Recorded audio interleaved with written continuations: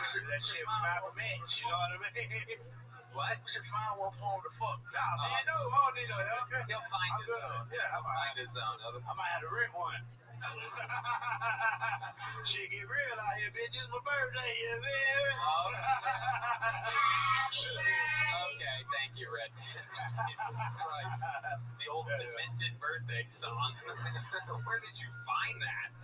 It's the creepiest soundboard I've ever. Where is that? Jeez, special ed kids. Christ. There's some slow kids singing that motherfucker. The kids slow as hell with helmets on. How have you been celebrating so far? Shit, I just got off the plane. You know, I'm just chilling. You know, we hanging out, man. We at the greatest comedy club in the world, you know? Shit, that's enough celebration enough, you know? Shit, we hanging out. Hell yeah. That's it, you know, the usual. Probably do some jokes in the little boy tonight. You know how I roll. Love the green shirt. Were you playing at the Masters? Nah, it's a nice shirt, ain't it? I got it from The the shirt shop down there. says you were playing the Masters. The face says you have a master. That was good. Oh. That was good. That was good. Oh. That was good. That was good. Late face. That was good. All right. That's going to be edited out for sure. He's laughing. It's a Yeah, it's a joke. It's a joke, man. It's a joke. Never called anybody slave face before, but I'm That was a good one. It was good. feeling a little comfortable tonight. It was good. It was alright. That was a good one. I ain't have a comeback because I'm high as hell. You know what I mean? So that's why I don't ever come back. I be like, fuck you, Tony. You know what I mean? I don't come back. I'm high than a motherfucker. You're doing just good. What are you high on? Marijuana. Okay, good. Yeah. I don't drink no more. Right. Yeah. How did you replace your drinking? You were With so sweets. With a whole lot of sugar. I'm pretty sure I got diabetes now. yeah. I be eating like a fucking pint of ice cream a night. I just get like shakes. It's like I be down there at Sunset. I be in the green room with all kind of shit. Fucking chocolate all on my face. Well, yeah. Red Band's Comedy Club probably has a lot of sweets there. I'm getting Chocolates. Yeah. yeah. And you're also, which is crazy because you're made of chocolate, isn't Yeah. that correct? Yep. Yep. Chocolate. 99. Hershey's dark chocolate. That's right. None of that white chocolate shit. I ain't racist. I'm just saying. No offense, white people. You know, that shit sounded racist. You gotta watch yourself. I ain't trying to get counseled. You know. You guys all know David. You guys like his set tonight? What do we think? Anything crazy? I thought it was great. Hey, thank you, man. Appreciate that, Casey. Yeah. Good to see you, brother. Yeah. I did want to say, a lot has happened since then, but you were talking about Miss Frizzle's bush. Yeah. That bitch got a bush, man. I'm telling you. She look like her hygiene ain't really up to date. You know what I mean? Yeah, she's nasty. What is it? Because she has red hair, David? What are you trying to say? I mean, seriously, you think if Miss Frizzle has red hair, is that what it does? No, I mean, it's just that dress she wearing every fucking episode. You know what I mean? So it ain't no way she putting no water on that goddamn Krabby Patty down there. You know what I mean? What's wrong with wearing the same clothes, nigga? Huh? What's wrong with wearing the same clothes, nigga? Hey, man, you all right, man. I ain't got nothing to say about that. I done seen you wash them pants, so you know what I mean? I ain't never seen that bitch put nothing in the washer. They just flying out of fucking frogs' assholes all damn day, you know what I mean? Absolutely. Hey, you had some real racist shit to say, right? It was a good one. You should let it go, baby. Go ahead. What are you talking about? How do you know what I have in my head? Looking in your eyes. So high, you think you know what I'm gonna say? All right, I'm sorry, Tony. I apologize. My bad. It's okay.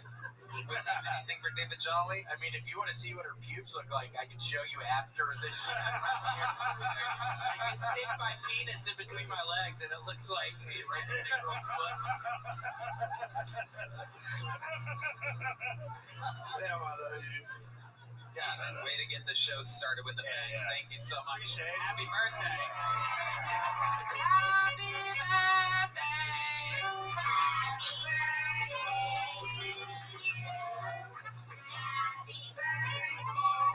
All right, here we go. We pre-pull the name, and your first fucking pull of the night goes by the name of Remy S. Swites, or Remy Swites even, perhaps. Make some noise for Remy. 60 seconds uninterrupted for Remy Swites. Mothership, what up? Woo! Hell yeah. Recently became a sugar daddy. Oh, it's not because I'm rich. It's because I'm pre-diabetic and my nuts come out honey roasted. Yeah. My name is Wilford Brimley, and I got diabetes. I got that hyperglycemic. Started dating a furry recently. Can you believe this chick? Anybody guess what kind of animal she like to dress up as? Just guess. Great guess. No. Great guess. No. A possum. She want to dress up like a possum. Yeah, sex is terrible. Every time I want to bang, she just lays on the ground and plays dead till I leave her. God. Can you believe that? Dang. Yeah. Stop listening to women 2 weeks ago. I'm done. Yeah. Now, everything they say could be argued as misinformation. Yeah, right? How come every time you put miss in front of something, it fucks it up completely, right? Misinformation, miscalculation, right? Now, you can't say mister, because every time you do that, it makes things cooler, like Mr. Information, Mr. Calculation. My name's Remy Swice, appreciate you. Okay. Remy Swice, right in the nick of time. I could hear the bear inhaling to roar there. Remy, welcome to the show. Thanks for having me. You know who else plays dead? The audience during your set. Welcome to the show, you giant sperm. Look at you. Oh, you like that? This is incredible. How long have you been doing stand-up, Remy? First time I did open mic was 2006. Okay, and then what happened? Stopped until just Yeah, now, just hopefully? recently, yeah. Got back into it a couple of years ago and decided to move down here and see what happens. Okay, where'd you move from? Oklahoma City, thank you for asking. You're welcome for asking. You're not going to need to do that after every question I asked you. So, you made the big move to do stand-up. You moved to Austin for stand-up comedy. Correct, sir. Okay, I love it. What do you do for a living? How do you make money? Well, I got a job at Tesla right now, but I was in the weed business for about 5 years before I came down here. Well, you just lost your job at Tesla. What do you mean? Elon's cool. He's all about free speech. I know. I'm just kidding. I'm just joking. But the weed thing was something else. What did you do in the weed business? Mostly business-to-business sales, but I got to work in a laboratory and make a bunch of stuff. Okay. Yep. All Like right. edibles and weed pens and all kinds of stuff like that. Wow, a laboratory. Look at you. You went from Breaking Bad to Making Bad jokes. Science, bitch! Okay. All right. Remy, very, very interesting stuff. What do you do for fun? Tell us more about you. I like to drive, believe it or not. Yeah? Driving is, I love racing and stuff like that, so if you know anybody with some fast-ass cars that need to be pushed to the limit, I'd be more than happy to. Yeah, I would totally love for you to drive my super fast car. There's nobody I would trust more than somebody who's making Wilford Brimley references in 2024. Cam Patterson? Who is that? Yeah, it's exactly.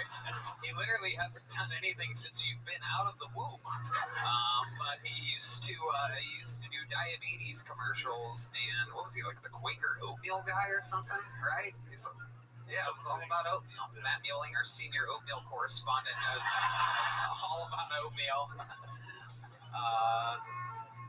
I am interested in you. What else? What are we missing here? Other than fast cars, Remy, what else? What's something that's kind of like, maybe it's like a guilty pleasure? You know? I'll leave that to your imagination. No, you won't. You're on the show. You signed up. No, I like to stay busy. I like to make people laugh, and I like to drive a bunch. I like to travel. I mean, learn languages. How about that? What kind of languages do you know? Well, I speak English, Arabic, and Spanish, and I know how to say thank you in like 12 other languages. Wow. Yeah, hello, this and that. Yeah. God.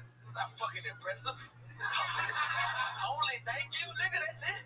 You don't need much. Okay, maybe it is impressive. Fuck yeah. Okay. Casey, what do you think about this? Can you do it? Do it with the 12 Yeah. ones. Yeah. 12. Okay. No. Allow me. I gotta start. All right. French is mercy, and Farsi is mercy as well. So there's 2, and I'm gonna count them. Wow. Yeah. Arabic is shukran, right? German, dankeschön, right? Obrigado is Portuguese. Gracias is Spanish. Shijian is Chinese. Origato is Japanese. Can you say I'm bombing indifferently?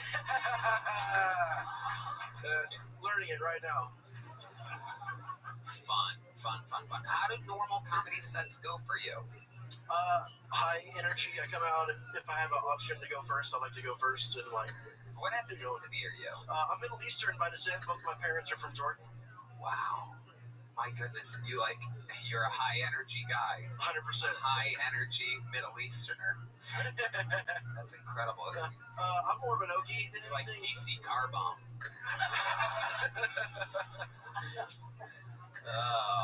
What do you do with the energy? I don't really see you being a high energy guy. Can you give us an example of what you do? Perhaps a crab walk or something like that. Casey, you're our high energy.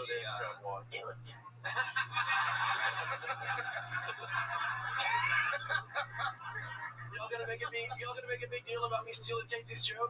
Oh, it wasn't. Wait, but one time you said Jizabetes. That was cool. Yeah, it means a lot. Yeah, it's still on over for a minute. Yeah. That was hyperglycemia. Another I'm saying that, right? Wow. Interesting stuff. What's your love life like? Yeah, it's I'm very direct these days, and if you're not trying to start a family, I'm just like, yeah, I'm not trying to mess with What? you. Yeah, pretty much. So you just go right up to women, like, can I cut this side of you? Yeah, 100%. 100%. They know I'm gonna, girls know I'm gonna knock them up. Unvaccinated, by the way. Just throwing that out there. Wow. You look quadruple boosted. Yeah, hell yeah. All them rhinos. Okay. Red Band has pulled up 12 different ways to say you're bombing. Yeah. Estoy fracasando. Look at the Mexicans cracking up over there. They're dying. Je suis en train de faire un vida. French. That was pretty good. Oh, it's German. There you go. There you go. Sto pasando un fiasco. Yeah, sure. I know those words. I bet you do. I bet you fucking do. Well, we're gonna show you some mercy and get you out of here nice and quickly with a tiny joke booklet. Hey, look at that. You made it. Boom. Congratulations. Thanks a lot. Y'all have a good night. Remy Swice making his Kill Tony debut. 2006. So what the fuck is that? That's fucking 17. Oh my god, he started before me. Oh my god. Oh my god, that's a year before me. Oh my god, I'm gonna kill myself. Hey y'all, this podcast is indeed sponsored by Game Time. I absolutely love going to concerts and live events. I mean, I just bought a ticket the other day to go to the greatest roast of all time, the roast of Tom Brady. There's a lot of fun sitting in the audience, and, buying tickets can sometimes be hard. Game Time makes getting tickets for concerts and events faster and easier, even if you don't buy tickets right away. Prices on the Game Time app actually go down the closer it gets to start time. With killer last-minute deals, all-in prices, views for your seat, the lowest price guarantee. Game Time takes the guesswork out of buying concert tickets. And you tell me I love the Game Time app and its unbelievable special features. Last-minute tickets, flash deals, zone deals. They have easy-to-find tickets for every kind of event in your area. You can get views from the seats in the video before you go there. It's amazing. Game Time gives you the lowest price guarantee, or they'll credit you 110% of the difference. Not to mention your purchase is covered with the most flexible customer service policy in the ticketing industry. So take the guesswork out of buying concert tickets with Game Time. Download the Game Time app and create an account. Use code Kill Tony for $20 off your first purchase. Again, terms apply. Create an account and redeem code KILLTONY for $20 off. Download Game Time today. Last minute tickets, lowest price, guaranteed. All right, your next comedian out of the bucket. You've seen how this can go. It's not easy, folks. You just saw an 18-year veteran up here do his best minute, and now we're going to see the stylings of A. Armstrong. A. Armstrong. Oh, hell yeah.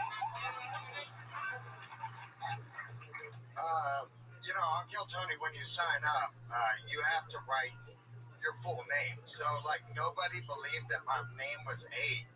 The first time I signed up was at the HEB Arena, And I remember, like, she finally, like, checked my ID, and she went, holy shit, your name is A.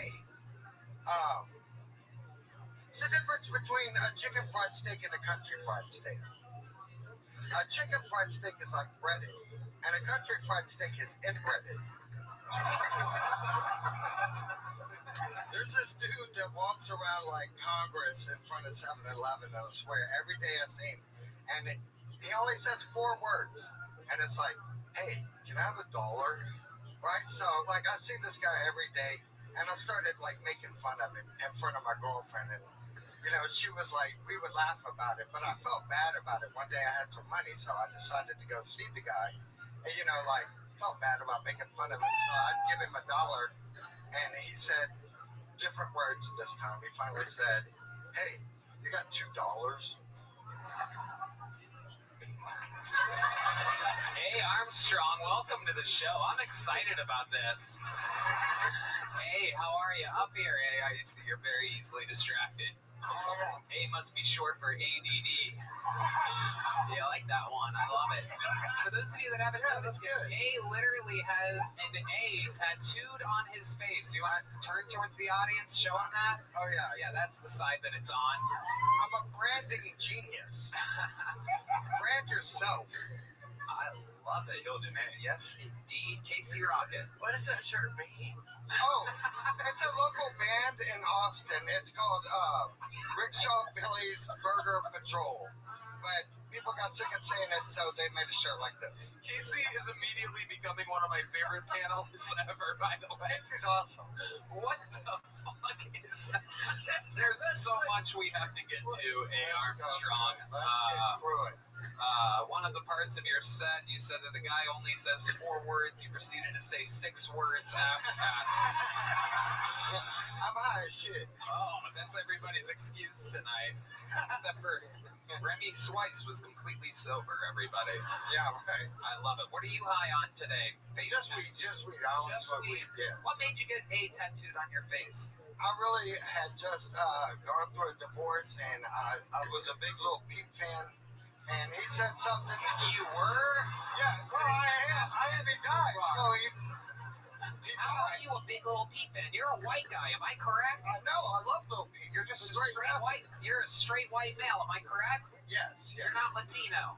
Well, no, I'm half Mexican. Half Mexican. Okay, that makes sense. That's why only half your face is tattooed. I love it. You got your white side and your left side. Oh my goodness. What in the world do you do for a living? I work at the Goodwill as an intern for the corporate office. You're an intern I am. at a Goodwill? Yeah. It's a dope Do job. you have to pay them for that job? I would. It's easy. Oh, wait a second. What? Did they pay you for that? Yeah. Okay. I get paid. Have you been to prison before? No. No? No. I just believe in myself. I thought we covered this. We went through this already, Tony. What does an intern at the Goodwill office do exactly? I help people in the computer lab, so I help like homeless people find jobs and shit. Aww. Yeah, I did. Wow. Hell yeah, a fan favorite here. The debut of A. Armstrong. That's amazing. How long have you lived in Austin?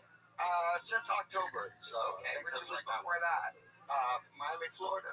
Oh, okay. It's all coming together now. Yeah, face tattoo, knuckle tattoos. Yeah. Yeah, I'm What were you doing in Florida. Miami? Huh? What were you doing for work in Miami? I worked at like for a company called Siemens Dunlap. It's a big company. Anyway, I was like an air conditioning tech. I went to school for like 5 years. You went to school for 5 years for what? To figure out I hated doing HVAC, and I like telling jokes. Love it. I love your energy. You seem such a nice guy. What else do you do? What do you do for fun? I really just hang around comedy clubs all the time. Yeah, all the time. You getting a lot of spots?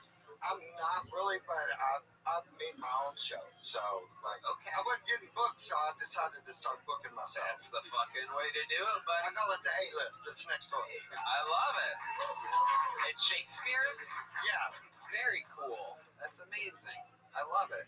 William? Wait, why do you call it the A-list? Kidding, you have that fucking thing on your face. I see why. Holy shit. It's short for ADD. Oh, I see. You already took that for your own. I love it. He's half white, half Carlos Mencia.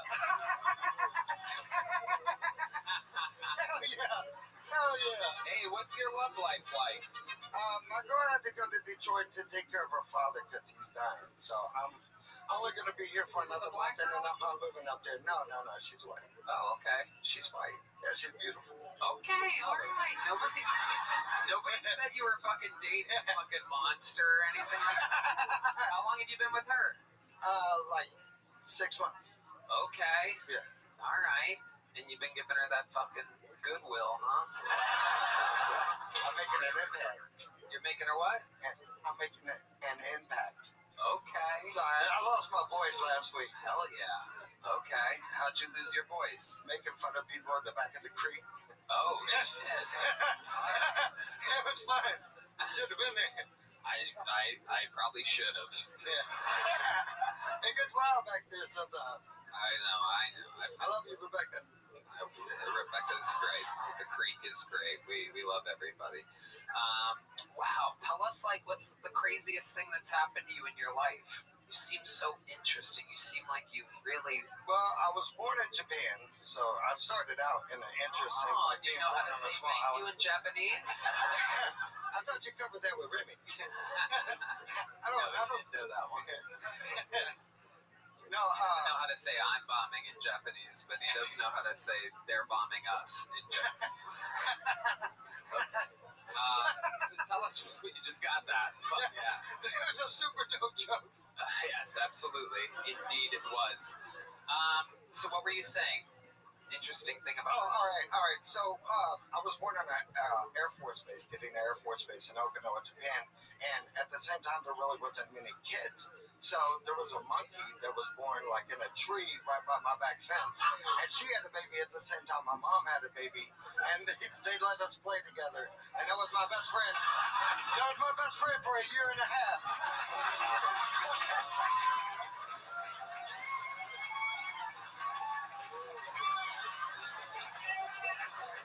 Let's fucking go. an instant legend. Playing your best friend was a monkey the first 2 years of your life? It's true. It's true. I believe it. I really. I do a monkey impersonation. You want to see it? Yes.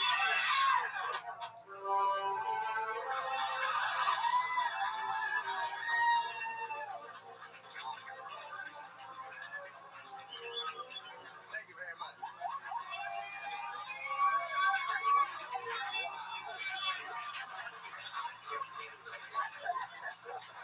We're in the house tonight. Oh my goodness. Look at this. One of those magical Kill Tony moments. Can I get a golden ticket? I think I deserve it. Whoa there. And it all comes crashing down. Red Band, anything you want to say to this guy? No? No, our air conditioning's fine. The sun's Damn. Wow. If you only came out wearing a wig. I got beautiful hair. On the secret show. Oh shit, look at that. I'm an old man and I still got nice hair. Yeah. You're like a turtle from Entourage in meth. It's incredible. What a stud.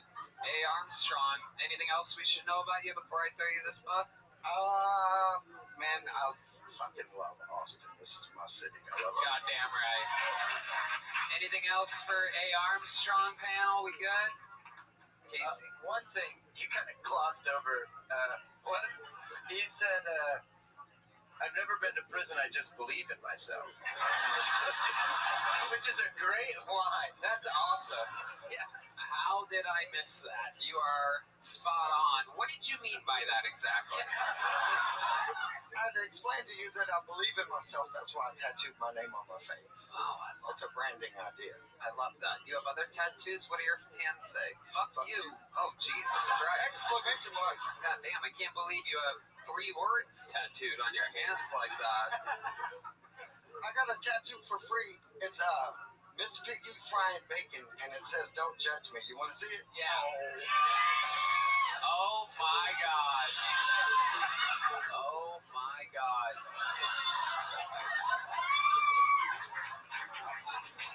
Wow. Casey? Why is it so big? It hurt like a motherfucker.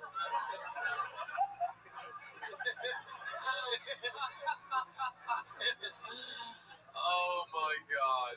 Well, A. Armstrong, you know, you're a fucking real person. It's unbelievable the different shapes and sizes of people that we get in here. I like your fucking style. You seem like a genuinely cool guy. It's amazing to think that you've come this far being raised by monkeys and whatnot. I like your style. Here's a big joke book. Congratulations on a great Kill Tony debut. That is the arrival of A. Armstrong.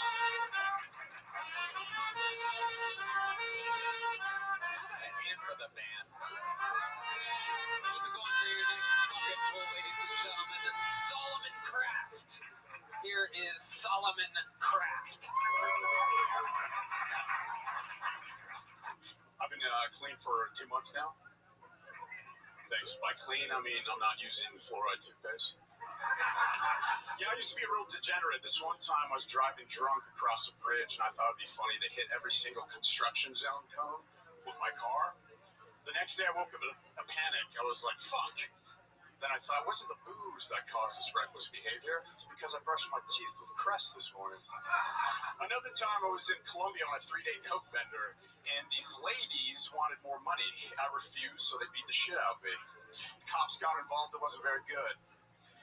And it wasn't because I had Ritalin addiction problems. It was because I brushed my teeth with Crest that morning. That's why every time I'm having sex with a girl, she looks up at me and stops and says, "Did you just come inside me?" I'm like, "Oh shit, babe, sorry. I brushed my teeth with fluoride this morning." Thanks, that's my time. Okay, Solomon Kraft. Is it Kraft or Kraft? Kraft, like mag wrenches. Gotcha. Yep. Welcome to the show, Solomon. How long you been doing stand-up? 3 weeks, just moved here. Okay, you started here in Austin, Yes. and where'd you move from? A fucking canoe in the Bahamas or something? Somewhat accurate. I've been on a month-long or a year-long motorcycle trip through South America, so I just got back here. Okay. Yeah. Makes sense. You look like a guy that's been on a year-long motorcycle trip through South America. Yeah. How's that been going for you? It was going pretty good. Yeah. What's some crazy shit that you saw? How many times did you get robbed? Actually, I got robbed 0 times, but like I said, I did get beat up by some escorts in Colombia. Yeah, some stuff like that. Like women? Women, yes. Escorts, yeah. Yeah, so how did that go down? Well, it was sober for a month, right? I've been going in and out of sobriety, and I was like, oh, let's do a month-long sober in Medellin, Colombia, which is kind of hard. And then I broke sobriety and went on a 3-day coke bender, and these escorts beat the shit out of me. So. Why did they decide to beat the shit out? Because they wanted more money, and I was like, I'm not going to give you more money. You guys should leave. And then they got aggressive. They wanted me to leave the apartment, and I knew if I left the apartment with them, I would have gotten robbed or killed. So I stayed in, and they started hitting me. Yeah, so. With their fists? Yeah, with the fist. Oh, there on the back side of your head? On the head, yeah. Chest, yeah. Wow. My goodness. How big were they? Oh, they were much smaller than me. Not the thighs and ass, but Was it everything hot? else. What's that? Was it hot at all? I was panicking. I was panicking. Like I said, the cops got involved. But only 3 days of a coke bender in Colombia. Only 3 days. You look like you've only been off a coke bender in Colombia for 3 days. It's accurate. It's absolutely incredible. Do you play musical instruments with a face and head like that? No, I do not. I wish. Nothing at all. Do No. you have any special skills or talents? Not in the musical nature, no. What other nature might you have talents in? I don't know. I spent 6 years in the Navy. It was in special warfare, naval special warfare. So I drove the boats for the SEALs and stuff like that. Wow. Yeah. Where'd you drive the boats at? Stennis, Mississippi. So that's where all the river boats are. You were fighting wars in Mississippi? Yeah. Amazing. Wow. Yep. My goodness. What's the craziest thing that happened out there on the bayous of Mississippi? Nothing crazy on the bayou, but I did do 2 deployments, and I thought I was going to go to like Iraq or Afghanistan, but I went to Dominican Republic and Thailand. So I had 14 months of vacation time. It was pretty good. Yeah, this is crazy because you're kind of fulfilling exactly the jokes that I made about you when I first started talking to you. I said canoe in fucking Bahamas, and you were on a naval ship in Thailand, and We were on land, so we bring the boats. We're on land the whole time. Okay. So we're with like the Army Green Berets, the Thai Green Berets. okay, so in Thailand, any ladyboy action there? Oh yeah. Yeah, tell us about that. Yeah, Let's get into that a little bit. Let's talk about So it. I knew this would come up, so I didn't do So it. did you bring a presentation of something? Yeah. So guy in the back, if you can bring out the presentation. No, so I did.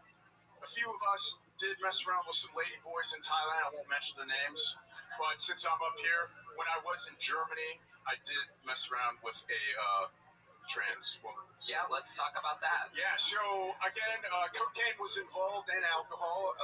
I went to a whorehouse in Munich, Germany, and I was with this nice, fine young lady from Italy or something, and then this transgender lady comes over and she's like, "Can I come too?" And I was like, no. And then I went back. Tell that she was transgender. Yeah, no, you could tell, but she looked very feminine. She was very beautiful. How could you tell if she looked very feminine and very beautiful? Just like the Adam's apple, some of the jawline, like. But you were with a beautiful Italian girl, you said, and you were leaving. Yeah. And the trans German girl says, "Can I go with you?" Yeah, she wanted to do a threesome, and at first I was like, no. But then I went in the room, snorted a couple lines of coke, and I was like, hey, let's get that girl back. Right. Yeah. Yeah. Exactly. Yeah. So. That's not even a threesome. It's kind of a foursome. Yeah. It's kind of like having a chick, and another dude. Yeah. And you. Yeah. That's a lot. That's a lot of parties. Yeah. 2 sets of tits, 2 sets of dicks. It's a wild threesome. That's fucking, the math on that is insane. I lost count, so. Yeah, absolutely. So you're sucking her cock. And then what happens? So I laid down some ground rules when she came back. Oh yeah, of course. Nothing better than lines of blow and ground rules. Sure. Listen up. Yeah. No, I was like, hey, listen. I was like, you keep your clothes on, all right? Let me just say, this is the greatest disguise I've ever seen Uncle Laser do in my entire life. This is absolutely incredible that we found Uncle Laser's Colombian cousin. That's exactly what he would do. I don't know what you want me to say here, Tony, but we were having a good old time. It was a good old time. Relax.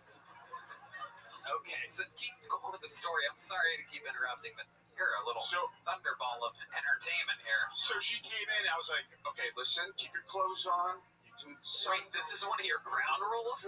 Keep your clothes on? Because I didn't want to be like, she takes it off, and they're like, oh no, you're actually a guy, and be turned off. So I was like, you got the real girl can take her clothes off, that stuff, and then You didn't let her even take her top off, the womanly part? Did No. she have boobs? she did, yeah. She had fake boobs. Or Or like medically induced boobs. yeah, something like that. But you told her keep that top on. Yep. So, and yeah, she sucked me off, so. And then what Hey. It's a cocaine, right? This is unbelievable. It's like, okay, here's some ground rules. Keep your clothes on, suck my dick. Let's go. Your rules are absolutely incredible. It's like the XFL or something like that. What was wrong with the girl's mouth? Like the female's mouth. Yeah, what was up with the beautiful Italian girl? She's just watching like, Medico Vespucci.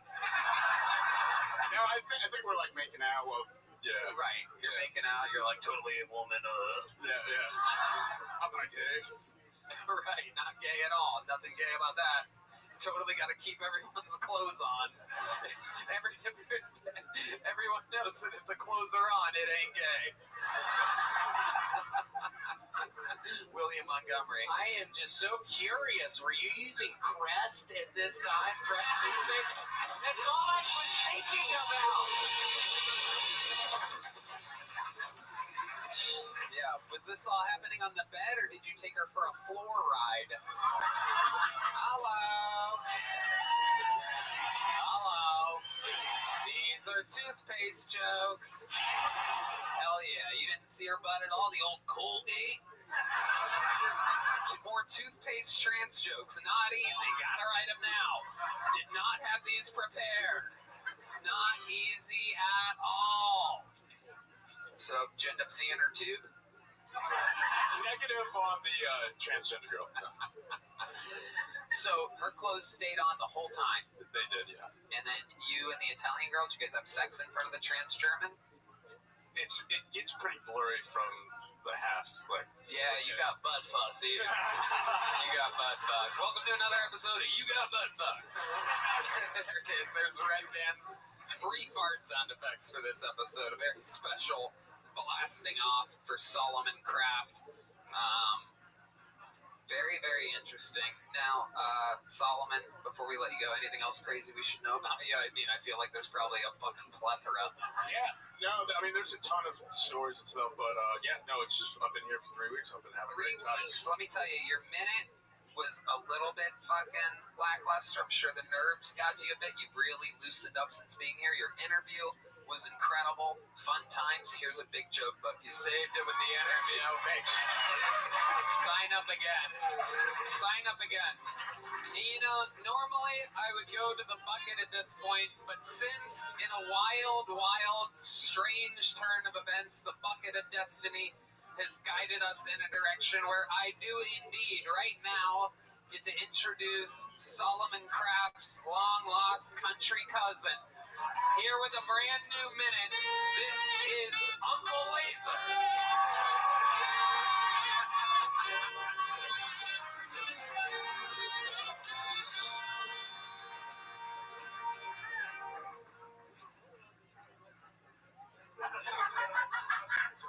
Y'all ever try to get the Jehovah's Witness boys to do cocaine with y'all at the front door? You know the Jehovah's, right? They travel in tandem. They pull up to your yard and they're huffing mountain bikes, the finest silks from the JCPenney's. Singing songs and praising their Lord, Tom Cruise. Yeah, and I'm like, listen, Ezekiel, okay? I don't give a fuck about the guy from Mission Impossible. You want to go polish off last night's 8-ball with me? Ezekiel stepped up the challenge. We stayed up all night in my garage. So the sun came up, talking about, you know, the Underground Railroad, and I was actually underground the whole time, you know, right? That morning, he got on that bicycle and bid me goodbye. He had the best bike ride of his life to the top of that damn hill, where colors were brighter, the air tasted sweeter. He must have got confident. He must have let Jesus take the wheel, because on the way down through that hill, he blew past a stop sign and he got hit by a Greyhound bus. The Lord works in mysterious ways. My name's Uncle Laser, thank you. Uncle Laser with a brand new minute. Uncle Laser, how's it going? You know, fucking throwing fucking bad dick at even worse people, you know what I'm saying? That's right. There he goes, reaching for his Zin. What do you guys think, Casey? Are you sad? Are you sad? Good question. Are you sad? You do seem a little bit down.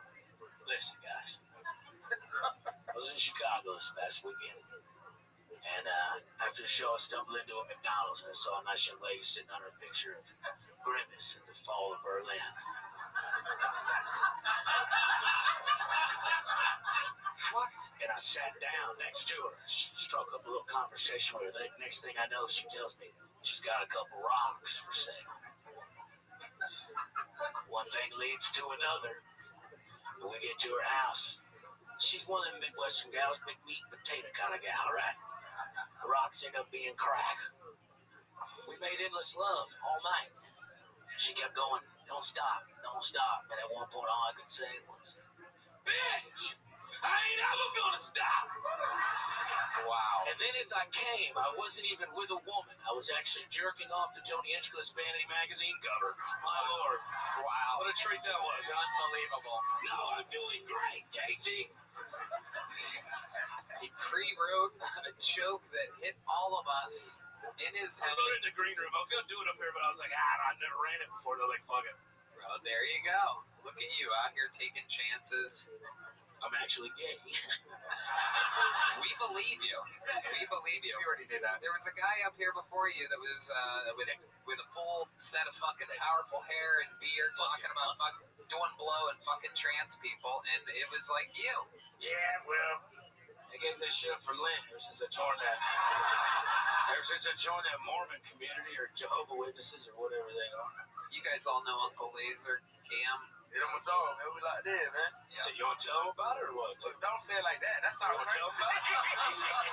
That sounds insane. You want to tell about what we were talking about? What we talking about? I think That we should sounds talk about it. fucking crazy, bro.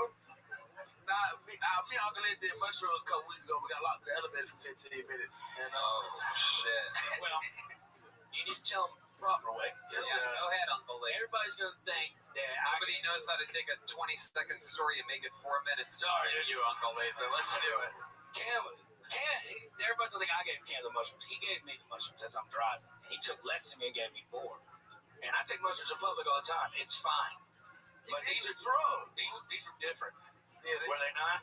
they fucked us up. I kind of heard about this. Yeah, what about it? Well, we all have the same barber. Oh, yeah. Fuck. He was there. Yeah, he told me about that. You with us. You want to film it? I mean, Well, I mean, I got the very short version of the story. My barber knows that I don't like to talk much while getting my hair. that's a good man. He's my I favorite. like to look at my. So we're tripping balls in the green room with Jelly Room. Cam won't sit still. I'm like, they're gonna know we're on this shit. He goes, we need milk, man. And I said, Cam, keep going. We need milk, man. We need milk. And he's pacing, and then Jelly Roll walks in, and he's like, what's up, fellas? And I'm like, I'm not gonna lie to you, man. We shouldn't be here. I said, we took too many. Cam's like, we need milk. I said, we need to go home, Cam. That's all I'm thinking about, nigga. Give me milk right now, bro. All I need right now is milk. Is nigga. milk supposed to make the mushrooms chill out or That's what I heard, but I really look, it was a lie. Didn't happen. They didn't help at all. Yeah. I was we took the bitch at 9:30. I think we was on the bitch until about 3 4 in the in the morning. They fucked me up, dog. We went to the cooler at Sunset. We was in the green room. Yeah, you kept sitting in the freezer. Yeah. You kept sitting in the freezer. You kept sitting in the freezer? You just sitting in the freezer. Oh, Yelling at white women, going, "Hey, ma'am!" Just like screaming. I'm like, "You got to stop!" there was white women in Just, some of the waitresses. I was collecting white women in the green room. He had the door open from the freezer. He just wanted to be in the freezer. Wow, this is Red Band's establishment. For those of you wondering, wow, where can I get a delicious beverage from that place? Wonder what the cleanliness is like of that, the freezer. White women. Yeah, so they're fine. Quarter pocket. Oh my God! So how does this end? What are you guys doing at 4 in the morning while coming down from a mushroom trip? You want to tell him? Why you keep saying it like that? It sound fucking insane when you say it like that, man. Hey, Cam, I got some milk. You just got to work for it a little bit.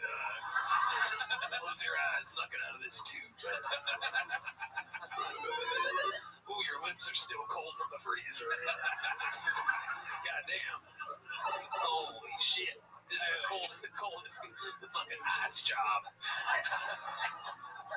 Okay, so how does it end? How does the story end? I'm pregnant. No, I'm kidding. I'm pregnant. We're expecting a nephew Laser on the way. Hell yeah. Hell yeah. Yeah. Well, Laser Fun Times, you got a new minute out. You've been wanting to do this for a while. Here you go. You did it again. You're in the universe. Uncle Laser, of course. Uncle Laser out there on tour. Catch him. UncleLaserComedy.com for tickets. Well, hello. What a beautiful day. I don't know about you, but I feel great. This podcast is sponsored by Liquid Death. You've seen the cans before, but the naked eye may look like a beer or some crazy energy drink, but it's not. It is indeed a crisp, refreshing water. Perhaps you've noticed a coworker cracking a tall boy in your night of eating, and he thought they were drinking a brewski. No, they were drinking a Liquid Death. Liquid Death is actually a healthy beverage brand that makes mountain spring water, low sugar sodas, and low sugar iced teas. I bet you're wondering why a healthy beverage would be called Liquid Death. Here with my audience, friend that looks like death. Thanks, Tony. Well, Tony, that's because Liquid Death will brutally murder your thirst. The recyclable cans are helping to bring death to single-use plastic bottles. Liquid Death also donates a portion of profits from every can sold to help kill plastic pollution, so you're actually helping the planet. Whoa. Amazing. My favorite flavor is Rest in Peach. And I drink it when I need a refreshing boost. Get free shipping of Liquid Death's Mountain Water, Liquid Sparkling, and Iced Tea 8-packs with Amazon Prime, or grab a can of a case at your local 7-Eleven, Target, Walmart, Whole Foods, or on Instacart. Go to liquiddeath.com/Tony to check out all their healthy, infinitely recyclable beverages and find your closest retailer. That's liquiddeath.com/Tony, liquiddeath.com/Tony. And back to the bucket we go. How about a hand for the lovely Heidi? Am I right, people? What a fucking goddamn sausage fest of a show we have here. A glimpse of light. All right, back to the bucket. We know this young man, very, very goofy looking comedian that's been on the show a few times. Here is the long return of Derek Dimple, everybody. Derek Dimple.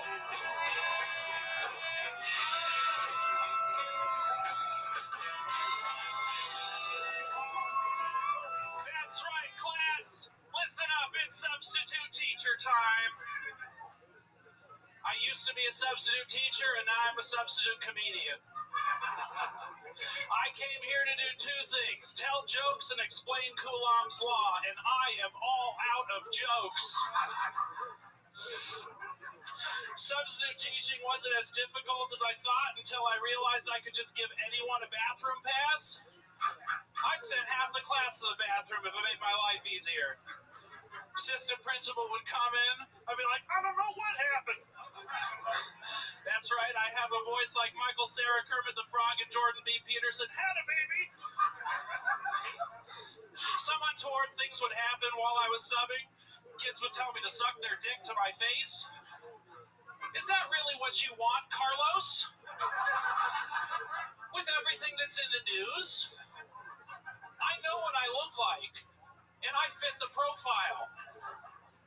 I look like I'm about to shoot up this school, but I will shoot ropes all over you. I know I'm a substitute, but I'm no sub. I will fuck you in the ass, you little twerp. Old Sped Sheeran's gonna play a little ditty on your prostate. All right, Derek Dimple. Is it? Thank you, guys. Is it Dimple? Or Dimple, yeah. Dimple. DIMP. FL. Oh, Yeah. wow. You have beautiful eyes. That is unbelievable. 4 consonants in a row. Yeah. Me? Yeah. You've seen me many times. Yeah, I know. You got these Tom Cruise eyes. They just like blast a laser right through my face. Cruise eyes. What the fuck? Jesus Christ, Derek. Thank you. Obviously, you've had time to prepare. Since your last appearance on the show, you've been planning on telling me I have beautiful eyes? No, it just came out. Wow. Look at that. Fresh off of nibbling on a little boy's ear at a snooker tournament in England this week. Hey, no, I sent him away with a bathroom pass. I didn't say any of that shit. All right. Derek, you did really, really good according to the audience here tonight. I didn't think it was that funny, but you did really good with the crowd, I will say. I don't know how it translated to the internet. I may be autistic, but I love eye contact. Thank you. Thank you. Thank you. All right. You've been working hard, huh? How long you been doing stand-up now? 3 years now, almost to the day. Right, 3 years. And I remember you from way back, right? You've been at all the Kill Tony locations. Yeah, my first time was Kill Tony 500 with over at the Paramount. Yeah, I was 9 days into comedy at that point. There you go. Look at you now. Out here working beats on these people. Have you felt like you've been getting better? Uh-huh. Okay, there you go. All right. Obviously, yeah, that's a trick you got up your sleeve there. A lot of like Kermit references, Kermit, Miss Piggy, Muppet references tonight, and then you get pulled out of the bucket. It's absolutely incredible. Derek, what do you do for work? I'm a sperm donor. What? Oh God, our future is fucked.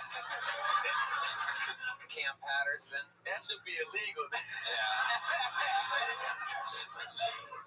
A lot of surprise little ginger chatterboxes going to be popping up around the world.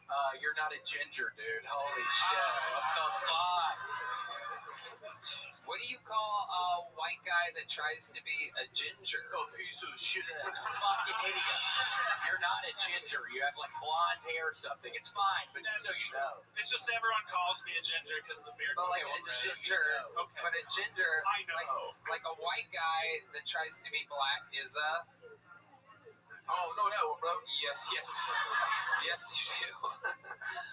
it's a. Ninja? No. I think the term is neighbor. Oh, nah, I don't want to call it. But it- a wigger? But right, yes. But is there a word for? I'm asking you, William. Is there a word for a white guy with light brown hair that tries to be a ginger? Is it a whinger? Yes. Okay, all right. A whinger. Welcome to my improv course, ladies and gentlemen. Cam Casey Rocket. Cam, did you say a ninja? Was that your guess? I'm confused. I didn't know what you wanted me to say. I don't know, a ninja. That's a crazy guess. I was the bro that let you get sperm into people, bro. Yeah. Oh, how is that possible that you're qualified to do that? What is the testing regimen for a man to have to donate sperm? Not rigorous. Right. They're not concerned about you when you come in looking like you. No, I guess they're desperate for cum. Wow. I walked into the office and the intake lady, she was like really good looking, but she had like lip filler work done. And I was thinking like, oh no, they want expensive jizz. But they took mine, so. Now let me ask Fuck the rest of you, it. do they keep you posted on like, hey, you've got like 15 kids out there now? Oh, well, I did tick the box that when they're 18, they can come say hi. Are you serious? Yeah, I'm rolling the dice. Oh my god. It might be the only way I can have kids. Shut the fuck up. Do they pay extra for that? Or you just did that for free? No, I volunteered. You're talking about checking the box? Yeah. Like, why would you ever do that unless they paid extra? I mean, you got I kinda nothing to lose, right? They can't come after you for money or anything like that or Yeah. whatever. I kind of like myself. I think I'm a likable person.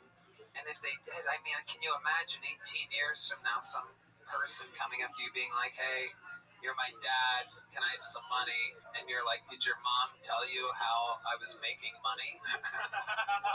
I jizzed in a cup for a living. Just do what I did, son. Wow. Unbelievable. He's like, I'm a substitute teacher. I'm also a substitute husband. I guess so. What do you do for fun, Derek, when you're not doing stand-up? Well, lately I've been really enjoying some pitch and putt golf Yeah, down at Butler. it really is unbelievable.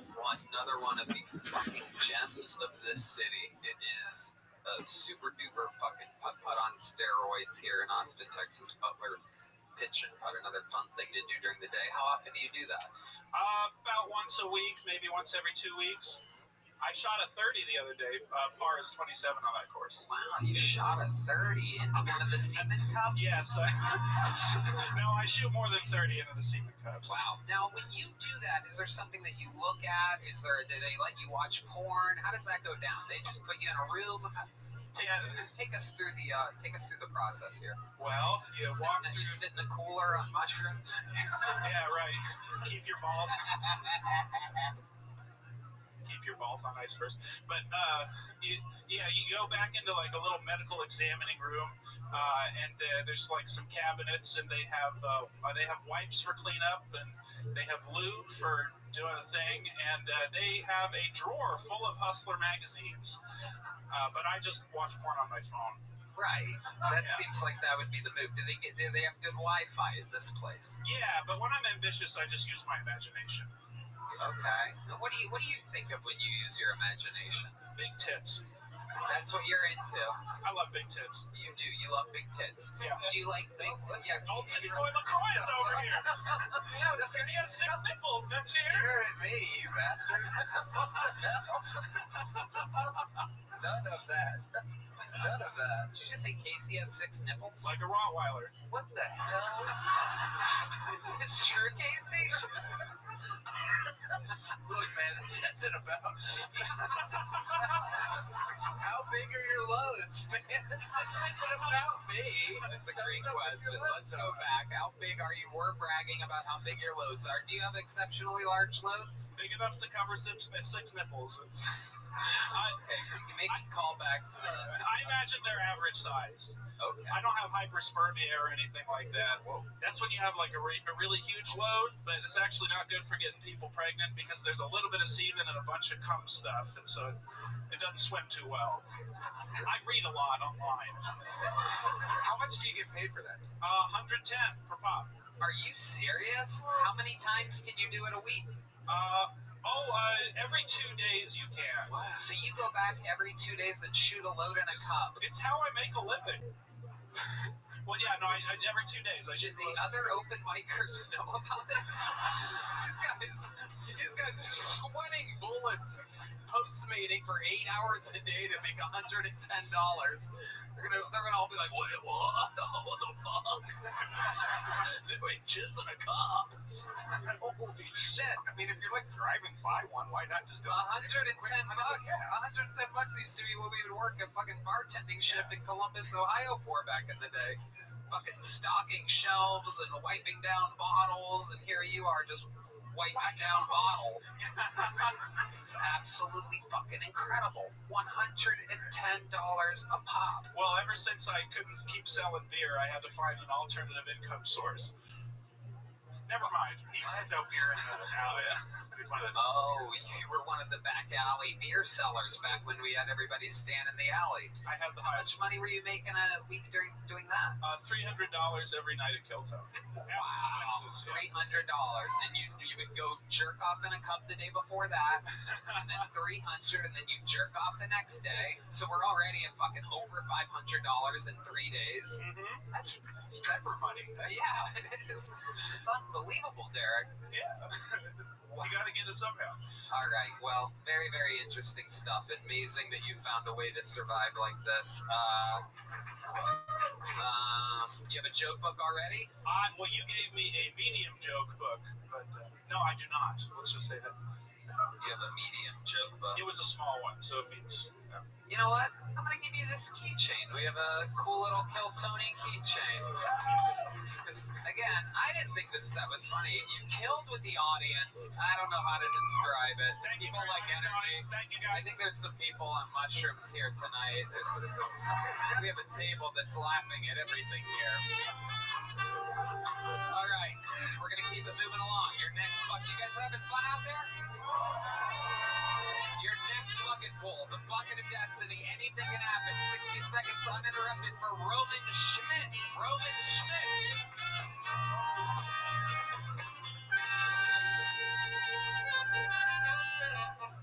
So I've always wanted to commit an obscure crime like mail fraud.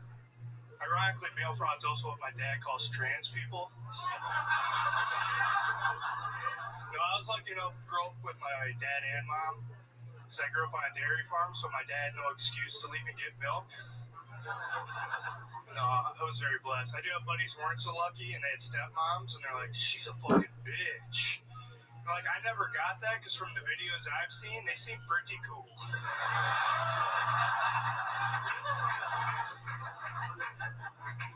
For the longest time, I thought social worker was a politically correct way of saying prostitute. So when I found out that my older sister was going to school to be a social worker, I was like, Dad, are we okay with this? And he's like, yeah. I'm like, is Grandma on board? He's like, Grandma actually suggested. She thought she'd be great at it. Dirty old hag. So for 3 years, I thought my older sister was going to school to be a whore. Turns out she's just working with them. So, thank you, I'm Roman Schmidt. Wow. Okay. Kill Tony debut of Roman Schmidt. Yeah. Hello, how are you? It's so nice to meet one of Derek's young children. Roman, how old are you? 22. 22 years old. Yeah. You live here now? I just moved here like 5 months ago. 5 months ago. From Wisconsin? Correct. Madison? Yeah, that's where I was doing stand-up. I'm from a small town called Colby, though. Yeah. You were doing stand-up at Comedy on Stage. yeah, one of the Yeah. best comedy clubs in the country. How long did you do it there? 2 years. And I moved here. Amazing, amazing. What do you do for work?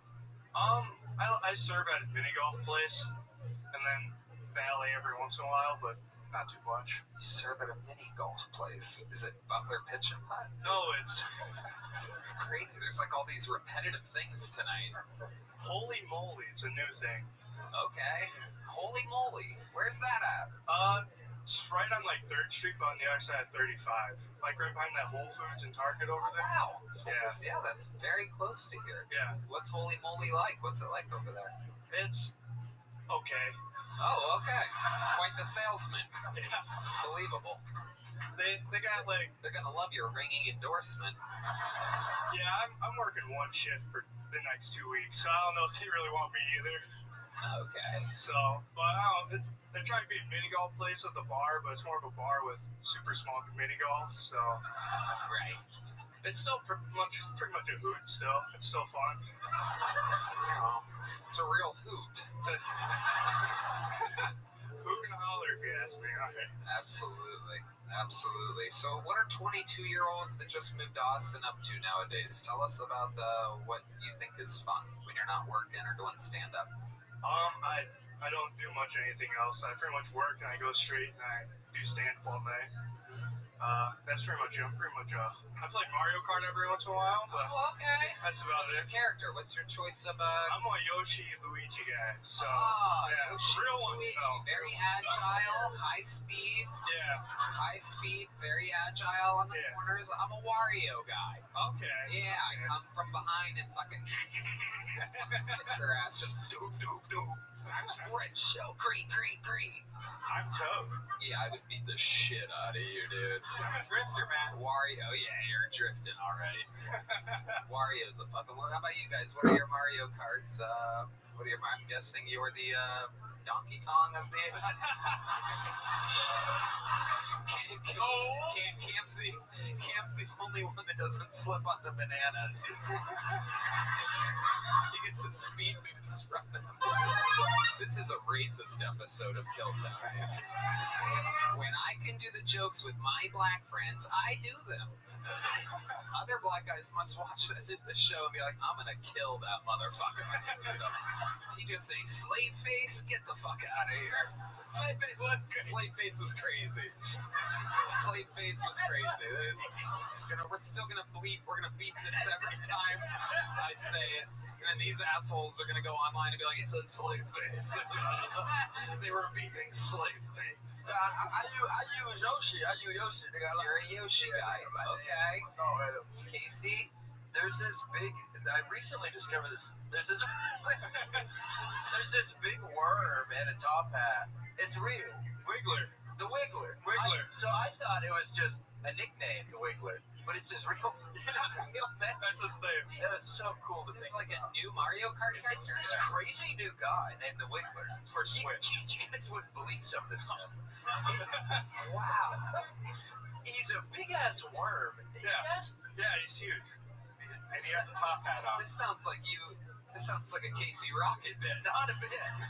He's this fat ass, big ass, top heavy Yeah. worm. Wow.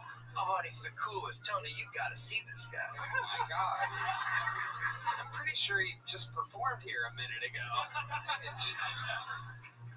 And William, what is your Mario Kart character? Big Waluigi fan. Ooh, I do like a little Waluigi. Interesting. I love it. And what was yours again? Yoshi or Luigi. Right, Yoshi or Luigi. You're split on it. You're 50. Yeah. Why don't you go with Luigi? Well, he's not Mario. I feel like he's the neglected one, you know? He's the best one. You think so, huh? I believe so. I don't trust anyone who picks Mario, so I just like, they're a fuckhead. I don't know if anyone. Does anyone pick Mario out there? Oh, you do. Look at this guy with a very sad face. Just Yeah. Wait, you do?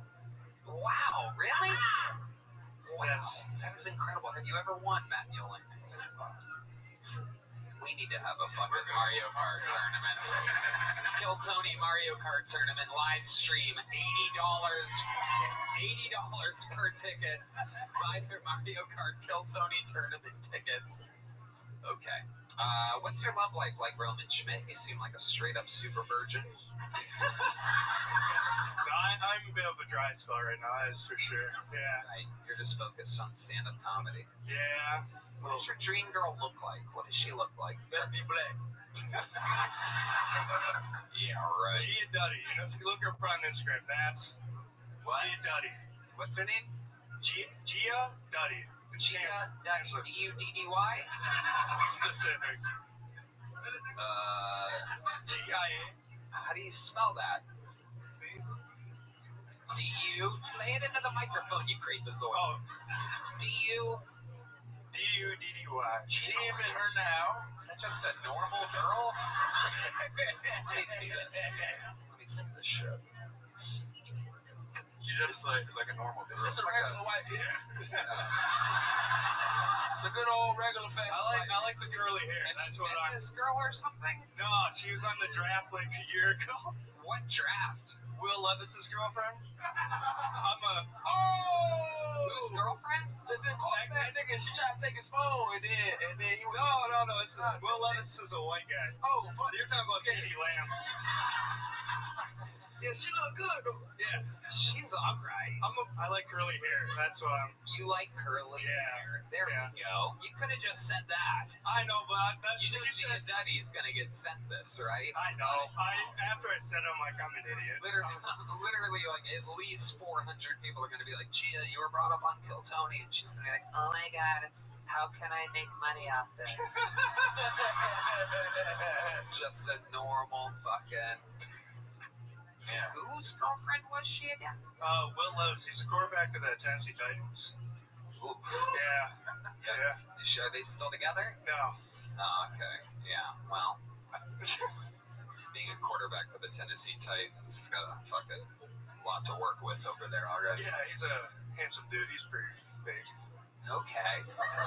I'm gonna be honest. You should see him. He's a stud.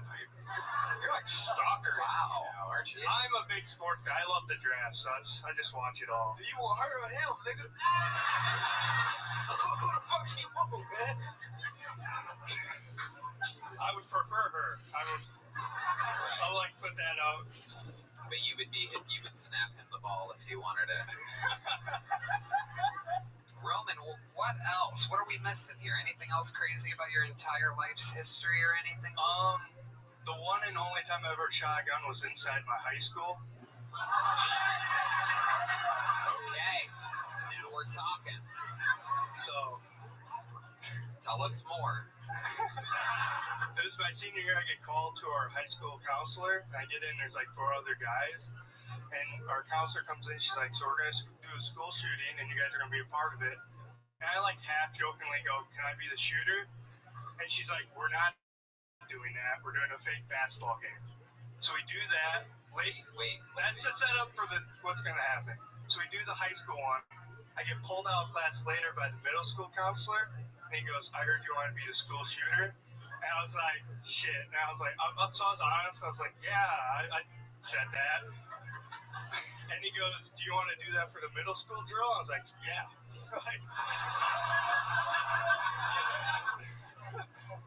So the next day, I got pulled out of class again. I got dressed up, and all the middle schoolers were in our auditorium, and they gave me a gun with blanks. And they told me, "Just aim at the ground, don't." And I was like, "Okay." They told me, An actual gun with blanks? "Yeah." I aimed at the ground. He shot one before I entered, and he goes, "Go in there." And I blew my load way too fast. It was bang, bang, bang, bang, and it was out. And all the kids started screaming and all? Yeah. Casey Rocket? Did you say anything cool before you started shooting? School's out for summer.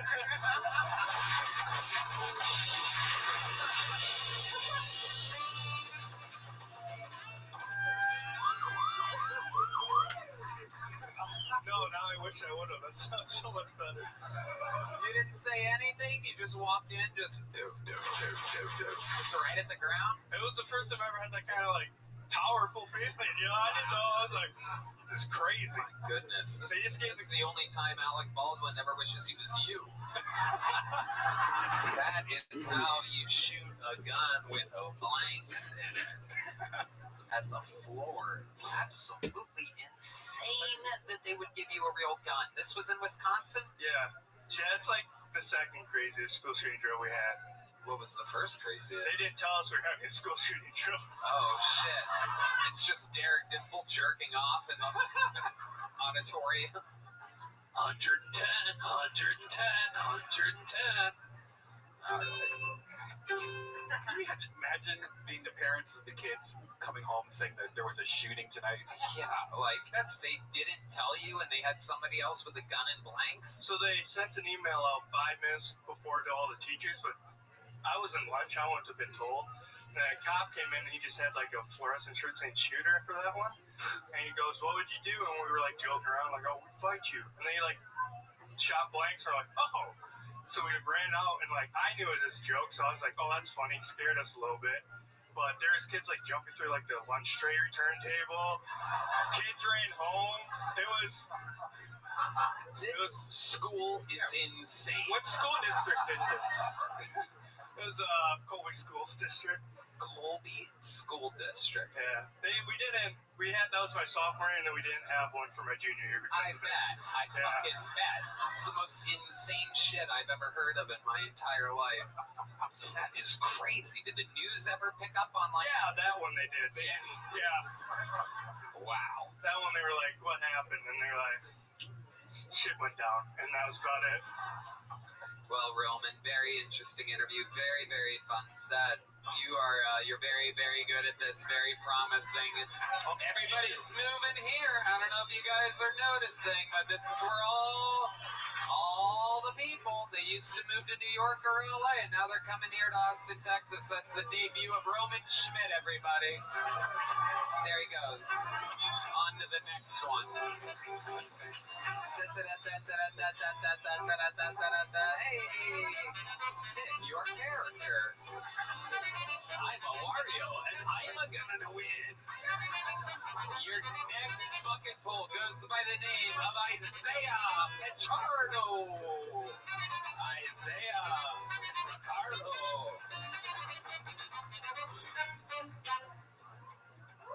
So a friend of mine, she recently lost her baby.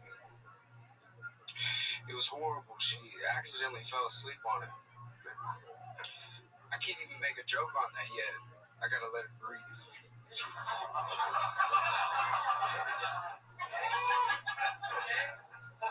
I was at a house party, and their dog was running around, and the homeowner, she was like, she bleeds a lot, and it gets blood stains all over the carpet.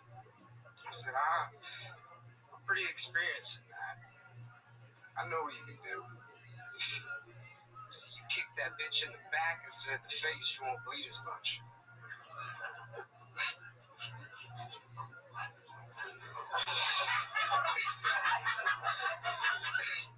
Just a tip, you know.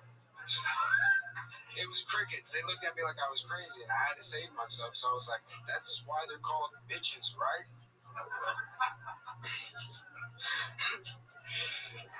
Sorry, that was awful. Thank you. Isaiah Pichardo or Picardo? Pichardo. Pichardo. Yes. Absolutely. More like retardo. That was fucking crazy, bro. Sorry. Ballsy move. How long you been doing stand-up? This is my fourth time. Fourth time ever. Okay, that makes it great. I thought you were going to say 2006. That'd be crazy. I love it. How old are you, Isaiah? 23. 23, fourth time ever. Takes a lot of balls to come up here in this situation like this. Yeah, it was a lot of fun. Yeah, where are you from? Indiana. Indiana. And is that where you still live? Yes. Yeah. And what are you doing in Austin? You visiting or what's up? To be honest, I was watching Kill Tony last night, and I was like, I'm going to go to that. And you were watching last night? Last night. And you're like, I'm going to go to that tomorrow in Austin? Yes. You were in Indiana last night watching YouTube, and you're like, I'm going to go to that tomorrow. Yep. And you bought a ticket last night, and you flew here today. No, I drove. You drove from Indiana? I haven't slept, yeah. I just drove straight here. That is wild. That is unprecedented. Amazing. And the fucking... So you could have just as easily have been over across the street at a dingy 6th Street bar, fucking standing there doing nothing, and then you would have had to drive home to Indiana, accomplishing nothing, and instead here you are. Yeah, I don't even know. Let's figure it out, Isaiah. You've only done stand-up 4 times. Someone fell asleep on a baby. That's crazy. That she bleeds a lot. Kicked it. Crazy. Bitches. Crazy. Yeah.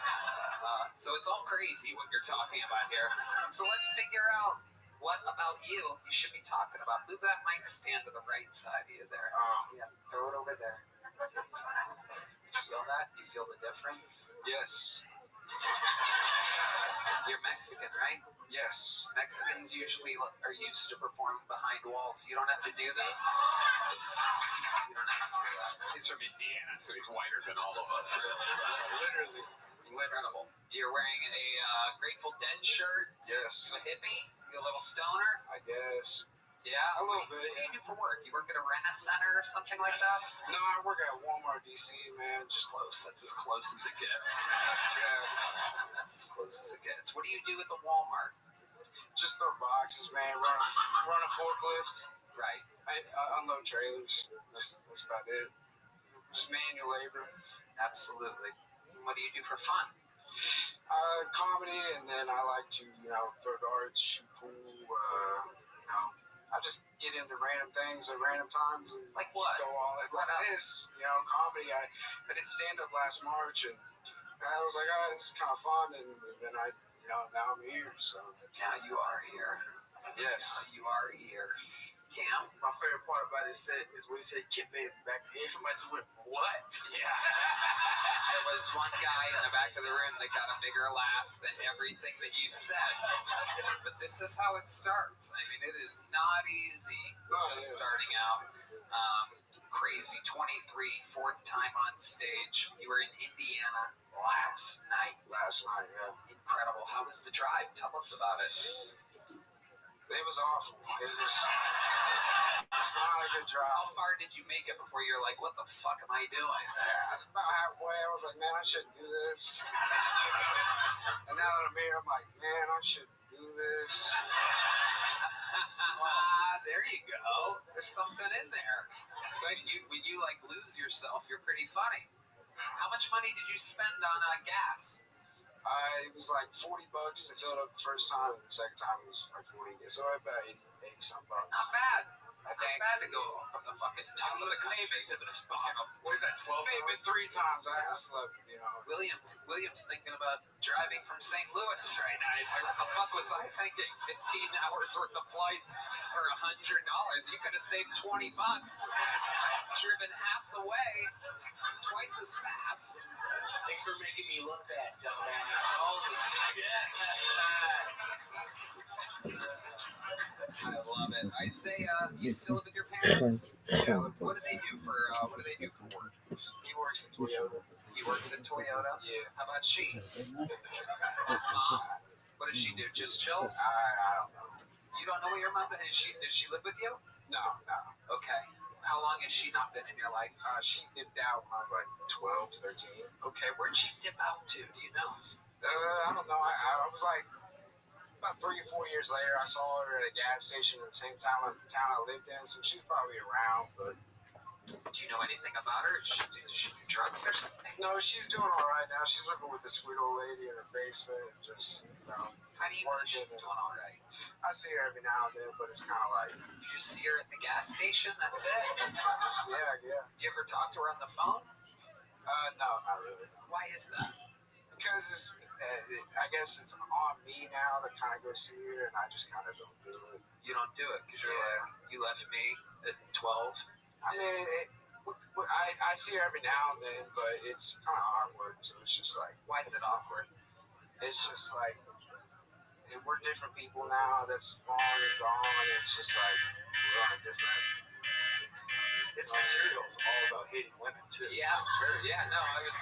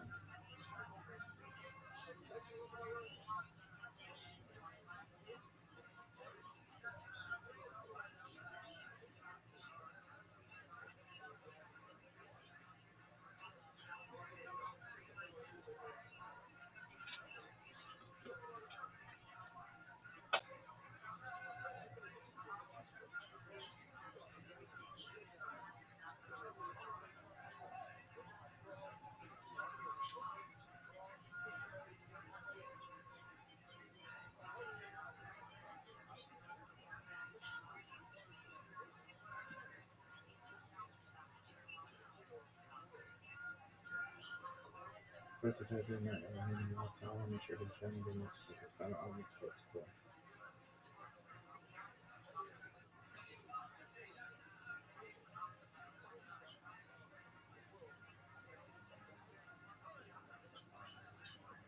Production coordinator.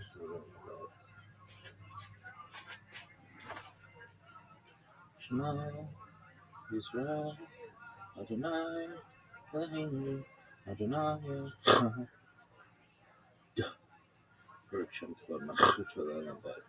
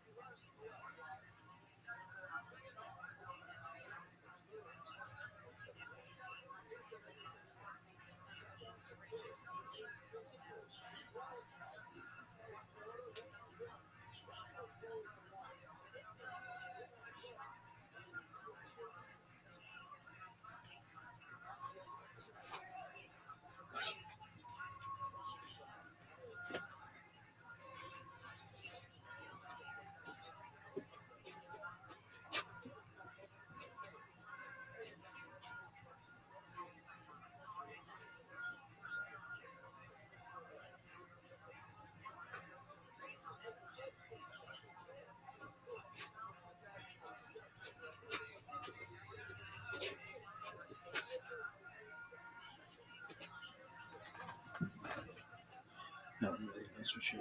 They did very lucky. But this is an easy way. Bye. It's 16th of August, 5786. Thursday, July 30th.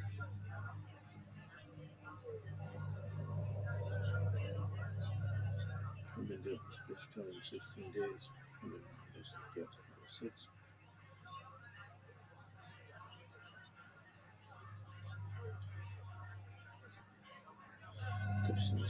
Creation of both bad and Chava 36, 31, 36, 7 Adam was born. 35, 26, 2, 35, Enosh Seth was born. 34, 36, 3, 25, King, son of Enosh was born. 33, 66, 3, 95, Mahalo, son of King was born. 33, 0, 4, 60, Yered, son of Mahalo was born. 31, 39, 6, 22, Chanuk, son of Yered was born. 30, 74, 6, 87, Methuselah, son of Chanuk was born. 28, 87, 874. Ramatu, son of Methuselah, was born. 28, 31, 930, Adam died. 27, 05, 10, 56, Noah, son of Ramatu, was born. 22, 25, 15, 36, Noah began construction of the ark. 22, 05, 15, 56, Japheth, son of Noah, was born. 22, 04, 15, 57, Ham, son of Noah, was born. Angelic language, complete with grammar, vocabulary.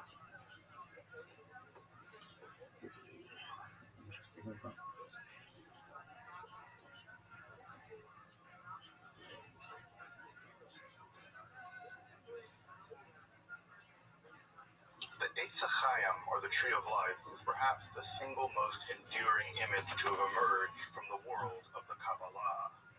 This arboreal figure with a balance of circular nodes and linear connections conjures a kind of sacred geometry with a glimpse into the hidden metaphysics of the divine nature and its connection to our realm.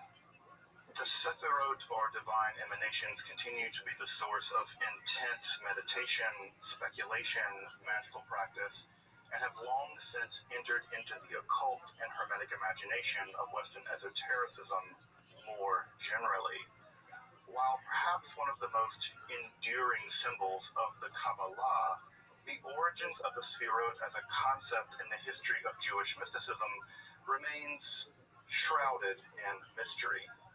In this episode, I want to reach back into the obscure origins of the Kabbalah itself to explore the first appearance of the Sefirot in the Tree of Life as we might now recognize it, by turning to some of the first Kabbalists known to us by name in history, the famed Isaac the Blind and his student Azrael of Gerona. It is in this early stratum in the history of Kabbalah that the Sefirot will pass from the utter obscurity of the Sefer Yetzirah, and especially the Sefer HaAhir, and become the radiant bowls of light which go on to shine brightly through the later history of Kabbalah. If you're interested in Kabbalah, Hermetic philosophy, or the practice of magic, make sure to subscribe and check out my other content on topics in esotericism. Also, if you want to support my work of providing accessible, scholarly, and free content on topics here in esotericism on YouTube, I'd like you to consider supporting my work via Patreon or perhaps with a one-time donation. You can find those links below, and I really appreciate your consideration of supporting this project. Now, I hope you'll join me as we explore the very first appearances of the Sefirot as true divine emanations in the Kabbalistic Tree of Life. I'm Dr. Justin Sledge, and welcome to Esoterica, where we explore the arcane in history, philosophy, and religion.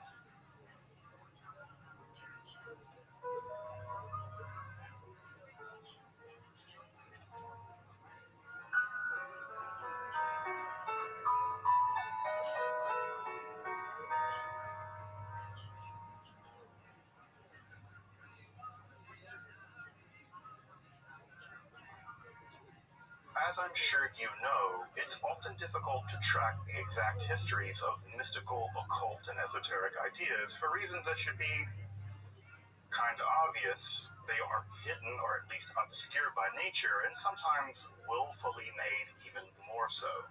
But very rarely are ideas as complex as the Sefirot simply born all at once. Rather, they slowly creep into history, often in a state of intense initial obscurity, and only after centuries of development and interpretation do they take a stable form which endures into the popular imagination, as much as esoteric stuff really ever becomes popular.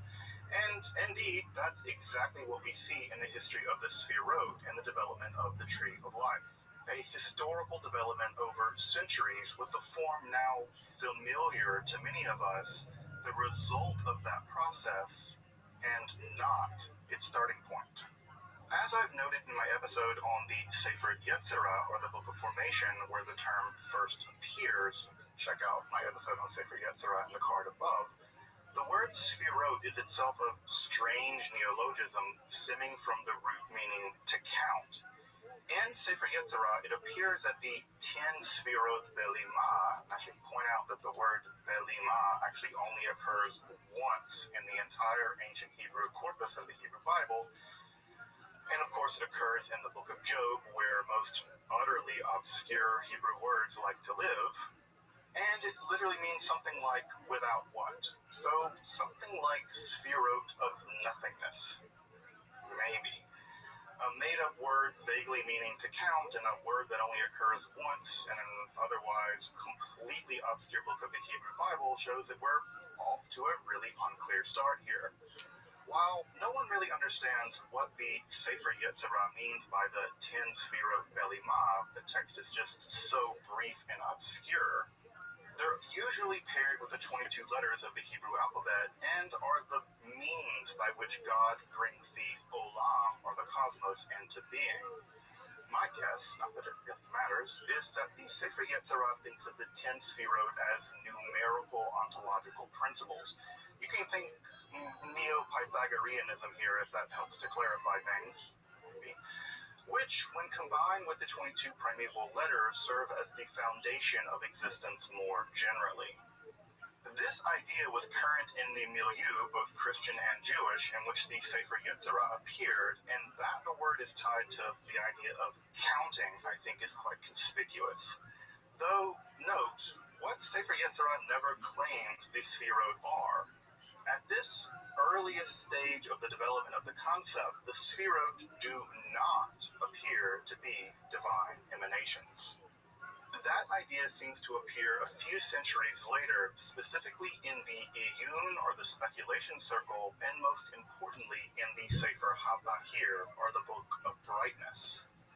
The Iyun circle, which most recent scholarship locates in southern France in the 13th century, seems to have held that there were 13 rather than 10 Sfirot, corresponding rather logically, if you ask me, to the traditional attributes of God's mercy. These 13 powers, as they're called in the Iyun circle, are explicitly linked with the Sfirot of the Sefer Yetzirah, though the exact connection isn't clear in their literature. Though it is in the nearly contemporary text, the Sefer HaBahir, that the 10 Sfirot, as they are now more generally known, first appear through that text, although the text there tends to prefer to call them ma'amarot, or sayings, and this idea reaches back into classical Jewish thought, the idea that God speaks the world into being. There's some indication that the Sefer Bahir is also informed by an earlier Merkavah text, the Sefer Raza Rabbah, or the Book of the Great Secret, which also contains a similar, though somewhat mutilated list of emanations.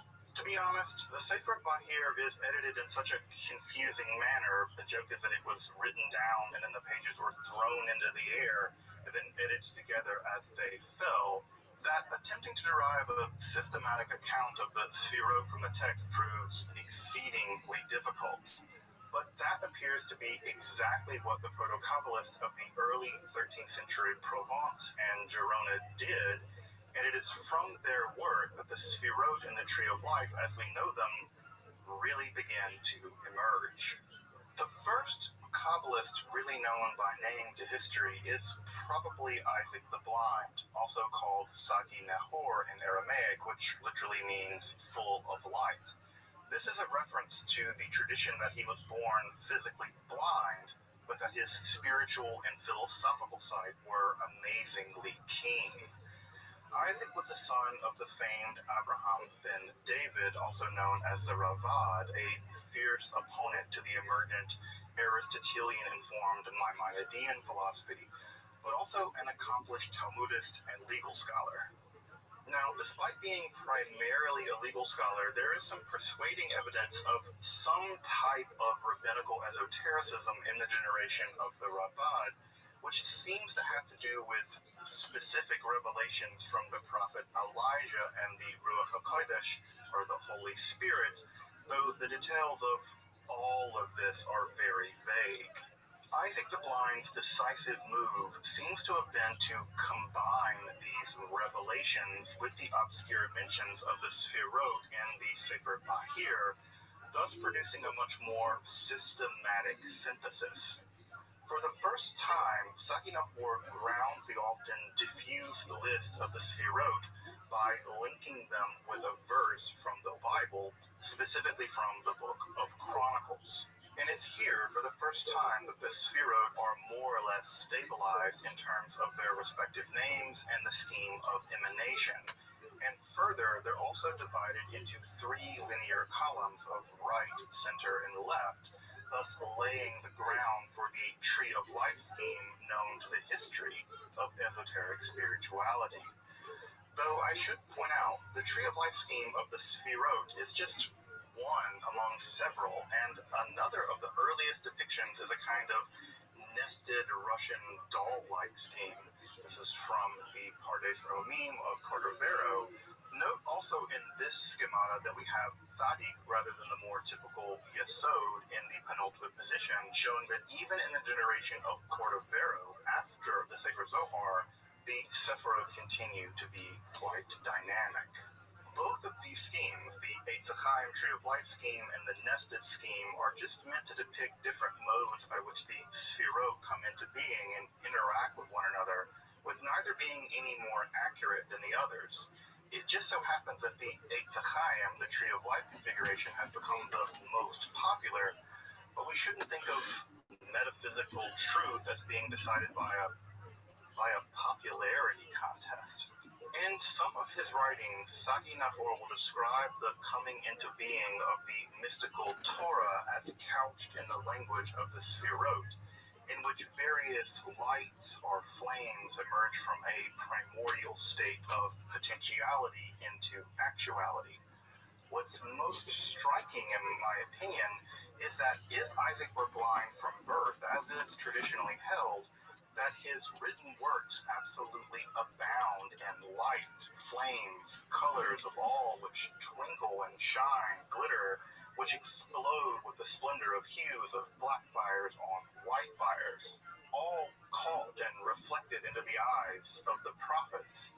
It's a metaphysical fireworks show as the Sefirot emerge from the ontological darkness of no-thingness. Further, Isaac also pushes the metaphysical drama of the emergence of the Sefirot further back into the process of ontological causation.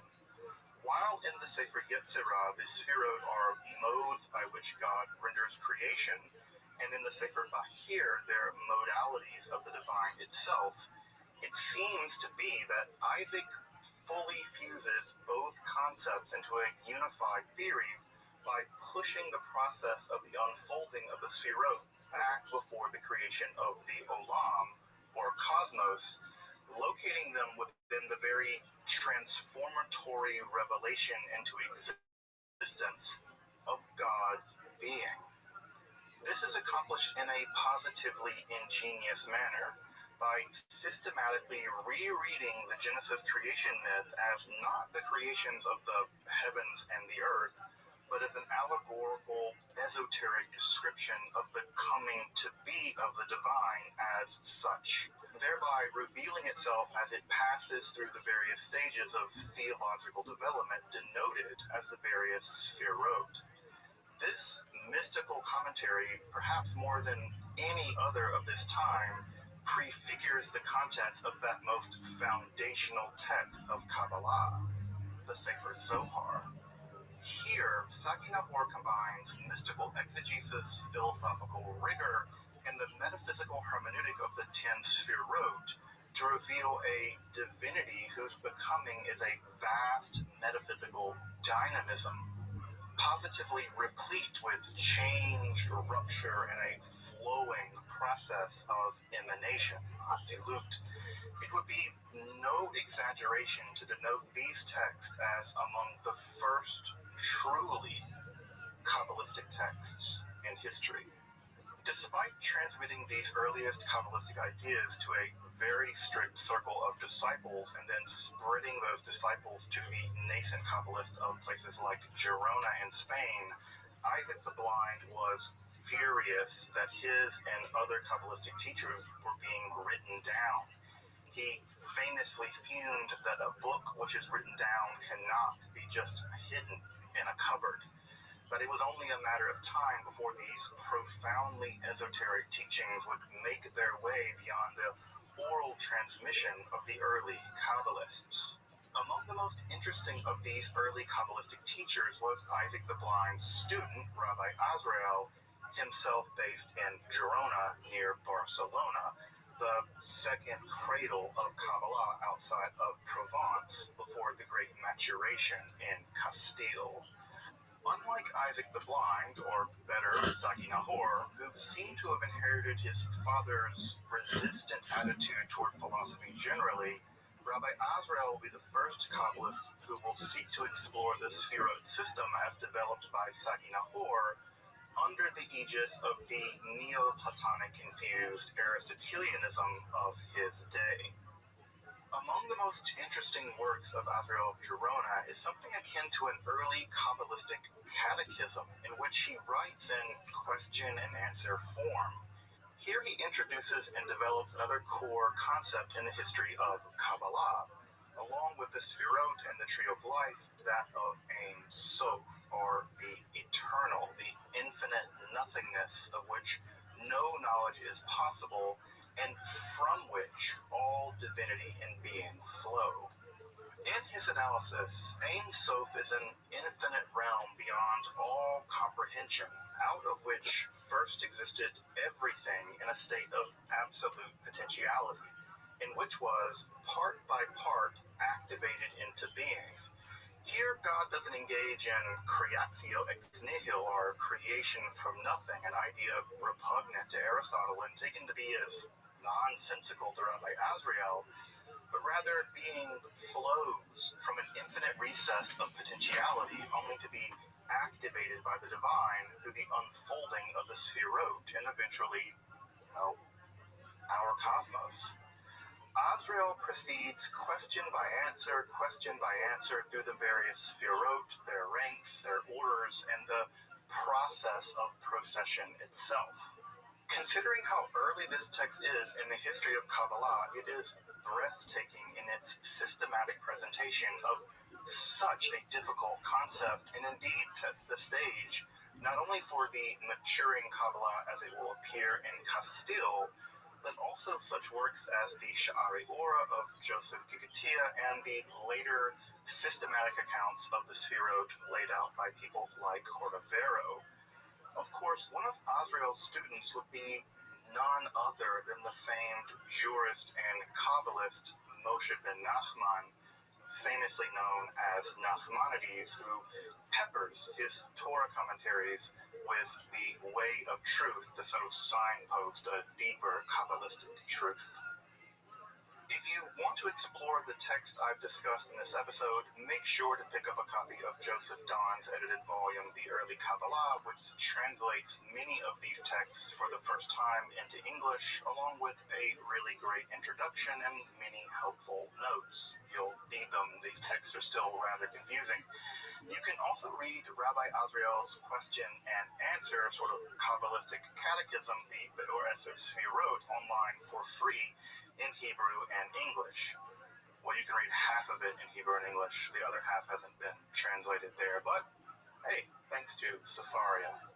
Sadly, very little of Isaac the Blind's works have been translated into English, though I did manage to find a translation of his commentary on Sefer Yetzirah, which I've actually never read while preparing this episode. So, new reading material for me. Make sure to subscribe, check out my other content, and consider supporting my work of making scholarly and free content on topics esotericism by checking out my Patreon, or maybe considering a one-time donation. Again, those links are below.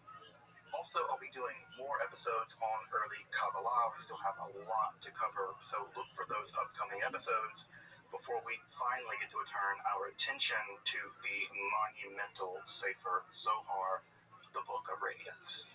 Until then, I'm Dr. Justin Sledge, and thanks for watching Esoterica, where we explore the arcane in history, philosophy, and religion.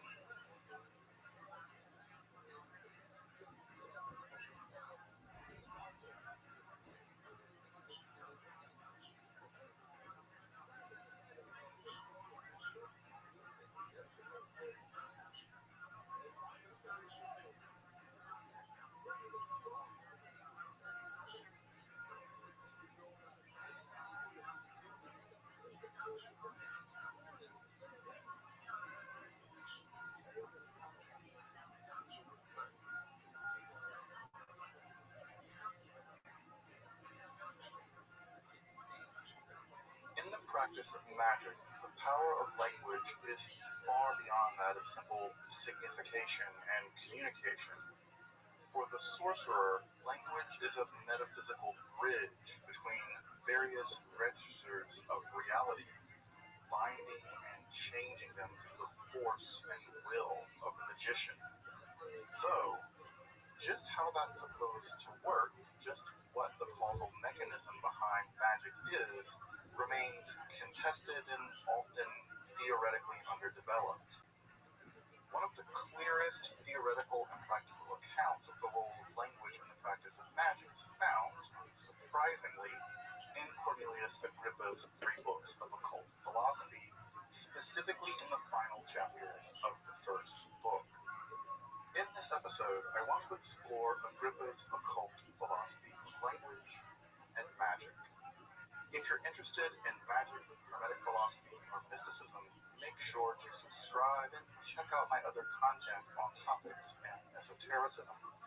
Also, if you want to support my work of providing accessible, scholarly, and free content on topics in esotericism here on YouTube, I hope you consider supporting my work on Patreon or perhaps with a one-time donation.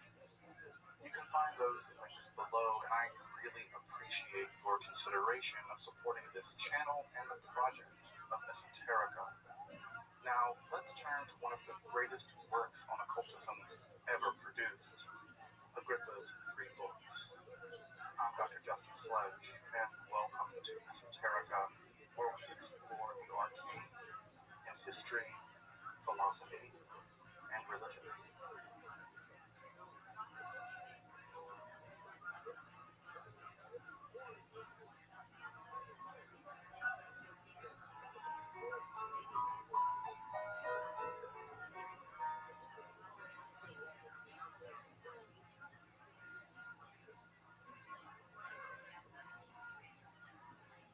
Cornelius Agrippa's De Occulta Philosophia Liber 3 could just as well be entitled Summa Magica, as it is one of the most complete and systematic accounts of magical theory and practice ever produced in history. In fact, I would recommend taking a look at my general introduction to the occult philosophy of Agrippa in the episode linked in the card above. It'll help lay some of the historical groundwork for the more philosophical exploration of this episode. In the occult philosophy, Agrippa lays out a highly developed account of the metaphysics of the occult by proceeding systematically through 3 distinct registers of reality: the terrestrial world, our world; the celestial world, the world of the stars; and the supercelestial world, the world of the divine. For Agrippa, the human being is the intersection of these 3 realities. And because of there being this central nexus, the Magus has the ability to commune and manipulate especially this register of reality, terrestrial world, our world, through various magical practices. Central to that magical work is the role and power of language to call forth, bind, and infuse our register of reality with both the power of their will, but also the power of the superior astral realm and the intelligences therein, and even beyond that, the power of the divine. Of course, the concept of the power of magical words and incantations is a basic commonplace in magic. I think most children will know the ancient quasi-Aramaic abracadabra, which actually might be something like I create as I speak, though the origin is admittedly mysterious. But Agrippa really situates the power of language and magic within a much larger systematic framework. However, for the purposes of this episode, I want to isolate his occult philosophy of language, but to do so, let's first turn to his philosophy of mind. Agrippa inherits a rather orthodox philosophy of mind from the inheritance of Islamic commentators of Aristotle, especially Ibn Sina and Ibn Rushd, or Avicenna and Averroes, respectively, mostly filtered through Thomas Aquinas. Here we have the human body composed of a ratio of the 4 simpler corporeal bodies, that is to say earth, air, fire, and water, with the honor of the affects spread through the body in the spectrum of dignity, from the head, which is magnified and glorified by reason, to the more meaner extreme regions of the body, such as the stomach or the extremities. Contra Aristotle and the Stoics, who maintain that the soul or mind is actually located in the heart, Agrippa locates it in the head, with the senses being divided between inner and outer senses. The classic 5 senses, sight, hearing, taste, smell, and touch, track their respective nobility and power so as to be located in various parts of the body.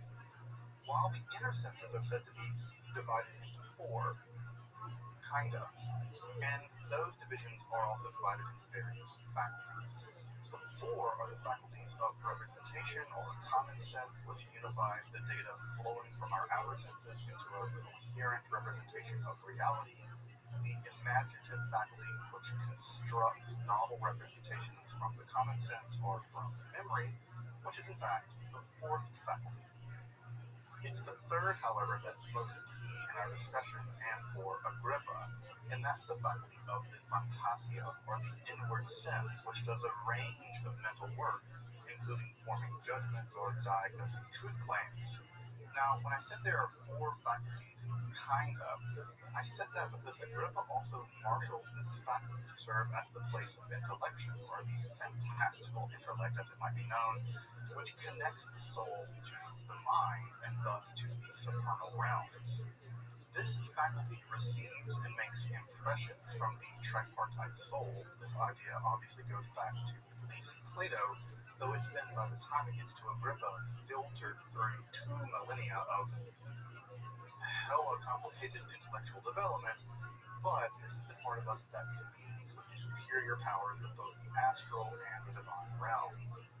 The soul for Agrippa, again, following a relatively orthodox medieval model, has itself 3 faculties. The appetitive part of our soul, which inclines into its natural end, the desire for nutrition or sex. The second is the realm of the affects, of positive and negative emotions. And finally, the intellective part of the soul, which serves as the ground for the will itself and further connects the mind, or the passive intellect, with the quasi-divine, active intellect.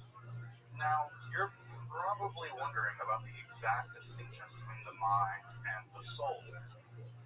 Well, you can just go get in line with the rest of us who've been wondering about that exact relationship for about 2,000 years or something. The history of philosophy, beginning with Plato and especially Aristotle, has proven incredibly vague on this account. Did you hear that bit a second ago about how our mind is called the passive intellect, which communes with a quasi-divine, eternal, and separate active intellect? That concept emerges from what must be the single most perplexing few sentences in all of Greek philosophy, from Aristotle's De Anima, Book 3, Chapter 5, lines 438 and 25. What amounts to a paragraph of Aristotle became a mountain of interpretation in the millennia that followed, and no one, to this day, has any real sense of what in the hell Aristotle was talking about.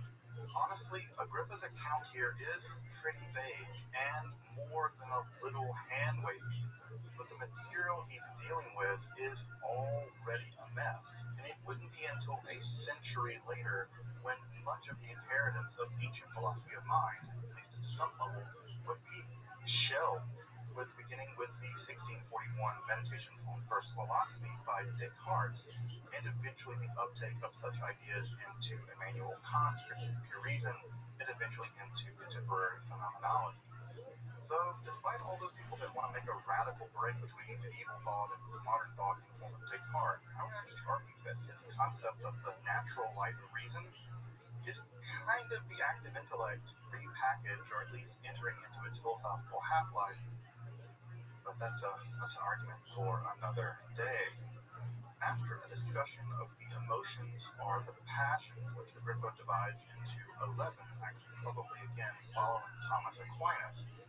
In fact, Agrippa leans really heavily on Thomas Aquinas in much of these sections, in fact, through the entire 3 books of occult philosophy. Here he argues how the passions can make such an impression on the other faculties of the mind, and by extension, the physical body, that these impressions can be so strong that they can lead to physical distress, such as the fear of heights causing someone to tremble uncontrollably, but also even cases of death from extreme despair or joy. Further extreme rage can, according to Agrippa and various quasi-historical accounts that he cites, cause fire or even a lightning to emerge from the body, which sounds totally awesome.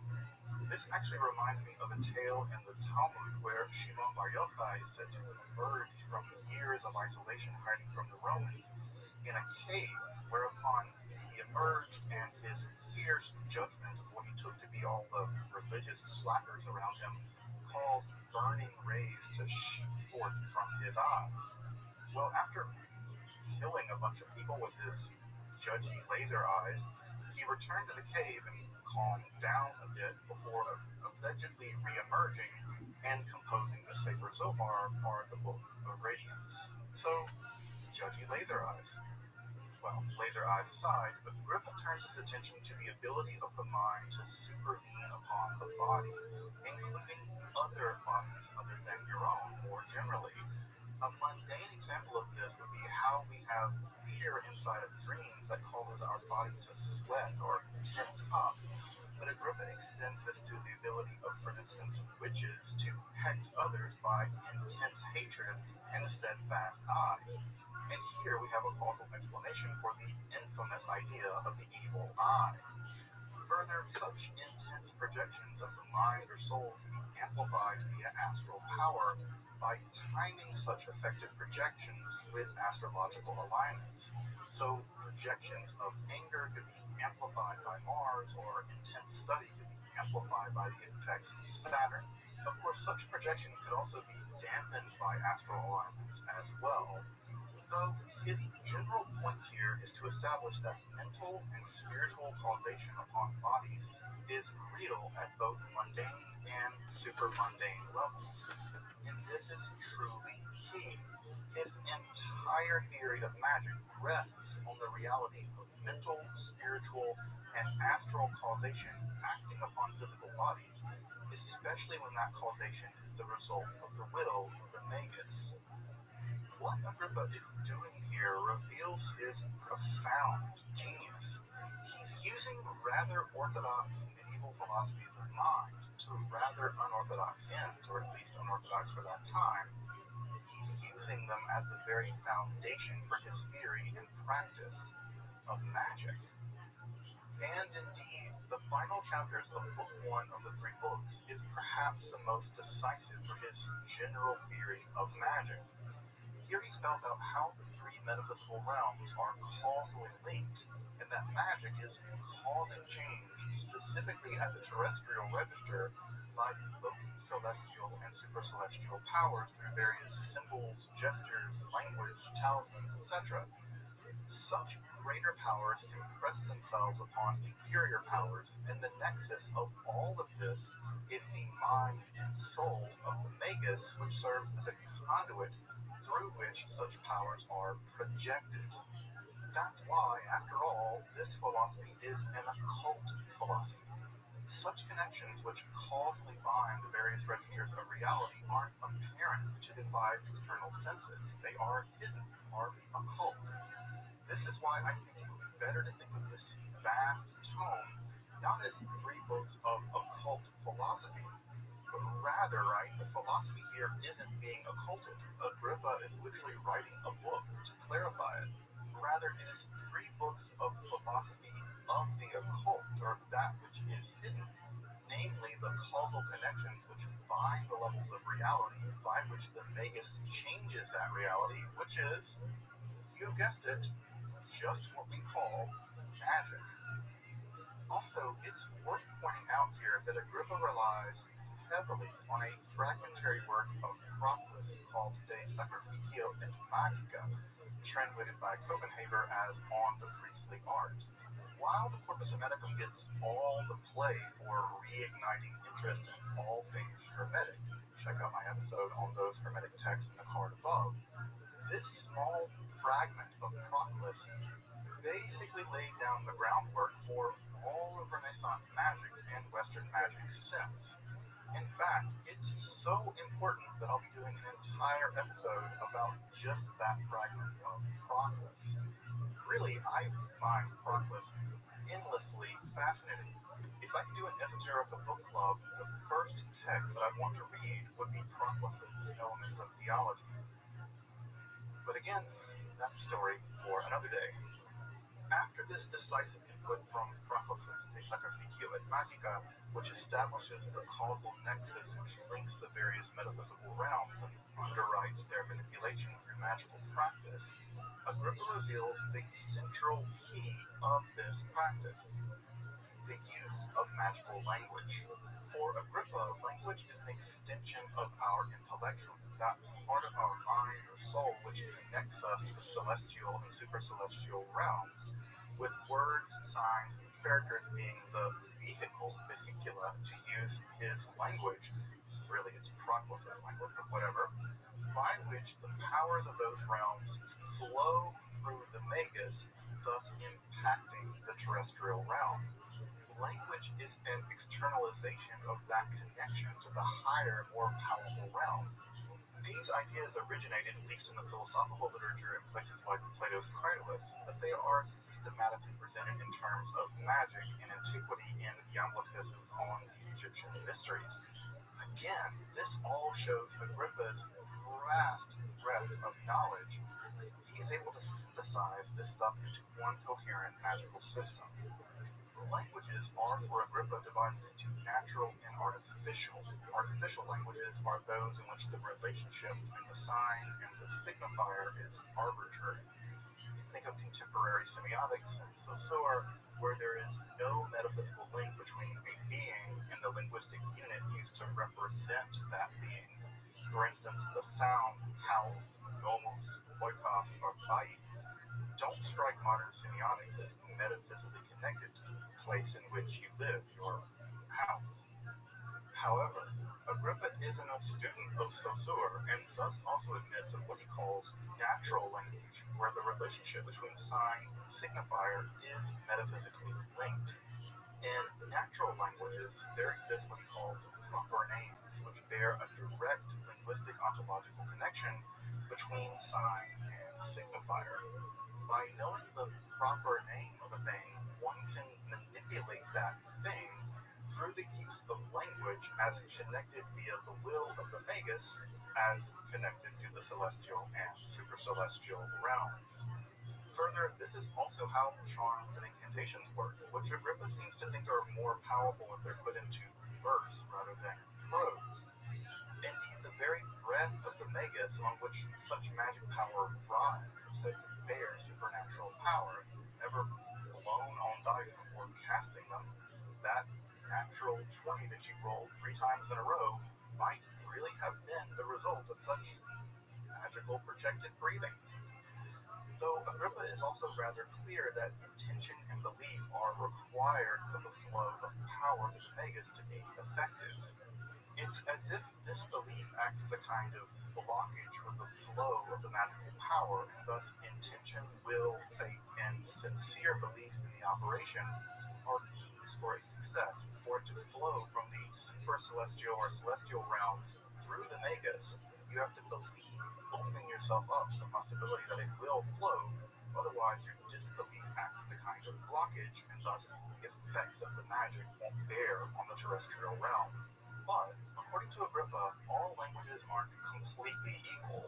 For him, the natural language was also the primeval language spoken by Adam in paradise, and the language closest to that is Hebrew. Indeed, Agrippa believes that the Hebrew letters themselves are a reflection of the stellar array they were written in the heavens, and Hebrew itself is a kind of starry language best suited for magical operations more generally. Here, Agrippa leans heavily on the proto-Kabbalistic text, the Sefer Yetzirah, a text which had long linked the 22 Hebrew letters and the 10 numbers to the speech act creation of God of the entire cosmos. Now you might begin to understand why all those magical diagrams you've seen tend to contain some Hebrew, those found in Agrippa's Trix Libri all the way down to the infamous cycle of Baphomet.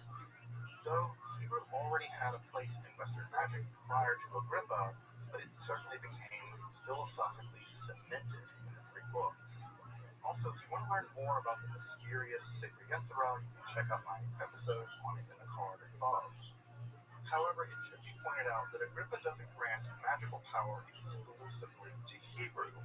In that the other languages languages are, in some sense, according to him, descended from Hebrew via the whole Tower of Babel bit, especially the more ancient ones still retain some of this magical power. This may also explain the predilection for some magical practitioners to prefer to use incantations, for instance, in Latin, all those movies, especially if their Hebrew is a bit rusty. Latin, being more ancient than, say, English, is closer, in his theory at least, to Hebrew, and thus shares a bit more of its primordial magical power. In order to facilitate such magical practices, Agrippa actually provides a little handy chart with Hebrew, Latin, and Greek alphabets along with their zodiac and chiromantic correspondences.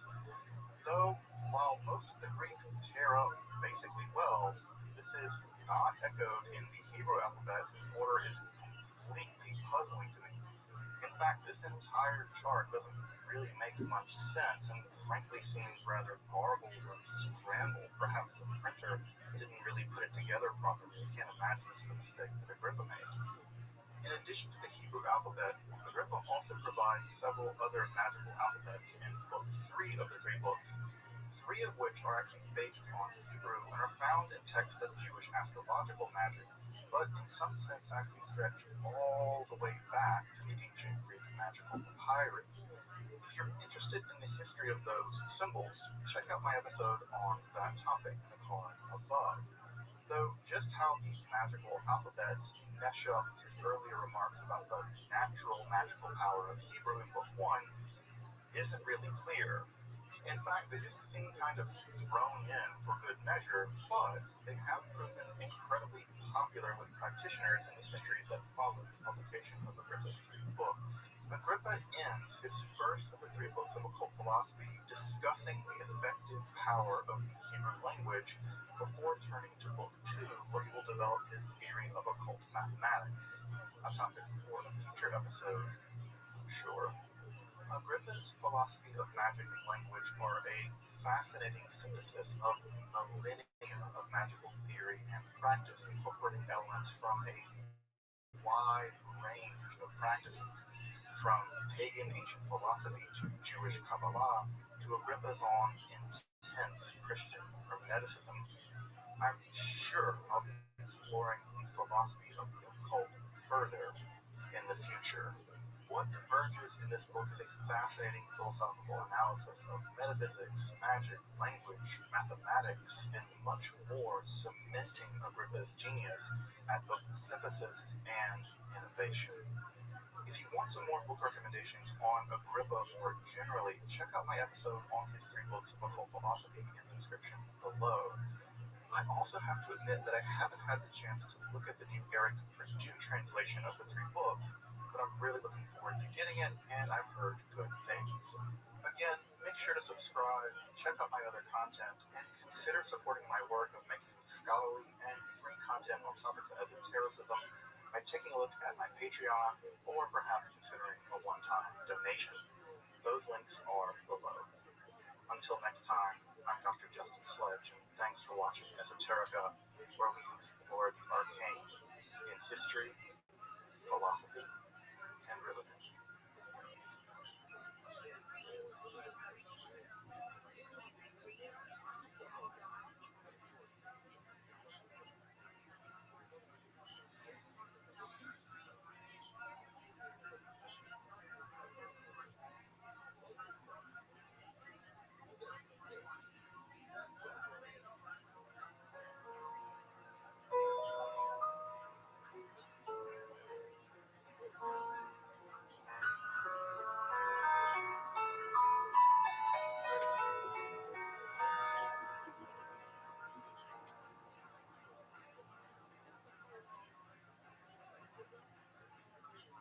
I'm Dr. Justin Sledge, and welcome to Esoterica, where we explore the arcane in history, philosophy, and religion. One of the most difficult aspects in starting to study Jewish mysticism and Kabbalah is getting a handle on just how those ideas developed over time. It's tempting to think that, for instance, Kabbalah has just always existed in the form that we have it, or that Kabbalah is just one thing at all. Of course, neither of these positions is really tenable. Such notions developed greatly through the ages and are still developing. And there are now, and there have always been, numerous mutually exclusive schools of Jewish mysticism and Kabbalah. This class is meant to serve as an introduction to Jewish mysticism and Kabbalah from the point of view of its incredibly complex development from the prophets of ancient Israel and to the rise of modern Hasidism in the 18th century. Of course, this series isn't meant to be exhaustive by any means, but only should serve as a springboard for deeper study and reflection, and hopefully it will also enable you to situate developments in Jewish mysticism and Kabbalah in their historical and cultural context, and hopefully embolden you to dive into the primary texts, which are admittedly as sublime as they are obscure. Let me express my gratitude to Congregation Tchia for allowing me to use these lectures to reach a larger audience here on Esoterica. If you want, you can find the entire series under the playlist Entering the Garden, an Introduction to Jewish Mysticism and Kabbalah. I'll be uploading them over the next few weeks, or if you find these episodes after autumn of 2021 and you want to watch the entire series, you can find them in that playlist. If you find this series on Kabbalah interesting, I'd hope you check out my other content on topics in esotericism and perhaps consider supporting the production of free academic and scholarly topics in occultism, hermetic philosophy by joining my Patreon or perhaps with a one-time donation. You can find those links below, and I really appreciate your consideration. Now, let's enter the garden of Jewish mysticism and Kabbalah. So, first and foremost, I just really want to thank everyone for taking the time to join me on this journey through Jewish mysticism. This is some of the weirdest stuff. I mean, it's sort of like ancient science fiction. And so I really appreciate folks taking the time to join me as we begin to explore some of this vast and I think really, really amazing and beautiful and very controversial literature.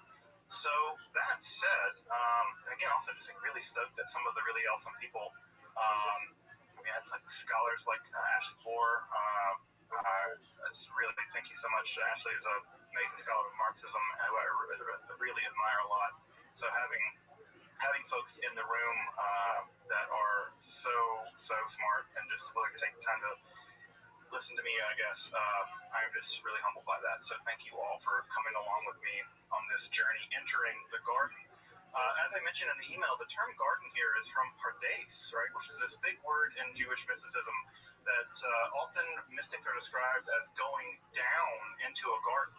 In Jewish mysticism, we don't typically go up, which is a little unusual, right? We typically think of mysticism as going up towards God or whatever that is up there. But typically in Jewish mysticism, we go down, we descend into things. And so the sort of lobby of the world of the mystical is this pardes, this garden. And what's really amazing is that we all get to enter this garden together. And I will say that in traditional Jewish lore, especially found in the Talmud and through the Middle Ages, this is considered to be a relatively dangerous journey. In the very famous story, as you may know, in the Babylonian Talmud, in Tractate Chagiga, 4 people went down into the garden, and only one came out alive, basically, right? So one became a heretic, one became insane, one died, and only one, Rabbi Akiva, emerged. And so we'll talk about that really famous story here in just a couple of weeks. So Jewish mysticism is, on the one hand, I think, an incredibly intriguing domain of study, but it also has always had an undercurrent of danger. And we'll see some of that undercurrent of danger as we get into it as well. So what kind of class is this going to be? How are we going to approach this material? Well, I wear my methodology on my sleeve. I am a historical materialist. So when I approach this material, I try to approach it from a historically minded material understanding of history. And what that means is that I try to locate historical ideas and persons and other kinds of concepts in the environment in which they emerge, I don't try to do sort of general mystical ideas about what this stuff might mean. You have to do that on your own time because I don't have the mental capacity to tell you what half this stuff means.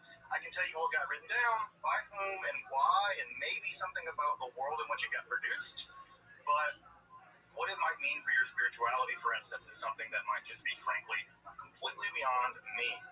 But what we'll be looking at through the course of this class is a kind of guided tour of the major concepts, the major texts, the major history and personalities that go into Jewish mysticism and Kabbalah.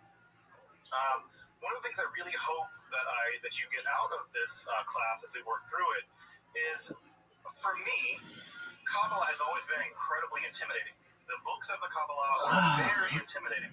And part of what I hope to do is give you confidence and give you enough context that if you wanted to dive deeper into Kabbalistic books, you could do that, right? So you can pick up a copy of the Zohar or the Sefer Yetzirah or other major historical Jewish mystical texts, and that you could feel confident that you could dive into them. Now, sink or swim, that's probably up to you, but you can at least feel the confidence to make the dive. So what I'm not going to do, and what my aim isn't in this class, is I can't make you a Kabbalist, right? I'm not a Kabbalist. I don't identify as a Kabbalist. And so I can't make you a Kabbalist. I think it takes a Kabbalist to make a Kabbalist. I think it works like that. Like it takes a rabbi to make a rabbi. I think it takes a Kabbalist to make a Kabbalist. And I ain't no rabbi, and I ain't no Kabbalist. So I don't have the ability to make you a Kabbalist. Now, that's not to say that some of these ideas might very well prove to be incredibly positive in your spiritual life, in your spiritual development. And if that's the case, that's fantastic. But I don't want anyone to have the idea that what I'm going to be teaching is how to do Jewish mysticism. Because I don't know how to do Jewish mysticism, or if I did, I would be doing that in a different class, maybe. So we're going to be studying it again from a historical, academic perspective, as opposed from studying it as trying to be mystics. So we're not going to be doing much in the way of meditating on Hebrew letters to measure the body of God, which was a thing in Jewish mysticism. We'll talk about it yet. They measured the body of God. God has really long fingers, which are really creepy. So we'll get to that, this kind of mysticism later. So what do I mean by mysticism? This is a word that is really difficult to pin down. It's one of these words like religion or magic, where scholars and academics have no real consensus about what this word means. So I'm just going to throw out a really stipulative definition of what I'm going to mean by mystical in this class. And you're certainly going to hear the fact that I come from a philosophical background. And so coming from a philosophical background, I think about mysticism largely in a philosophic lens. And what I mean by mystical is a non-rational mode in which one experiences or learns about fundamental reality, right? So, and in addition to that, right, it's also the traditions that accrue, right, because of those kinds of experiences. Now, and by the way, the word tradition, right, I'm kind of punning on it in Hebrew, right? The word Kabbalah actually means received, and it has a sense of tradition, right? So I'm kind of punning a little bit on what this word mysticism. When I say non-rational, what I want you to hear is not irrational, right? It's not like mystics can just say whatever they want. They can't do that. They're inside of traditions, they're inside of cultural contexts, they're inside of religious settings. And so what they say, as daring as it might be, is always situated and only makes sense within a specific context. So it's not just irrational. They're not just saying random crazy things. All right, sometimes mystics are thought of being somehow crazy or something like that, and that's not the case. In fact, many mystics in many traditions are incredibly systematic in how they go about doing their mysticism. Think of Hildegard of Bingen, the great German Christian mystic. But when I say non-rational, what I do mean here is that they're not going to be giving us arguments. A mystic's not going to tell you A, then B, then C, therefore you should deduce D. And they're not going to be saying something like, I did an experiment, and from my experiment, my induction is a 75% certainty that blah, blah, blah, blah, blah. They're not doing any of that. They're having visions, they're having experiences, and they're reporting back on the content of those experiences or the way that those experiences have transformed them personally. So when I say non-rational, I want you to hear neither irrational nor rational. Non-rational. Something in between. Something in between. I should also say just a little bit out of the gate about the distinction here to be made between Jewish mysticism more generally and Kabbalah more specifically. We now, in the sort of sloppy vernacular that we use the term Kabbalah to describe all of Jewish mysticism. It's a bit of a mistake. The Kabbalah, right, is a very specific kind of Jewish mysticism that began to emerge in the 13th century. Now, 13th century of the Common Era, mostly in southern France and Spain. So we're going to get to the Kabbalah, and obviously we're going to spend a lot of time on Kabbalah, but we got to get there. And the Kabbalah wasn't cut out of whole cloth. It didn't just emerge out of nothing. And so many of the complex ideas that you may have heard of in Kabbalah, like Tikkun Olam, which is a Kabbalistic idea, the reparation of the world, or the idea of Tzimtzum, contraction into which God sort of shrinks God's self to project the universe or the cosmos, those ideas don't come out of whole cloth. And we're going to have to do a little bit of work to get there. But get there we will. So think about Kabbalah as a specific type of Jewish mysticism, and there are other Jewish mysticisms that also existed prior to the Kabbalah, right? So there are other forms of Jewish mysticism that existed prior, although many of those prior forms of mysticism were absorbed into Kabbalah. So this is part of the reason why it gets a bit confusing. So, suffice to say, Israelite or Jewish mysticism extends probably back before history. What I mean by history, of course, here is just the history of writing, when the ancient Israelites began to write things down. And as we'll see in a moment, some of the earliest texts that have been recovered in Israelite literature are, interestingly enough, both composed by women and also both composed by mystic women. So we'll get to those in just a minute.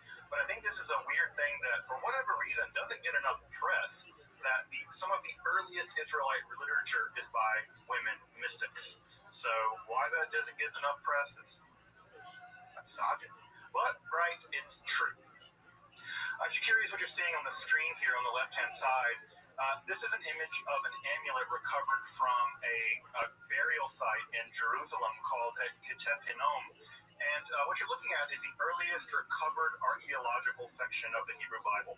So if you've ever wondered what the earliest text of the Hebrew Bible looks like, it's this. These are tiny little silver amulets that were recovered from a tomb. And for the folks here that read a little bit of Hebrew, you probably can see that this is a version of the priestly benediction. So the earliest fraction, the earliest text we have of the Torah is actually an amulet, a magical device put into a tomb, very likely to protect the dead, perhaps from malevolent supernatural forces. So in many ways, we might even say that the first appearance of the Torah in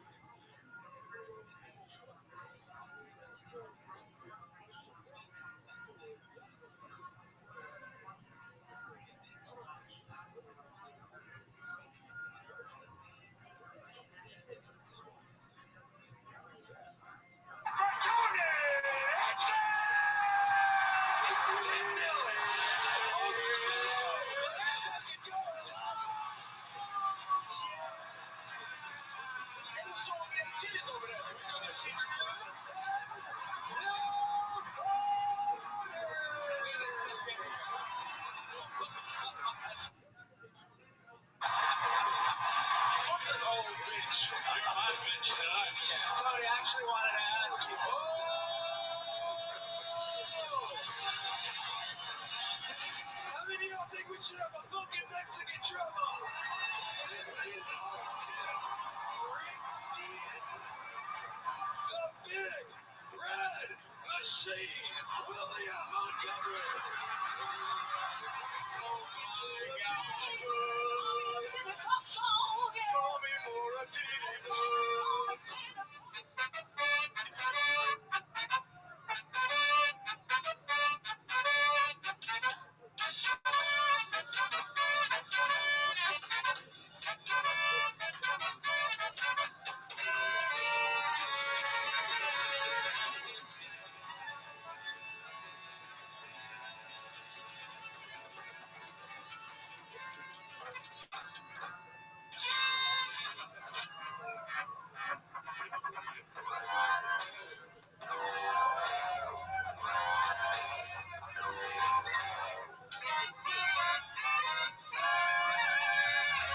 Hey, this is Raymond coming to you live from the Comedy Mothership here in Austin, Texas. For a brand new episode of Kill Tony, give it up for Tony X-Man!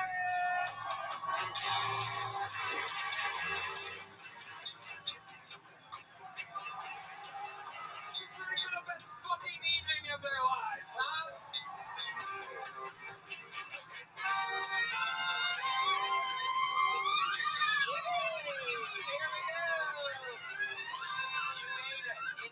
To the #1 live podcast in the world. Make some noise for Brian Redband, ladies and gentlemen. Brought to you by Game Time, Liquid Death, Connect Mobile Health, a bunch of great sponsors, amazing stuff. How about a hand for the best damn band in the land, huh? My goodness gracious. Fernando Castillo, Raul Vallejo, Carlos Sosa, Nachos Belgrande, Michael Gonzalez, the great and powerful Mutilator Matt Muling on the electric guitar, Carter Arrington joining on a very special electric guitar, and of course the great and powerful D Madness here on the bass. A lot of fun stuff coming right up. Before we start, here's a little bit more from the amazing sponsors that made it all possible. Start tonight's show. How many of you watch every episode every fucking week? Well, you're in for a treat. This is a very, very, very special episode. We've done this before, but not with exactly these three human beings, because everything has changed. Everything has evolved. I present to you a bucket bizarre episode where we will get many bucket pulls out, more than normal, because your three guests tonight are the three regulars of Kill Tony. Here, the entire episode, I present William Montgomery, Cam Patterson, and Casey Rocket. Oh, shit. Yeah, the boys.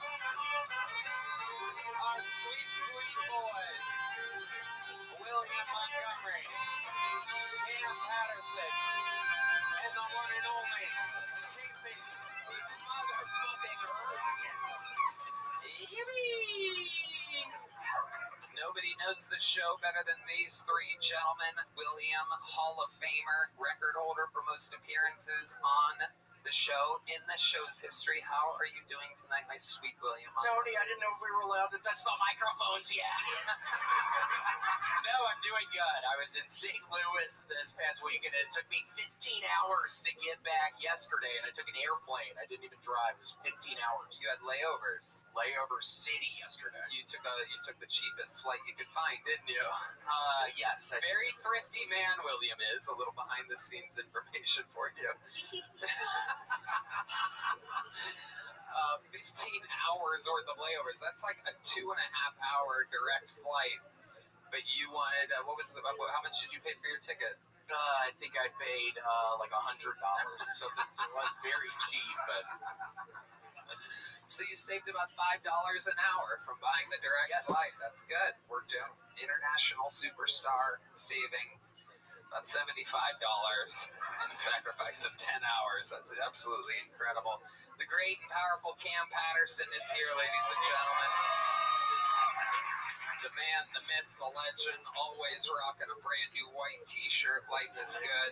Cam, how you feeling? Good, man. I'm happy to be back on the panel, man. I'm excited. This shit fun. Absolutely. Always fun. We always have fun together. And his first time on panel, ladies and gentlemen, crazy to see him sitting still.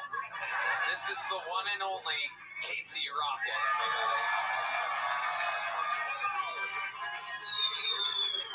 There he is, live in the flesh. There he is. There he is. That's the guy I know. Casey, Very uncomfortable. It'll be fun. It'll be okay, right, Cam? Okay, we're good. I love it. Sitting still is the equivalent to like a bad mushroom trip for Casey. We're gonna be okay, right? I can do this. It's okay. We're gonna have fun tonight. You guys know how the show works. An entire giant bucket of comedians is signed up for tonight's festivities. I pre-poll one of these names, and they go wrangle them from the bar across the street. And that's that. The rest is history. You guys ready to start tonight's show? Oh yeah, how can I forget? I've been doing this 11 and a half years. Jesus Christ, they get 60 seconds, you know the time is up, and you hear the sound of a kitten. They have to wrap it up, then or else they bring out the angry Hollywood Bear. Who's ready to start tonight's show, huh? Getting tonight's show started, America's favorite uncle. You know him, you love him. Make some noise for David Jolly, ladies and gentlemen.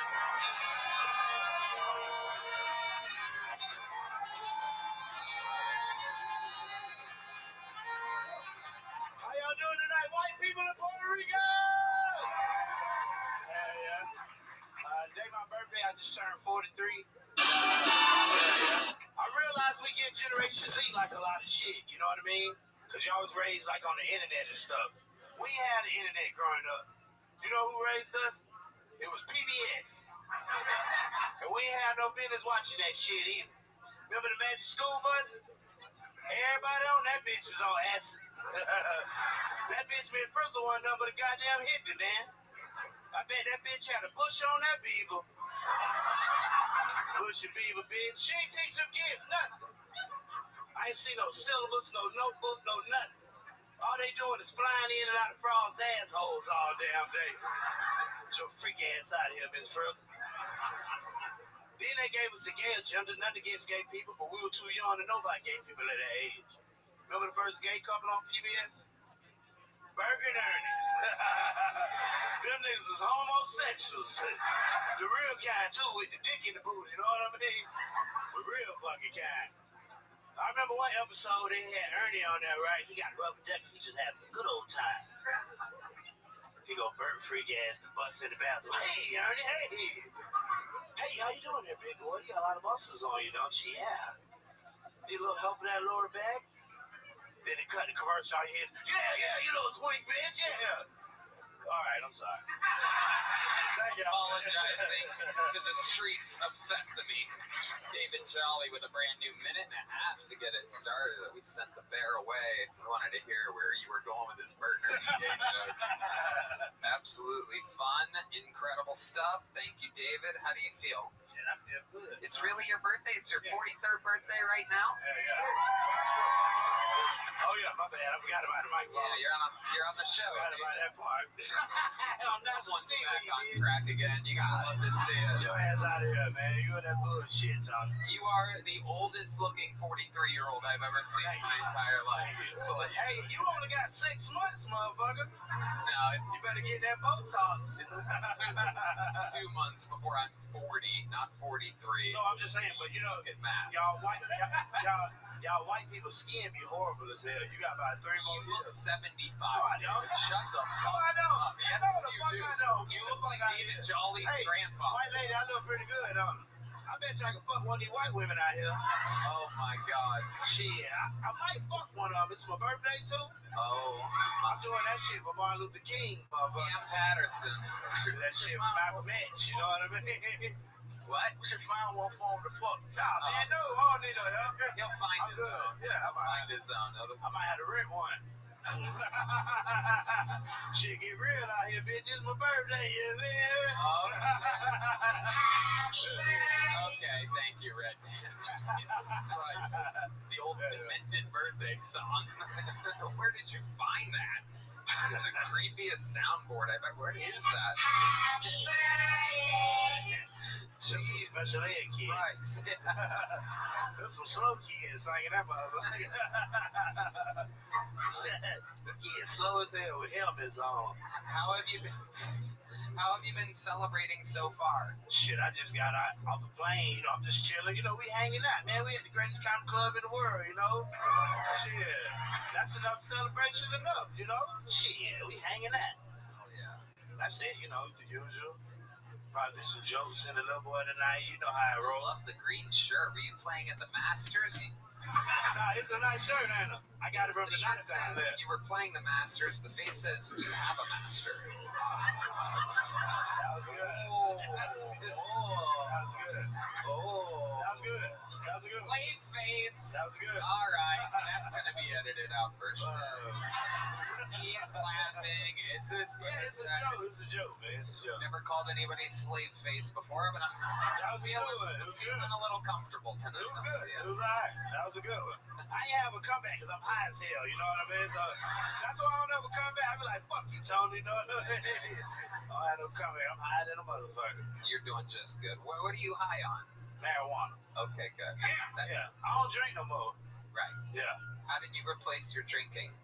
You were with sweets with a whole lot of sugar. I'm pretty sure I got diabetes now. Yeah. I be eating like a fucking pint of ice cream a night. I just get like the shakes. It's like I be down there at Sunset. I be in the green room with all kind of shit, fucking chocolate all on my face. Well, yeah, Red Band's Comedy Club probably has a lot of sweets there. I'm getting chocolates. Yeah. Yeah, and you're also, which is crazy because you're made of chocolate, isn't that correct? Yeah. Yep, chocolate. 99. Hershey's dark chocolate. That's right. None of that white chocolate shit. I ain't racist. I'm just saying, no offense, white people. That shit sounded racist. You gotta watch yourself. I ain't trying to get what a beautiful crowd. You guys all know David. Hey, how we doing? You guys like the set tonight? What do you think? Yeah, that's how we say hello where I'm from, from China. Oh, boy, I'm from China. I'm Chinese, so these are Chinese parents. Oh, let me tell you about Chinese parents, Oh, they hate me. Chinese parents, they hate me. When I was growing up, we had a one-child policy, So my parents had another kid just so they could get rid of me. I mean, it's just that church. So there ain't no way she put no one on that goddamn crappy pants. Never mind. Let me tell you this one. They got no boundaries. Tell me what to do. Take all my things. My career, my kids, my job. Who do you think I am? Taiwan? Fucking frauds, Never mind. Too much. All right. Bring it back. Some real racist shit. It was a good one. Oh, boy, let me tell you. What are you talking about? How do you know what I have in my head? So you don't think you know what I'm going to say. I'm sorry, Tony. I apologize. My bad. It's okay. I'm not a good businessman. I think you're being jolly. I mean, if you want to see what So now I think I'm a real boss. See my penis in between my legs, and it looks like my boss the other day asked him for a raise. You know what he did? Gave me a step stool. I said, how's that going to make my wife happy? So he handed me a noose. Thank you so much. Oh, hey. Let me tell you. You know, China, we got a president too, His name's Xi Jinping. Xi Jinping, President Xi. Let me tell you about President Xi. Can't say anything bad about him. I'm too dangerous, So I'm not going to say anything bad about President Xi. Let me tell you this, I was saying anything bad about President Xi.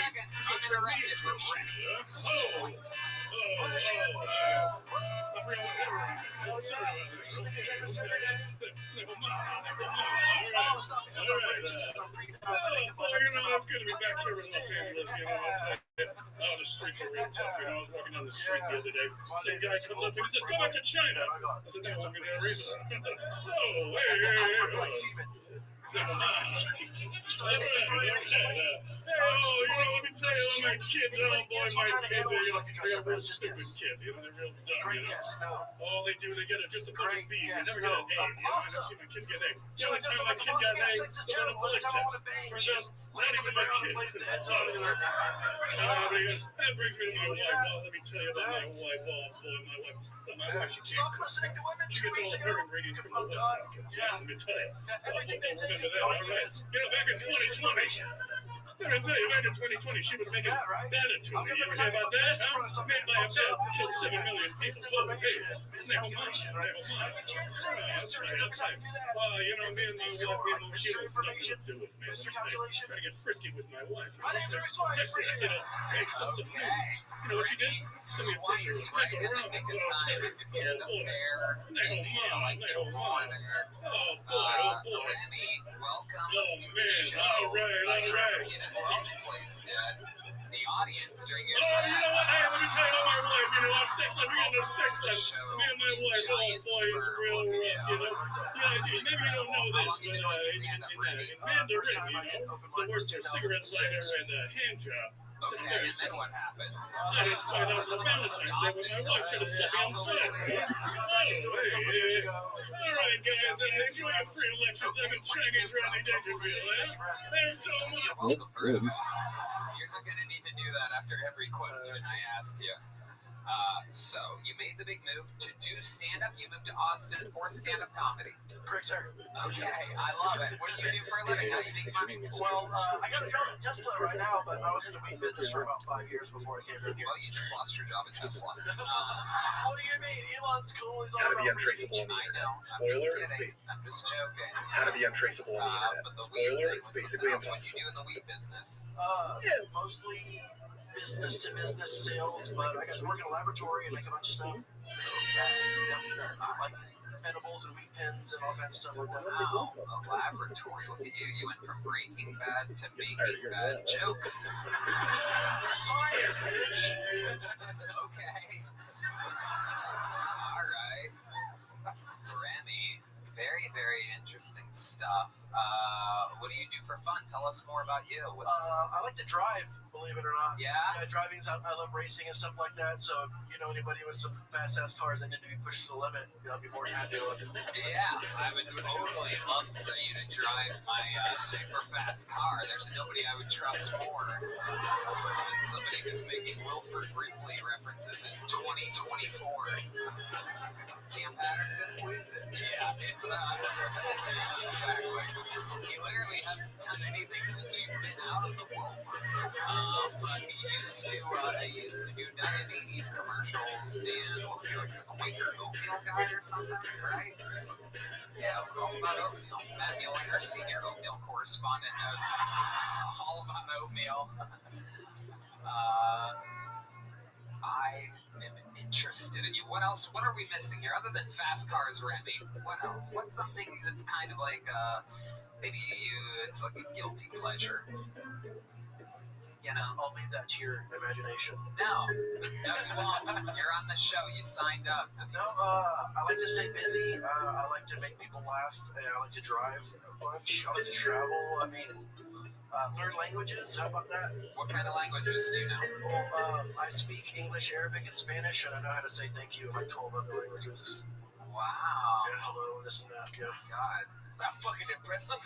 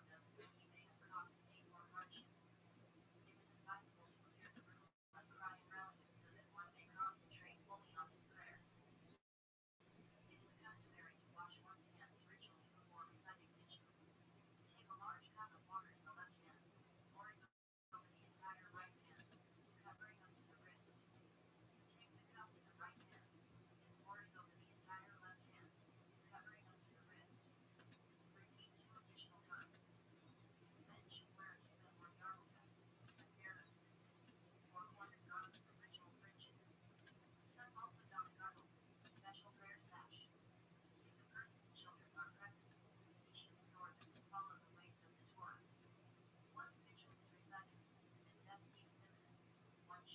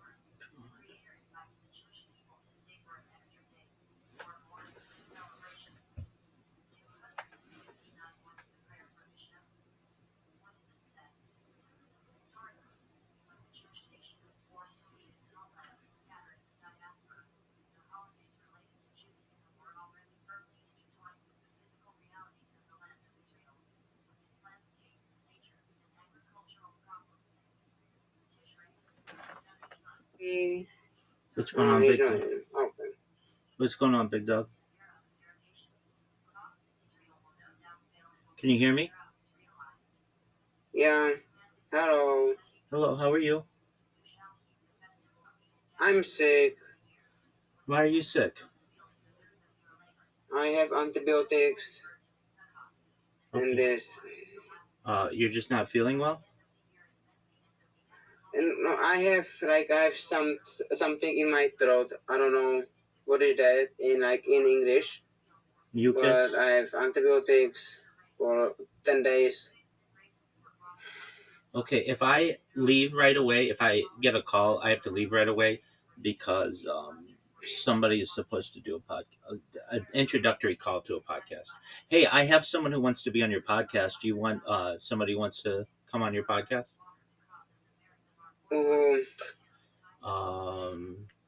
Their name is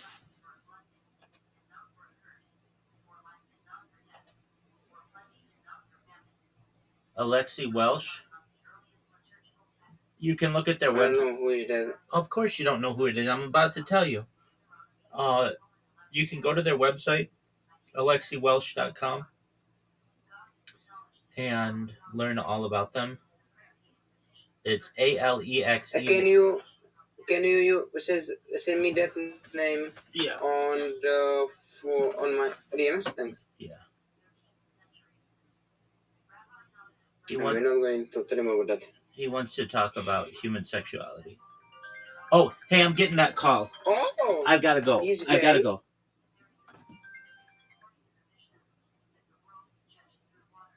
This is Rabbi Rothschild. Hello, how are you?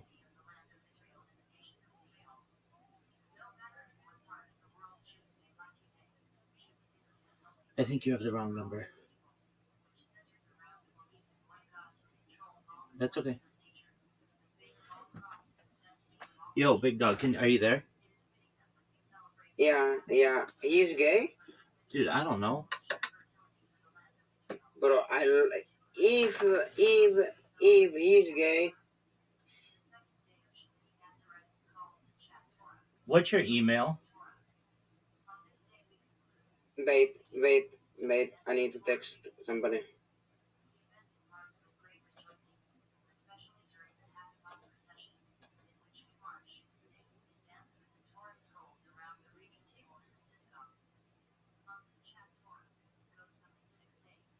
All right.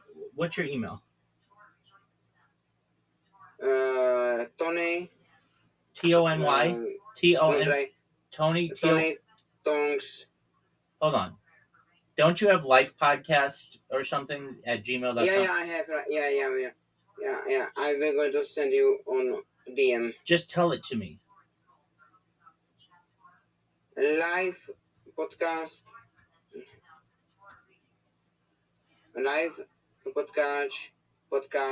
that like interesting. I don't know how to say in English.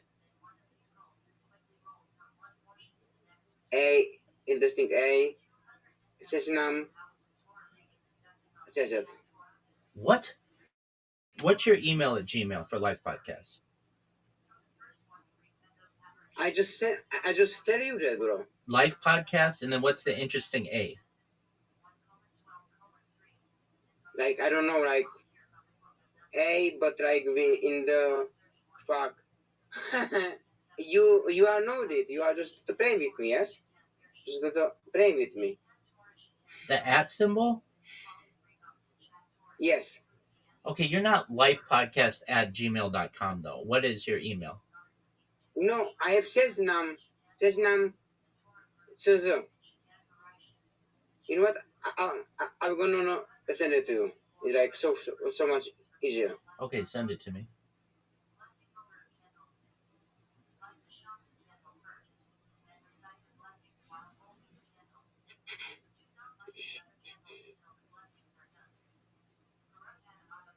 You have that. Okay, you sent it? Yeah. Okay.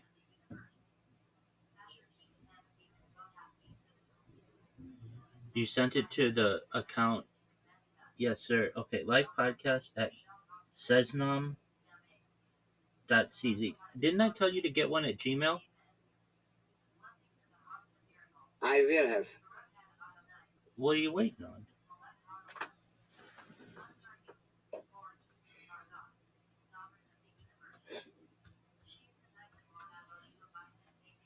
Okay, Big Dog. I just sent you the guy's email. So he's looking to be on a podcast to discuss human sexuality. He has his website in there, if that's of interest to you. So feel free to take a look at that. Where did you send it to me? I just emailed it to you. Yeah, I can have your email. Yeah, you have my email. Oh, okay.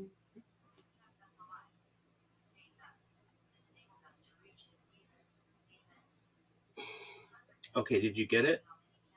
I will be back with you, and we are. I am talking with Reverend, and we are going to do the website. Just wait. I don't understand. What do you say to the sexuality podcast site or something like that? Somebody emailed me and they thought I had a podcast for them to be on. And I know that Tony does, and so I recommended this guest He's big. for Tony. He is big. Yeah, I'm not messing He's around. big. I wouldn't give you somebody who I didn't think might be good for you. There was a woman, she moved $12 million. She was doing research on orgasmic meditation. She wrote a book called One Taste. She was having,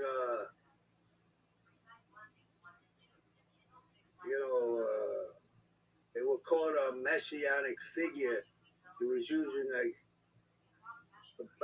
biblical patterns in relationships, and they arrested her for people couldn't pay the tuition, so they were telling them to work it off, and they forced the labor they arrested her for. They didn't know what to arrest her for, but they didn't like what she was doing. Her name's Nicole Dagon. I I was watching her because she's a great writer. All right, how you doing today, Reverend Andrew? All right, how you doing? Baruch Hashem, I'm supposed to have a call with a professor from Stanford, and I don't know. I've got one today with one professor from Stanford, and I've got another tomorrow with a different professor from Stanford, and I don't know if this call is going to happen, but that's okay. I did a podcast yesterday, which went really well on Kabbalah, and then I did a podcast the day before, which went really well. And that one, hey Tony, that one's that one, Tony, is the one with 170,000 subscribers on YouTube. Yeah. So the one that I did on Tuesday, I successfully did it. It's a big podcast. It's such a big podcast that there are people who I've been following for years who have been guests on it. So I'm now like of that tier, which I thought was really interesting. And he's got 170,000 followers, and he was a really nice individual. We spoke for about 2 hours. The podcast is supposed to drop in the next 2 weeks or so, and I think that's really good, don't you? Yeah, this is really good. And then I did another one yesterday, and that one went for like 2 hours or so, and or approximately. And the person with whom I spoke, they want to do another one in the future. The guy on Tuesday, the one with 170,000 viewers or whatever, he said that he wants to do another one too. Once this one drops, we'll see how it goes. I told him I do this with everybody, and I told you it's a really good strategy that you should use. Is you say to all your guests, I really appreciate you being on my podcast. I'd love to have you on in the future. If anything, let's plan on doing it this time next year, and we'll keep doing them annually so we can see your development as a guest. Does that make sense to you? Yeah. And then this time next year, you're going to have a huge amount of people who already want to be on your podcast. Does that make sense? Yeah. So I think that's a really good strategy, and it basically books you for next year.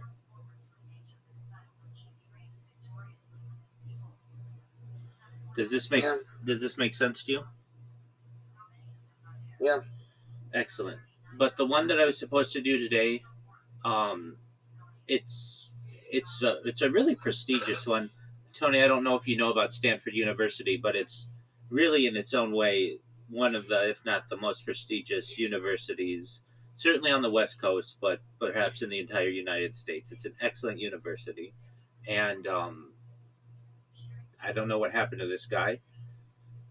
Well, I kind of do. We were supposed to have a pre-podcast call, and but I didn't get the link to it, and I didn't know if he meant a call like on the phone or a call like a Zoom call. I wasn't exactly sure. So I sent him an email right before it was supposed to start to try to get clarification, and I don't know what is going on, if he got it or what. But where's the Kabbalah? Where's the Kabbalah podcast? That hasn't dropped yet. That will drop, I think, in the next week or so. I sent you. Oh, you pre-recorded it? Yeah, this person pre-recorded. I was looking for you at 3 o'clock the other day. I don't know where you did this call. Did you do the call? 3 o'clock in the morning? I came in here. When I was talking to you about that OBS, and then you said you were doing a call at 3 o'clock. Oh, yeah. I came in here. There was nothing doing. 3 o'clock. Let me think which call that was. A couple of days ago. Yeah, I know. I know. I've done a couple of podcasts then, so let me see when that one was. So, but this Kabbalah podcast sounds interesting. Well, it's whenever the person wants to publish it. The first half of it was on the Israeli Space Agency, and the second half was deep into Kabbalah. Did you watch the 3-hour video that I sent you one? Did you check your messages? Let me check it now. I didn't see any messages. That one goes into Kabbalah as well. Rabe, Yes, sir. you can say to you can say to him he is on. Big Dog, that's for you to do. You email him and you say, hey, I saw that you emailed a friend of mine, Rabbi Rothschild. They forwarded me your email. I'd love to have you on my podcast. Please let me know when works for you. Okay. Oh, I see direct messages.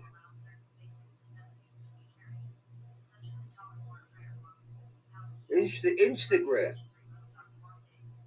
No, it's not Instagram. It's YouTube.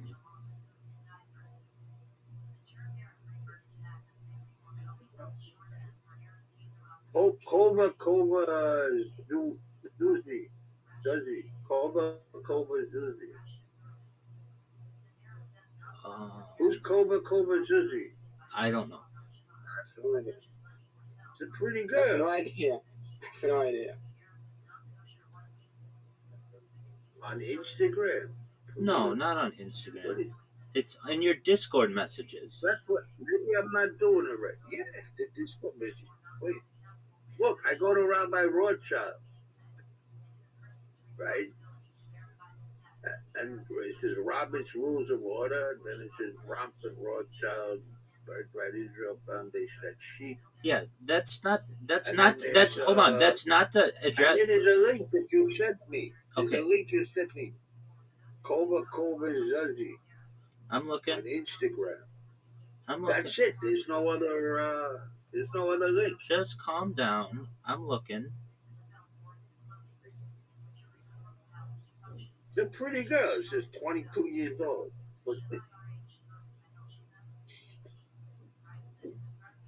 Yeah, why do we have that? Who is this or what is Where this? did that come from?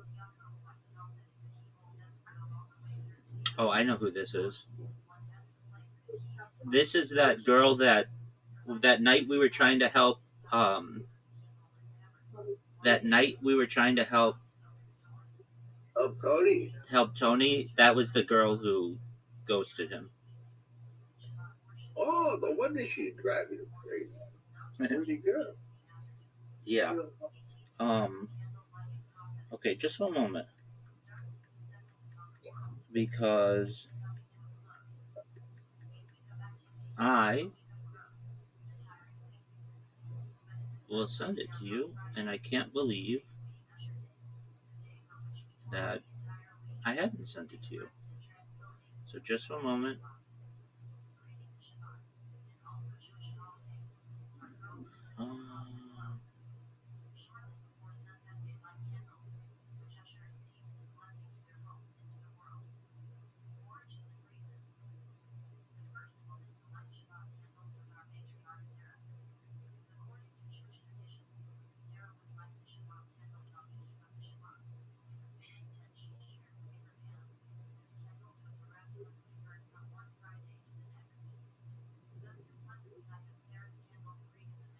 All right, Reverend Andrew, you should have a link to a 3-hour podcast where we go pretty deep into the Nephilim and the Anunnaki and the Book of Enoch and Kabbalah and that kind of stuff.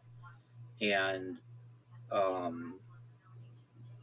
then I did another one that I'm going to send you that this was a big one. This one has over 10,000 views on it.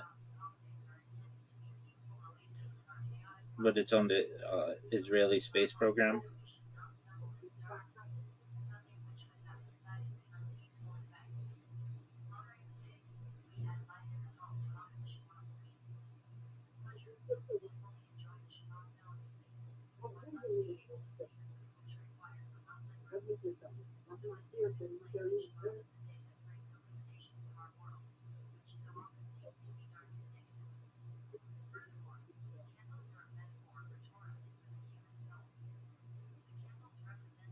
Tony, can you hear me?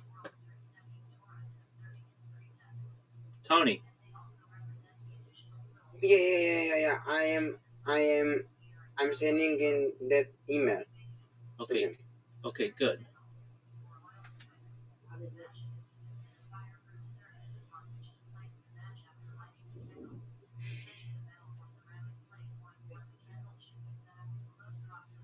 So anyway, Tony, I did 2 podcasts this week, and then I had a call for one on Monday, and that one, the person she does a history podcast, and she thought it was interesting enough to schedule me for Thursday, a week from today, to do a podcast, which is cool because just the more podcasts I'm on, the better. And I've got to say that for next week, I did too. I did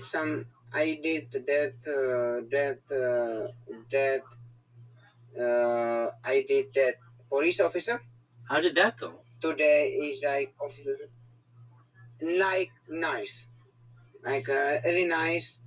Right now I publish it, and right now he is looking to it, and when he like it, I'm gonna push it more. Well, that's excellent. Because I think the guest should have like the first look. Well, that's nice. So yeah, and I did that with the ESPN. You did the ESPN one? Too? You did. How did that go? Yeah. Good. Like it was really nice conversation. I was talking about UFC, World Cup, everything. It was really good. Did you ask about Brendan Schaub? Oh, I fucked it up. That's okay. It's not a big deal.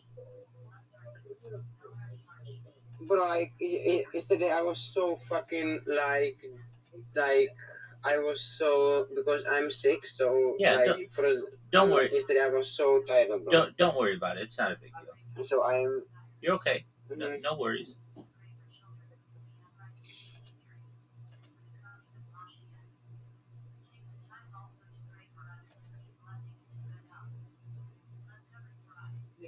Tony, I have a strategy for you. Mm-hmm. It's a really good strategy. Are you ready for it? Mm-hmm. Okay, so you scan YouTube, and you can create a bot to do this, and it's really easy. I can show you if you're interested. You scan YouTube for podcast names on any subject that you want, and then you put those names into ChatGPT and ask for the contact pages, and then you get the contact pages, and then you put those into your browser, and there's this extension that I have found that works really well that pre-populates all the information for you, so all you have to do is press submit, and I found another extension that does the CAPTCHA for you, so it's really easy to do, and you can just basically automate getting people on your podcast. That's beautiful. So I have the email, and I'm gonna send it to him because speed wins. Absolutely, and you can say I said okay. I will gonna like tell you what I'm gonna send. Okay. Okay. Hey Alexi, thanks for reaching out. My friend Rabbit forward to your email to me. I run the Arrive podcast, and I love to have you as a guest on the show. Talk about sexuality and your perspective. Let me know what days and times work the best for you, and we can set up the recording. Looking forward to connecting. Best, Tony. That's great. Good? Yeah. Did you say rabbit? Yeah. Spell it. Rabbet. That's not how you look. How it's spelled in here.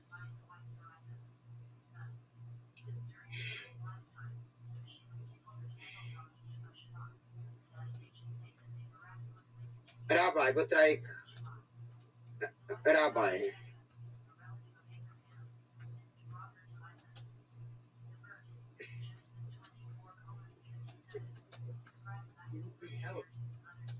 Rabbi.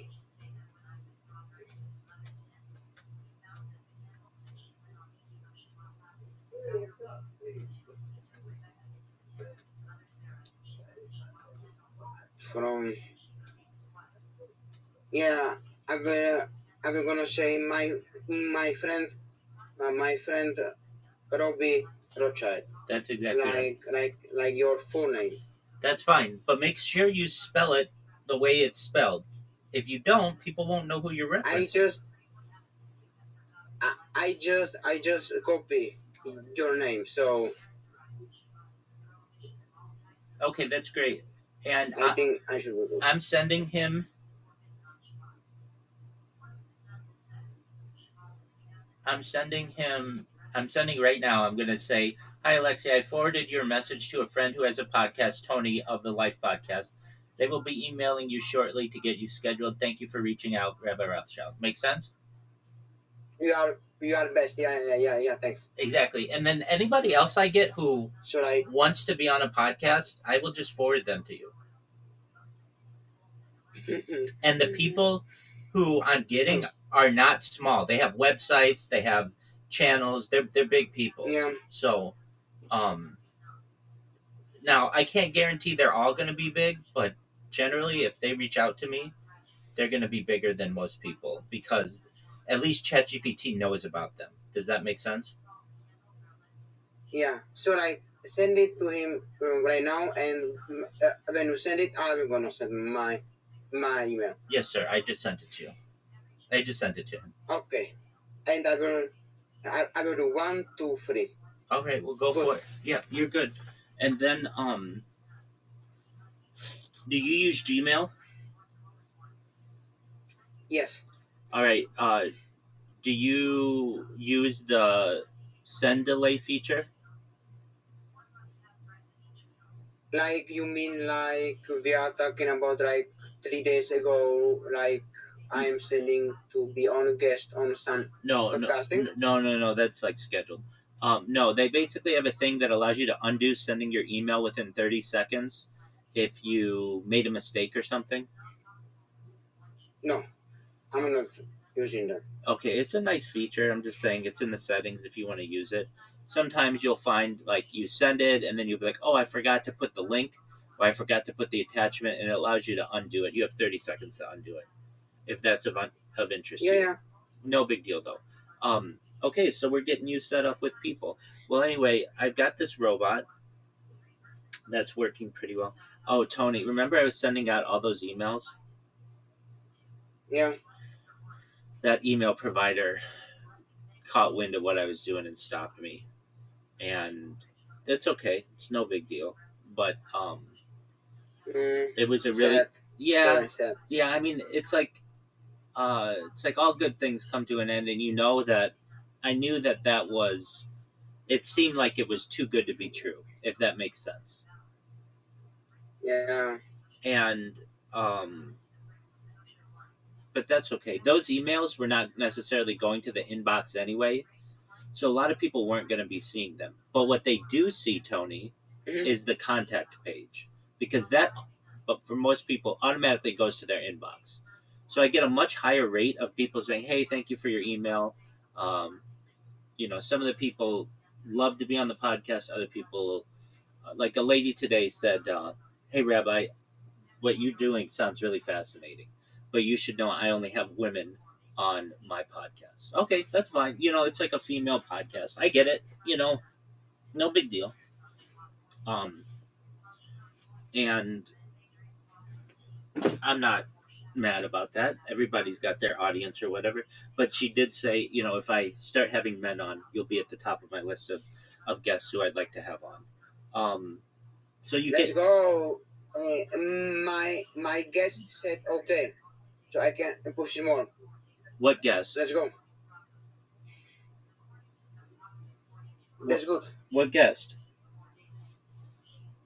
That the police chief. He said good. That's really great. So then you get to publish it, right?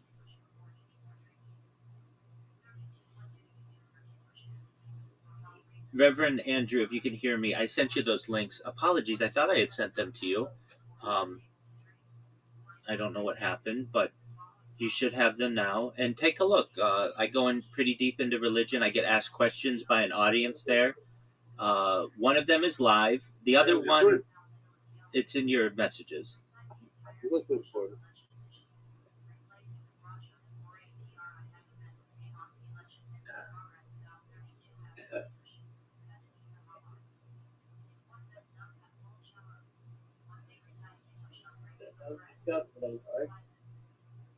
Okay.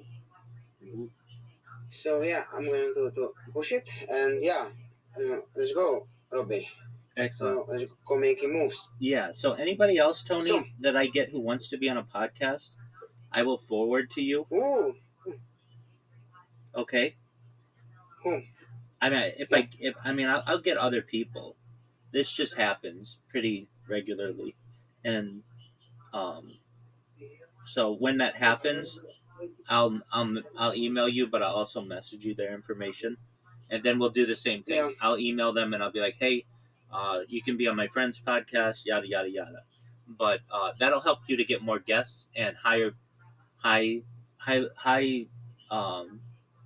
ranking individuals as well, which will help you over the course of the next year or so.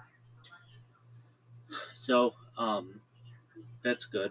The Tony, the podcast that I did on Tuesday was so like this guy had interviewed, it would be like who's someone you really like? I don't know. Like the Messi of your life. I don't know. I know you really like Lionel Messi.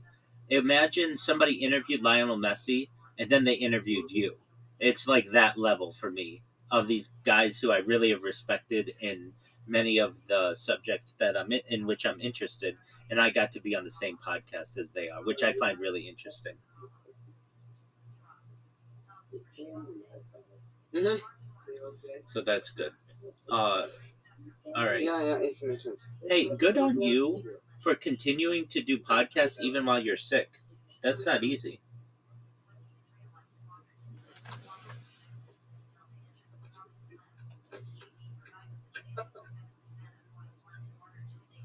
You know that, right?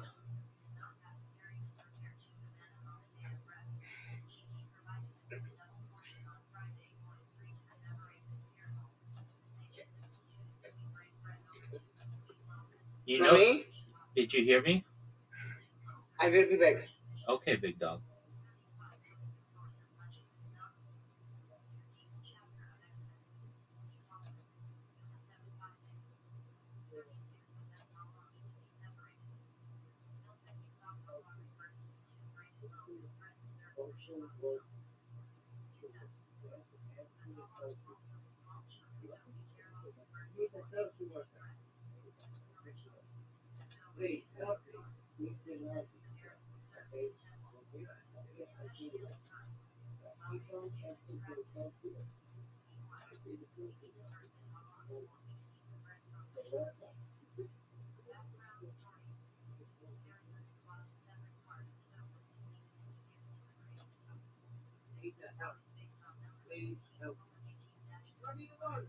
I want to be free.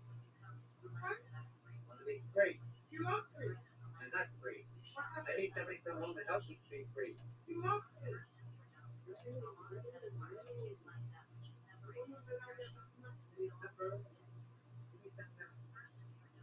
I have that.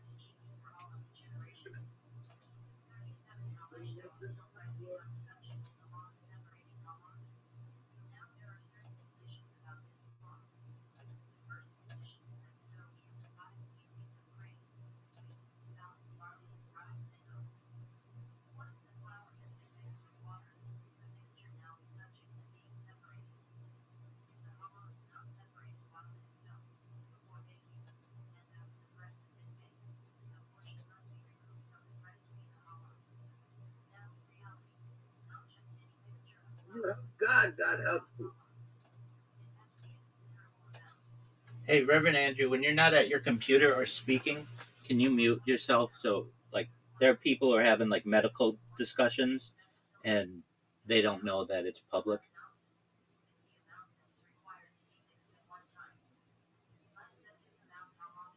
But while you're at your computer, you can unmute yourself. You're fine.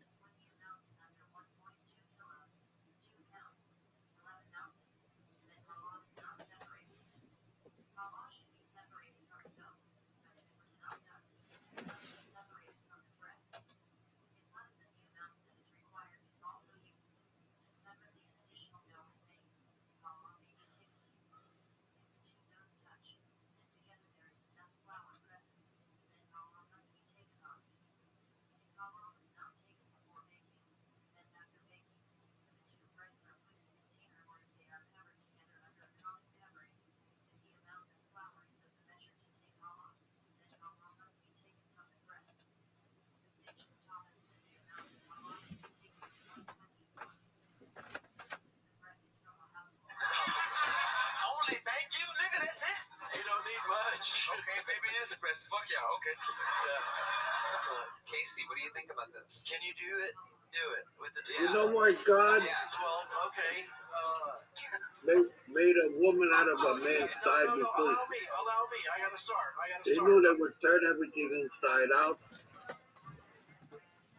Their medicine, their laws, their education, everything inside out. Okay.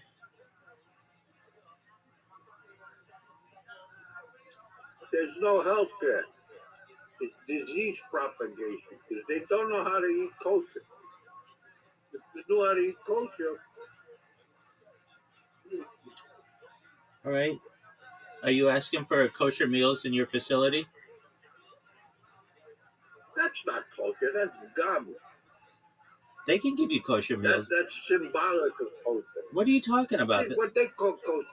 They'll give you Garden of Eden diet is kosher. Okay, that's fine. But Artificial production, artificial transportation, artificial preservation, artificial preparation is not kosher. okay, that's organic. That's different. Beyond organic. Okay. There's a difference. Genetically engineered food, they call it kosher. Of course. The kosher food is worse than the non-kosher food. Well, there's an You know argument. what you're eating. There's an argument to be made. There are heavy preservatives. Yeah, you're absolutely right.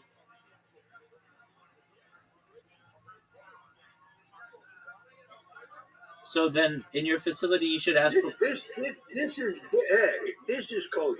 Ezekiel bread is kosher.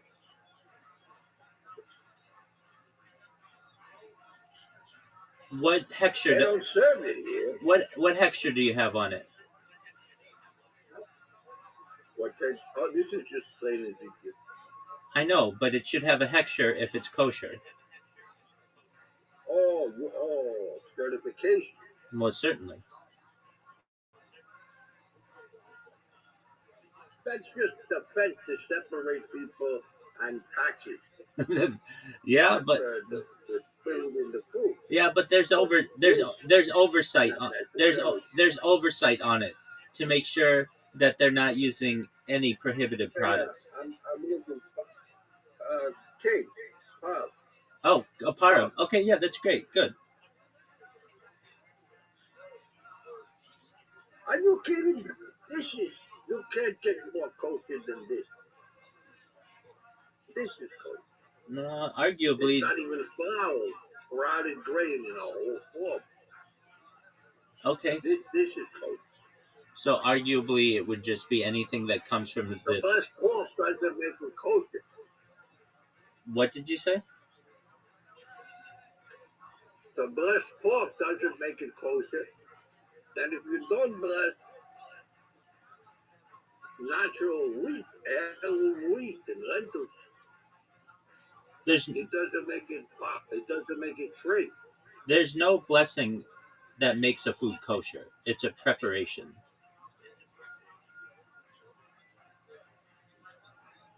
We do say blessings on kosher.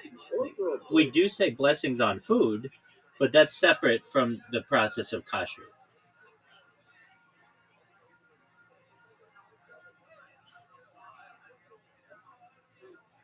The oversight is pointing to the Garden of Eden diet.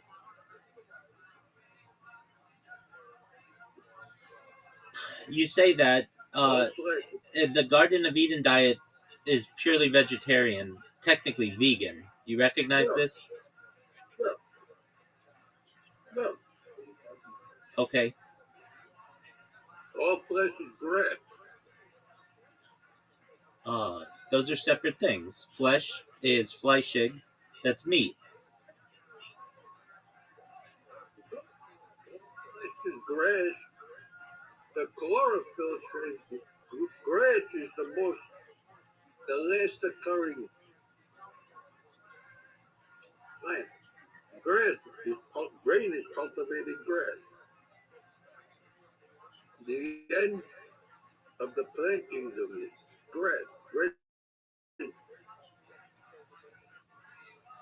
And you break the bread, you break the seed, and bread comes, and you break the bread and blood comes. How do you break the bread and blood comes? How do you get blood from bread? Because you break the cloud breaks, and then the seed breaks, and bread comes. The ground breaks, the seed breaks, the ground breaks, the bread breaks, the seed breaks, you make bread. Hamotzi Lechem means haaretz. Right, bread of the land, certainly. And when you break the bread, what you eat turns into your blood. In a natural sense. In a supernatural sense, Baruch atah Adonai Eloheinu melech haolam borei pri hagofim. Wine? Melchizedek that come with the bread and wine and paid tithes. Abraham paid tithes to Melchizedek. Give him the bread and the wine. The body is the blood. The bread is the body. Bread don't grow out of the ground.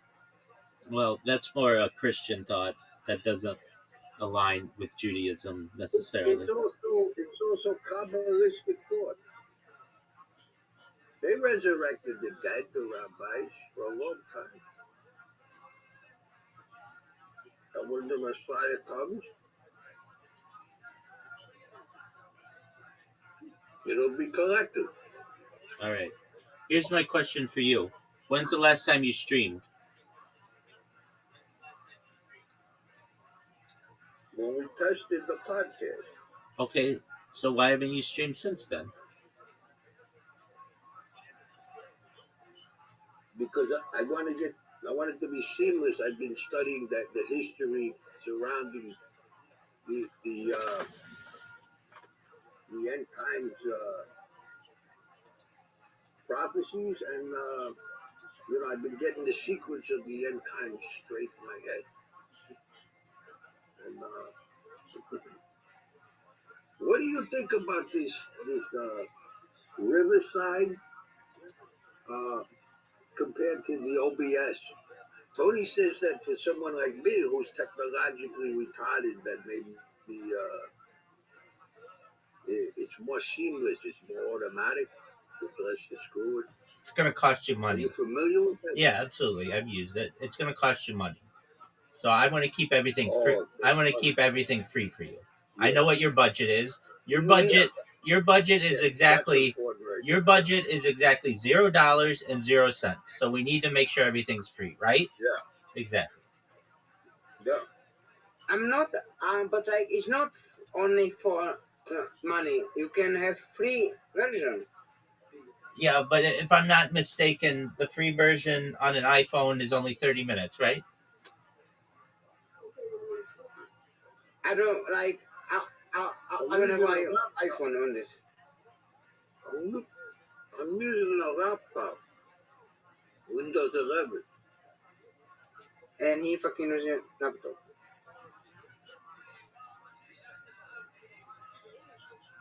Rabbi, I'm not using a cell phone. I'm using a laptop.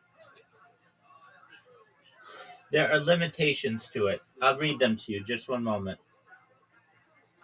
Okay. And you can use OBS alongside Riverside. Many people use them at the same time. In fact, I use them at the same time.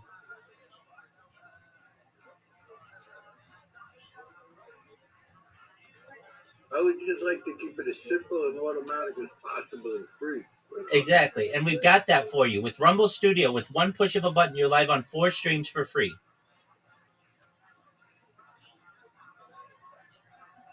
But like he doesn't want to stream. He want to do podcast. That is different. No, it's not. Robert. No, it's not. He can invite people into his studio and do a podcast with them. For the free version only gives him 2 hours a month. He needs more than that. The free version of the free. Yeah, no. So that so the OBS gotta be. I am sorry. I was thinking. I'm sorry. You're okay. I was not sorry. you're okay. And even for $15 a month, which is expensive, it only gives you 5 hours. It's not enough time that he needs. With Rumble Studio, he can bring someone in. He can bring someone in. He can have a discussion with them. It's recorded. It's live streamed to 4 different platforms automatically for free. Riverside doesn't offer that. Yeah, you win. You win.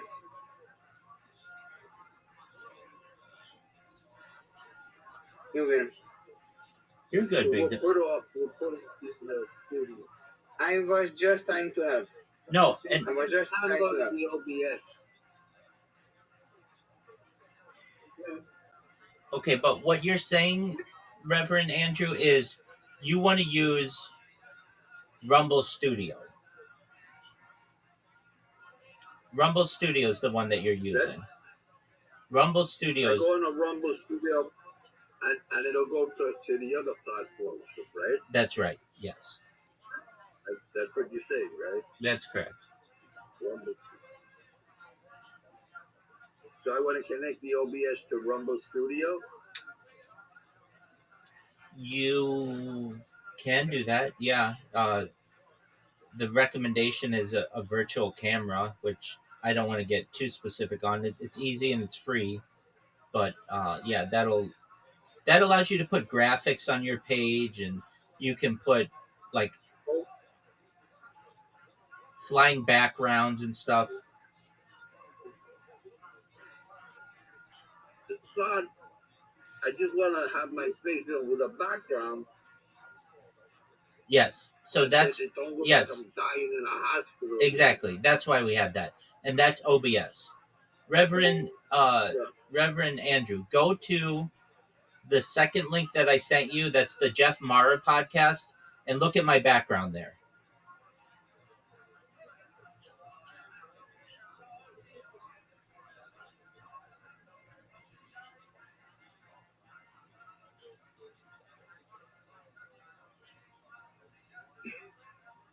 Hello, Rabbi Rothschild. How you living, big dog? Pretty good. What's up, How long jellyfish? have you been living like this in 24/7 life? I'm approaching 5 years, my man. 5 years? 5 years, yeah. 24/7 live on over 20 separate YouTube streams. Jellyfish, how'd you find out about me?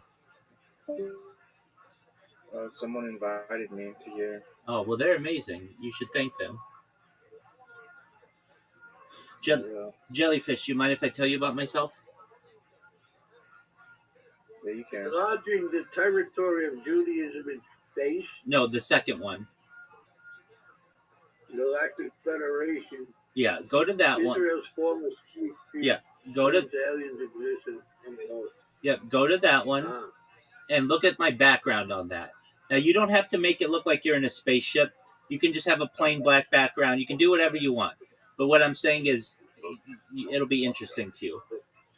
So, Jellyfish, I stream my life 24 hours a day, 7 days a week, 365 days a year for world peace. I've been doing so for more than 4 years. My streams go back to the pandemic. We've seen the death of a queen, the birth of AI, the coronation of a king, and everything in between. Jellyfish, have you ever seen the movie The Truman Show or the television show Big Brother? I've heard of it. It's essentially a story of someone's entire life that's on camera, and my life is on camera, and I do it for world peace. I've been doing this now this fall. It'll be 5 years, and if you weren't aware, data overtook petroleum in 2017 as Earth's #1 resource, and I have more data archived on the internet than any person in human history, which is making me very influential. I'm going viral, and when I do, I want to make you, your friends, your family, all financially independent if you're not already. I want to ensure that you have generational wealth if you don't already, and I want you to be able to start charities and philanthropic organizations of your own. How does that sound? Sounds awesome. Absolutely. I talk about things to better the world, like ending world hunger through the use of technology, such as agricultural drones, floating greenhouses, saltwater greenhouses, hydroponics, vertical farming, cloud seeding. I want to help end world thirst. I'm sponsored by a cryptocurrency. That's what all my betting is. It's their merchandise. And one of the things that we do is we build wells in developing nations such as Nigeria for the benefit of the less fortunate. Additionally, I'm an advocate for the Life Straw program and, most importantly, desalination technology, where we pump Earth's seawater onto land to make it drinkable. Jellyfish, how do those things sound to you? They sound great. Excellent. I'm a futurist. I'm regularly interviewed on podcasts about futurism. I've been on 2 podcasts this week. I've had 3 calls scheduled for upcoming podcasts. I was on 2 podcasts last week. I've got 2 podcasts scheduled for next week. I talk about things like anti-gravity, antimatter, faster than light travel, faster than light communication, things like space tourism, space elevators, terraforming of other planets, interstellar travel, things like teleportation, telekinesis, telepathy, things like Santa Claus machines.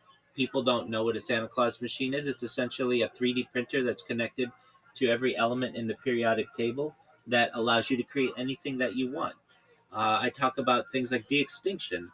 Jellyfish people don't know this, but the first successful de-extinction took place in the year 2003 with the Pyrenean ibex, which was a goat located in northern Spain, southern France. Fast forward to the year 2021, a company out of Dallas, Texas was founded known as Colossal Bioscientific. They've made it their goal within the next 3 years, or by the year 2028 or so, to reintroduce the woolly mammoth into the Arctic Circle, utilizing Asian elephant surrogates. I just think this is a mind-blowing goal. Following the reintroduction of the woolly mammoth, they want to reintroduce the Tasmanian tiger, followed by the dodo bird. You may have heard they made some recent headlines with their direwolf projects. These are really exciting things that I don't think enough people are talking about. Excellent. I talk about other things. When you were born, Jellyfish, the average life expectancy for you or someone like you was probably about age 80. I want to increase that with your consent, give you the resources to be able to live to age 100, 120 through the use of technology such as oxygen therapy, human growth hormone, stem cells, cryonics, cryogenics, cold shock therapy, ambrosia therapy, perhaps things like testosterone replacement therapy, or even if you want peptides, nootropics, to increase your average life expectancy. And you may get to be 120 years old or so someday with age reversal technology. And you may say, Rabbi, back in 2026, when we spoke, everything that you talked about sounded like science fiction, but it's become science fact. My body's starting to break down, though. What's the next plan? And again, this is with your consent. If you want, you may be able to utilize a type of technology known as mind uploading technology, where, with your consent, we scan your brain into a computer like a CAT scan or an MRI, knowing where every atom is in your central nervous system and your peripheral nervous system, for later download as an android, an avatar, a cyborg, a cybernetic being, a clone of yourself, a robot, an ethereal being, whatever you want to be. But essentially what I'm saying to you, Jellyfish, is you may have an opportunity at digital immortality. What are your thoughts? That sounds cool. Word, dog. So that's what I do. I'm on podcasts regularly, and my reach is continuing to increase. Do you think the person who told you about me found out about me from Discord or somewhere else? I think Discord most likely. Okay, that's very cool. So yeah, I'm live in here 24/7, though I do some IRL streaming. I've streamed as far north as Santa Barbara, as far south as San Diego, as far west as the Pacific Ocean, as far east as the desert and mountains. I've streamed in Beverly Hills, in Los Angeles, at Disneyland, really everywhere in Southern California. But it's easiest for me to be able to manage the community that we have here from a desktop stream. So that's what I do. I'm live whenever you wish. You come in here. If you ever need anything from me, you just ask. I'm here to support you, and I want the best for you.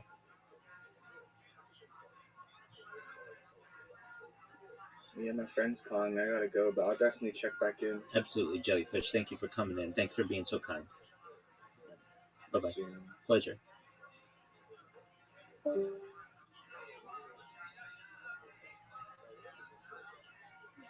All right, so Reverend Andrew, did you see that background that I had on that podcast? Yeah, it looks cool. All right, so you can have just a plain background. You can have. I don't want to put it on it, but if you could put that, you could put like a jewel, You can put whatever you can put whatever you want, because I was talking about a space program. I wanted it to be space themed, but if I ever want it to be library themed or shul themed or whatever, you can do that as well. I saw, Chabad. They're all over the place. I saw it says dark side of the moon. There's a sign on the moon that says dark side of the moon, and there's a Chabad house there. I put the picture, the Pink Floyd, Dark Side of the Moon. Yes, sir. See, on the dark side of the moon. I put that on there, and they got hundreds of hits very fast. There you go, my man. Well, so I'm giving you a heads up that OBS is how you put that background behind you. And Rumble is how you communicate it to the world. So I have OBS open, so it says scenes. Okay. When I click on that, nothing happens. But the next to it says sources. Do I put the background in where it says sources? Do you want to do this now? You're eating lunch right now. Is this a good time? Not yet. I'll do it yet. Okay. If you have time, yeah. Yeah. So this is going to be a little more complicated. We need to first remove your background. So what you want to do is remove my background from what? So that only you're seen and you can't see the background. Like you said. So it doesn't look like a... On Rumble? No. We do this through OBS. And the way that you're going to do it is... You're going to don't see, maybe because I got the camera. Because I got the camera in here. That's why, right? That's correct. Yeah. So I should turn off the camera. Right. Yeah. But this... that's why I'm seeing black. Yeah. That's correct. Okay. Okay. So this is the most complicated part of it. Come back. Put your camera back on. I still only see black. That's fine. You don't... Black. Reverend Andrew, don't worry about that right now. I'm going to send you a link. You have to download something first. Okay, go to the link that I sent you.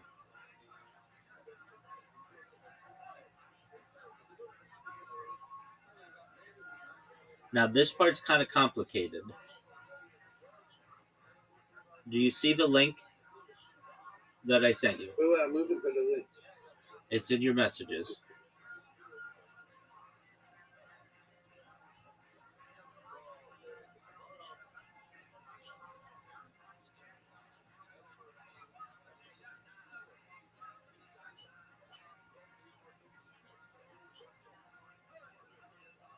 Okay, OBS forums.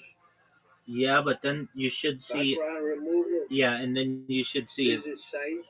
Yeah, go there, and then there's a download button. Go to download. Yeah, go to download. Yes, sir. Go there.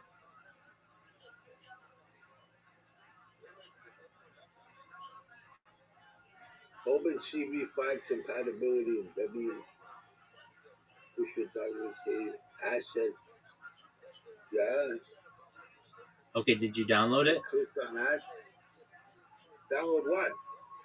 It says go to download. So then I went, it says 1.4.1 Open CV5 compatibility. That means what's changed? Open CV5 compatibility. Right. Stop. You're right. So hold on. So you're on GitHub, right? I'm on what? Is it called GitHub? GITHUB? GitHub? Yeah, the website should be GitHub. No. I don't see any GitHub. Okay, when you press the button that says... Wait, let me go back. It says OBS Open Broadcaster Software. 64-bit Windows. It says go to download. Not download it, but go to download. Exactly. Go to download. to go to download, and then what comes up is it says Roy Shill /OBS Yeah. background Yes. removal. Yes. And then it Yes. Okay. So that's It get. says assets. Hold on. There's a whole list. Stop. One of them is Stop. OBS Stop. background removal Stop. 1.41 Windows. If you don't listen to me, you're on the right place. That's GitHub. Now, this is the more complicated part. What we want to do is we want you to. Do you see the under assets? The third one down says OBS background removal 1.41 Windows.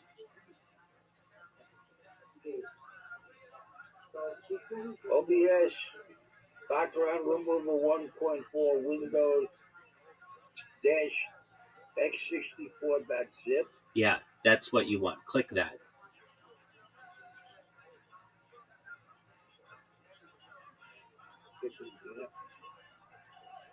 All right, it's downloading. Okay, just give it a second.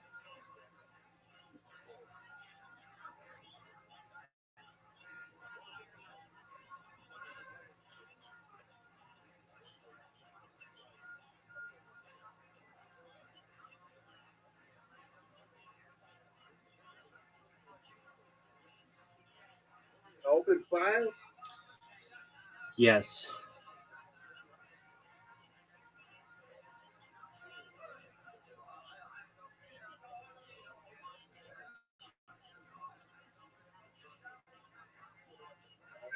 It opens up OBS background removal file folder.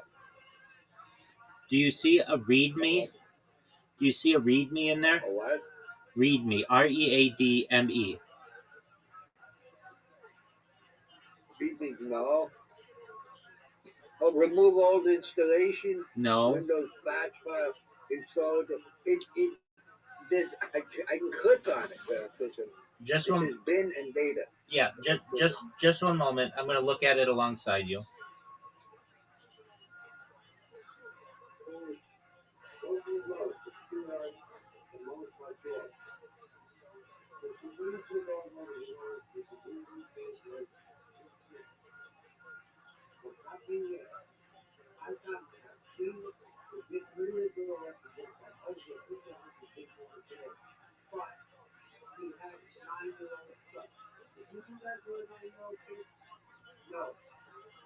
Okay, do you see, Reverend Andrew, do you see it says how to install plugin on Windows?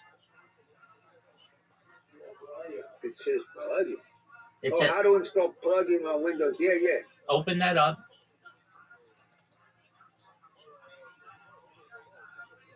Okay. And then it should say, copy the OBS background removal folder to your OBS Studio plugins directory. The default. Yeah, it says that. There's a line that says that. Yeah. Okay. So do you see where it says the default? Default. Yeah. So here's what you want to do. Copy that where it says everything from the C all the way to the end of the word plugins. Do you see that? Copy the. Wait, copy. It says this line. The first line says copy the OBS background removal folder to your OBS Studio plugins directory. And you're going to do that. And then the next. You're going to do that. Default path is C. Yeah. Program data / OBS. So. And then the next it's C program data OBS Studio. Yeah. So what am I copying? Okay. So where it says the default path is, and then there's like a quote. You don't want the quote, but this everything from the C : /program data / OBS Studio / plugins / you want all of that. Copy that. From this C. Yeah. To the /. Yeah, you should just be able to click that line. I think leaving out the period at the end, or including it. Leaving out the period at the end and the little quote at the end. And the little quote. All right. You don't. The little quote at the beginning. Leave it out. Start with the that's exactly right. Yeah. I didn't realize there was a little quote. I thought it was a 66. There you go. That's okay. That's very common, and you should know this is Okay, the hardest thing that you're going to ever have to do. I'm trying to. Okay, copy it. Yeah, copy it. What? This is All right, I copied it. yeah. Okay, now go type the Windows key, like Windows key. so you have your start menu up, Right. and then type in Explorer, EXPLORER. Type in what? Explorer, the word Explorer. Explorer. File Explorer. Oh, yeah, Command Explorer. Okay. File Explorer. Yeah. File Explorer. Did you open? Yes. File Explorer system, or is one for just Explorer? Command understood Explorer. You know what you can do? Let's see here. Okay, hold down the Windows button and the R button at the same time. Hold down what? The Windows The key. R and what? The Windows key and the R button. Okay. And a little box should have opened that says Run. Do you see that? Yeah. Okay, paste that thing with the C / the thing that you copied, paste it in there. Yeah. Okay. And then press. All right. And okay. Okay. Yeah. It says it's unavailable. If the location is on this PC, make sure the device and drive is connected or the disk is inserted, and then try again. Okay. That's all right. If the location is on the network, make sure you're connected to the network or internet, and then try again. If the location still can't be found, it might have been removed or deleted. No, that's okay. So, the thing that you copied, are there any spaces in it? No. Okay, that's fine. All right. So here's what you want to do is. Oh yeah. Oh, beautiful. Great. Thank you. I'm sorry, Rabbi. What? You okay? So where that Run is, press the Windows R button again. Press the R button? The Windows plus the R button at the same time. Oh. Okay, now I want you to type the letter C. C is in cat. Does it matter if it's capitalized? Yeah, make it capitalized. Okay, C. And then a colon, the 2 dots. 2 dots? Yes. And then press enter. Enter. All right, did a window pop open? Yup. Okay. Just close other apps. It looks like another app is using the camera already. So should I close the camera here? Why does it say that? What? When you open up the C drive, it says that? Well, it wants to open a camera. It says it's being used in here. Okay, yeah, you can shut the camera off in here. That's fine. I don't think that was a C drive. No, I know. Okay, so. It says close other apps. Okay, I'm clicking okay. All right, now I'm on the camera in there. No, no. You want to press the Windows key and R, and then C and colon, and press enter. Does that make sense?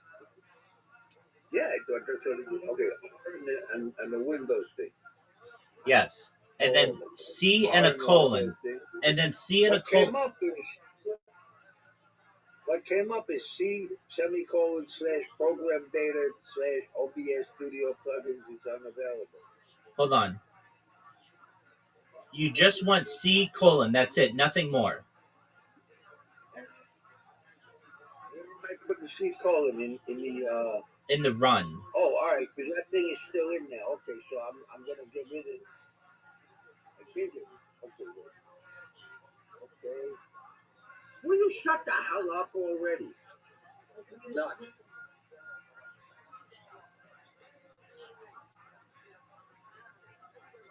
I don't know. What am I doing? I'm hitting R and the window. The Windows key and R at the same time. Right. And then you're going to type a capital C and a colon. Capital C and a colon. And then a window should open. The camera, window with a camera open. Nothing with a camera should open. Yeah, that's what I'm. Your File Explorer should open.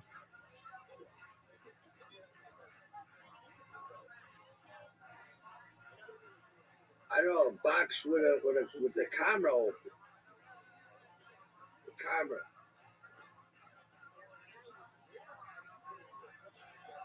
Close whatever camera you have open. Close OBS. All right. Let me close OBS. Close everything except Discord. Right. Close everything except Discord.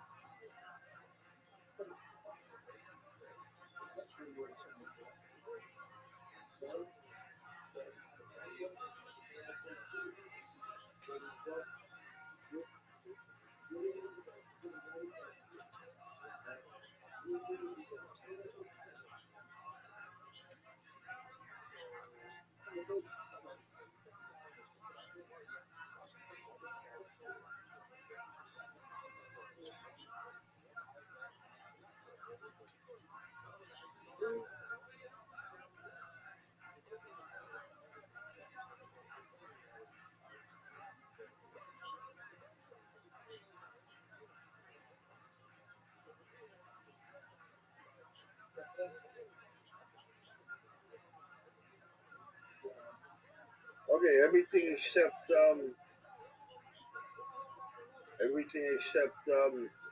Discord is closed. Excellent. Okay, press Windows R. Windows and R. Yes. Okay, I got run. Excellent. Now type the capital C and a colon and press enter.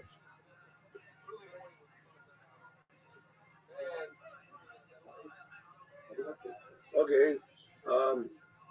What popped up is Windows C. Yeah, I guess that's a C drive. Yeah, okay. So you should be in File Explorer. You should be in File Explorer. Is that okay? Is that correct? What popped up was, I guess so. Yeah, in the pub program file. Yes. Okay. Yes. Now at the very top, you should see the word file. Do you see file? Files? In the upper left corner. No, it's the upper left corner. No, when I click on that, it says folder, it says Windows C, the upper left corner. No. Yes, you should. There's a file, home, share, view. Do you see that at the top of the menu? It's like the top of the window. No. This PC, Windows C, semicolon, purple, program files. At the very top. Okay. Do you see at the very top? Do you see at the very top? It says file. Windows C. Then this PC to Windows. Listen. Just, I'm going to ask questions. I don't want you to keep reading. Okay. At the very top of the window, do you see that it says File Explorer? No. Okay. So it says local disk C, correct? It says Windows C, semicolon, parentheses. Excellent. Good. Now below that line, do you see that it says File, Home, Share, View? It doesn't say that. It says search Windows C on the right side. In the middle, it says this PC. There's an arrow. It says Windows C, semicolon, in parentheses, and there's an arrow. And that's it. There's an arrow going up. On the left of that, it says Windows C when I click on that. And that's it. Okay, that's all right. Then there's That's all right. That's all right. So close that window. right. Okay. Now press Windows R again. Windows button plus R again. Okay. Run pops up. Yeah. Okay. Now, do you in where run pops up, right click where it says open, like in that little box, and press paste. Right. Open. It says open on the left side, but it's not like an available tab. No, I know. There's a little box next to open. Oh, the box up on top of it. The box. Yeah. Okay, paste. There's a picture of it. Yeah. Paste in there. Right click. Nothing happens. No, Paste right. in there. Right click and press paste. Nothing comes up when the little box, the picture of the little box on top, nothing comes up when I right click. You don't mean the box to put text in, do you? Yeah, that's what I then mean. It's browse on the bottom. Yeah, no, I mean where you put text Oh, in. I'm sorry. Okay. Oh, okay. Oh, okay. All right, I did that. Okay, so does it say C? I did that. Okay, so does it say C : program data / OBS, right? Studio plugins. Yeah. Yes, good. Hit okay. No, I want you to delete or like press the backspace and remove the word plugins. Okay. So it just should. OBS-studio /. That's correct. Now press enter.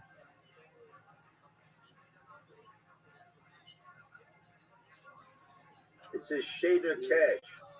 Perfect. Perfect. That's all. OBS Studio. Perfect. Stop. Right. Great. Right.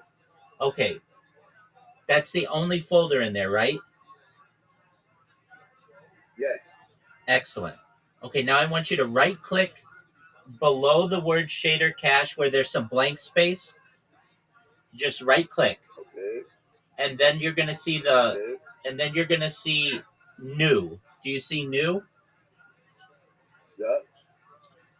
And so you roll your mouse over new, and then do you see another thing pops up to the right and it says folder? Yes. Press folder. Okay.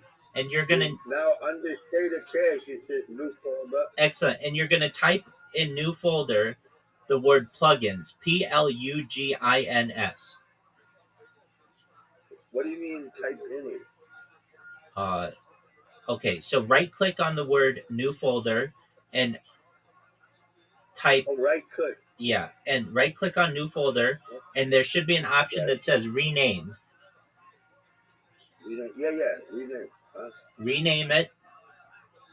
Yeah.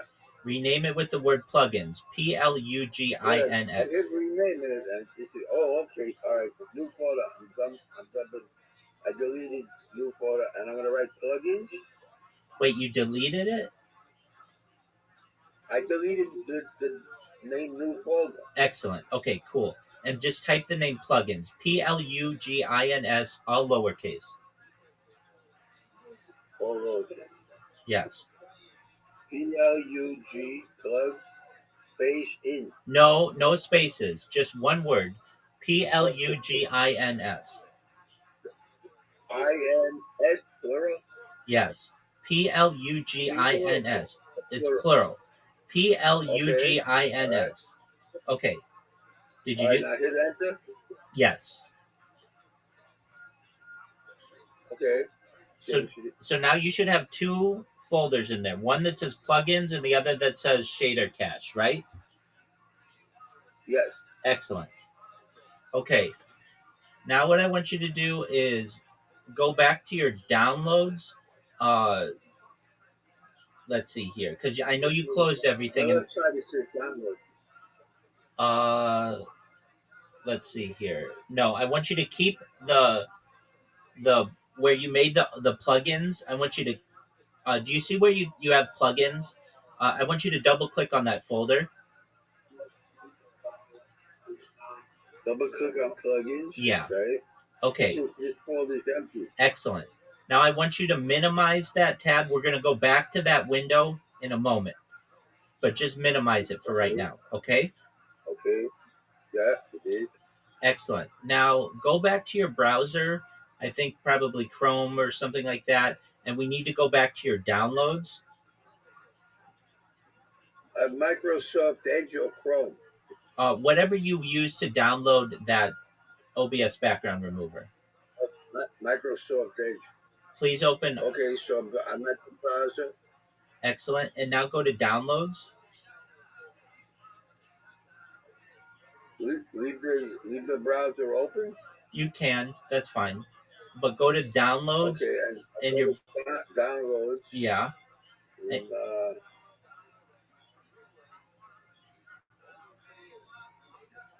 when I click on the thing to go to the downloads.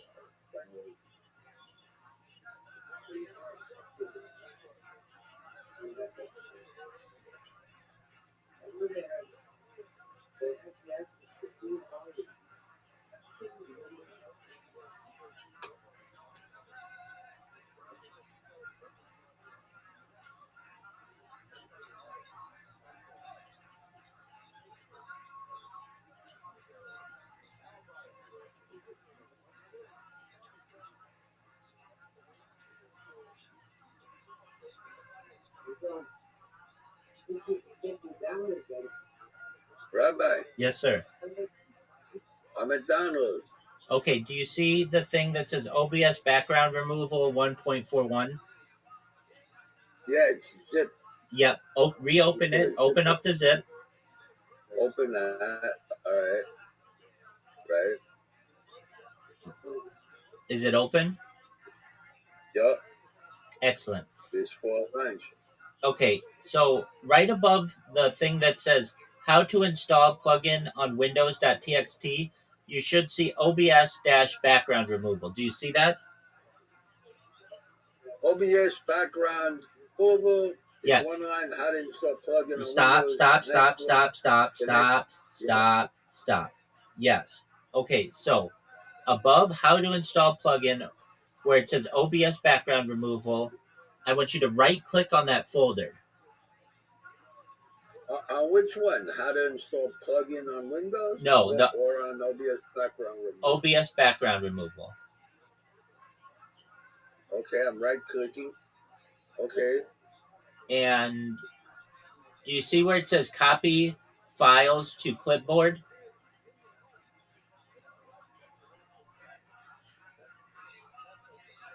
It says show more options. You're pressing the right click. What does it say? The right click. I press the right click. It says open, cut, copy, delete properties. Does it say copy? It says copy, yeah. Press copy. Okay. Did you copy it? Yeah. Okay, now go back to that folder that we created that I told you to minimize. That's plugins.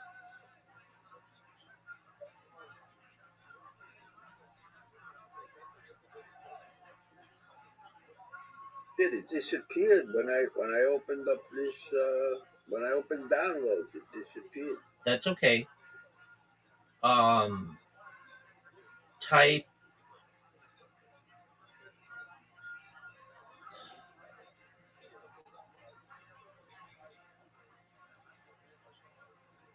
type Windows R. Windows key R. Windows R. Okay. And run should show up. Do you see it?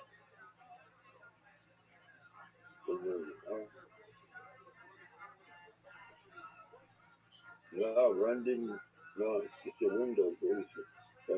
Press the Windows button. Yeah, run popped up. Yeah. Okay. Now, when run pops up, do you see what does it say to open? Does it say C, Program Data, OBS Studio? No. Okay. Do you see there's a little arrow pointing down right next to the text box? Yes. Click that arrow. And do you see it? Okay. It should say C. It says C Program Data OBS Studio, or it says just C colon. No, do the one that says OBS Studio. Okay. All right. And then press enter. Okay, I went to the shader cache and the plugin. Yes. Now double click on the plugins. Do what on the plugin? Double click on plugins. Okay. It says this folder's empty. Yes. Now right click and press paste. Right click. Paste. Okay. How to install plugin on Windows? That. No. That you selected the wrong file. Okay. The how to install on Windows, delete that, press it, and press delete. Okay.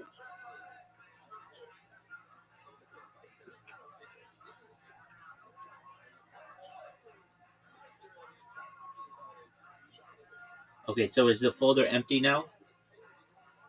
Yeah, now it's empty, yeah. Okay, go back to your downloads, to the zip file. Okay. Okay. Double click. Yes. What am I doing with the zip? Okay. Double. And do you see a folder that says OBS background removal? Yeah. Right click on that folder and press copy. Right. Okay. All right. Now go back to plugins.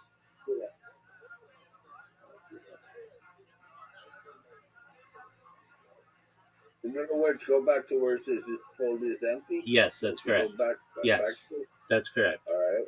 And I should try to paste this. That's correct. Right. Okay. This is background OBS background removal 1.4.1 Windows. Perfect. Excellent. Press zip. Yeah. Okay. No. So, okay, that should be. Wait. Let me ask. Is it? Let's see here. We'll just try it. Well, let me ask. The thing that says OBS background removal. Do you see that in plugins?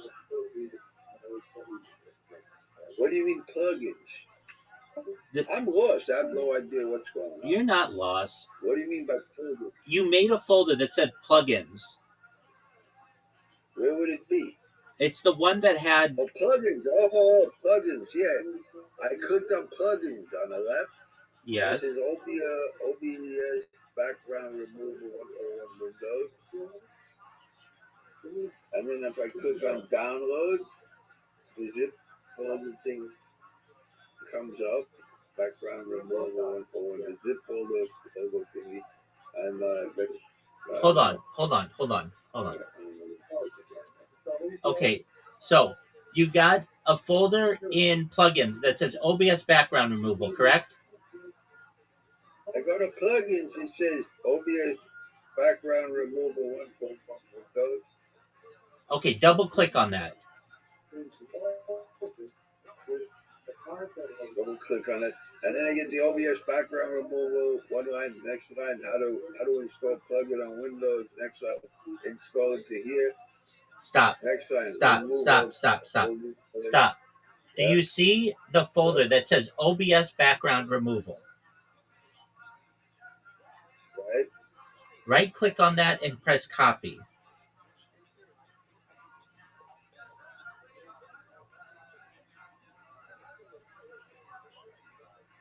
Right click on that. And press copy. And copy. Okay. All right. Now go back to plugins. Go back to plugins, right? Press paste. Press paste. Yes. Okay. Oh, it says copy in 45 items. All right, now it says OBS background removal. And there's an OBS background removal 1.4.1 Windows. That is 2 lines. Okay. It says file folder instead of compressed zip. Yes, exactly. The one that says compress zip, right click on it and press Right. delete. Delete. Yes. I should delete it? Yes. Okay. So now you should just have one in there that says OBS background removal file folder, right? Yes. Okay, double click on OBS background removal. You should have 2 files in there, one that says bin and one that says data. Yes, it's bin and data. Beautiful. Okay, the hardest part I believe is done. All right, now we want to go to open up OBS Studio. You can close all the folders. We're done there.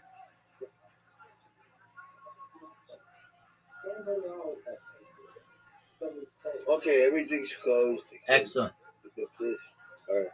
Good job. So how am I getting to where am I going? OBS Studio. How do I go there? Press the Windows button. Press the Windows button. Right. And the start menu should come up. Just type the letters OBS. OBS.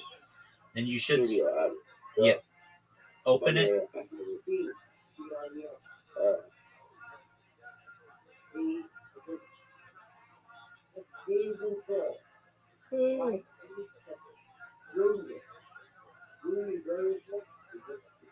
Okay, it opened up.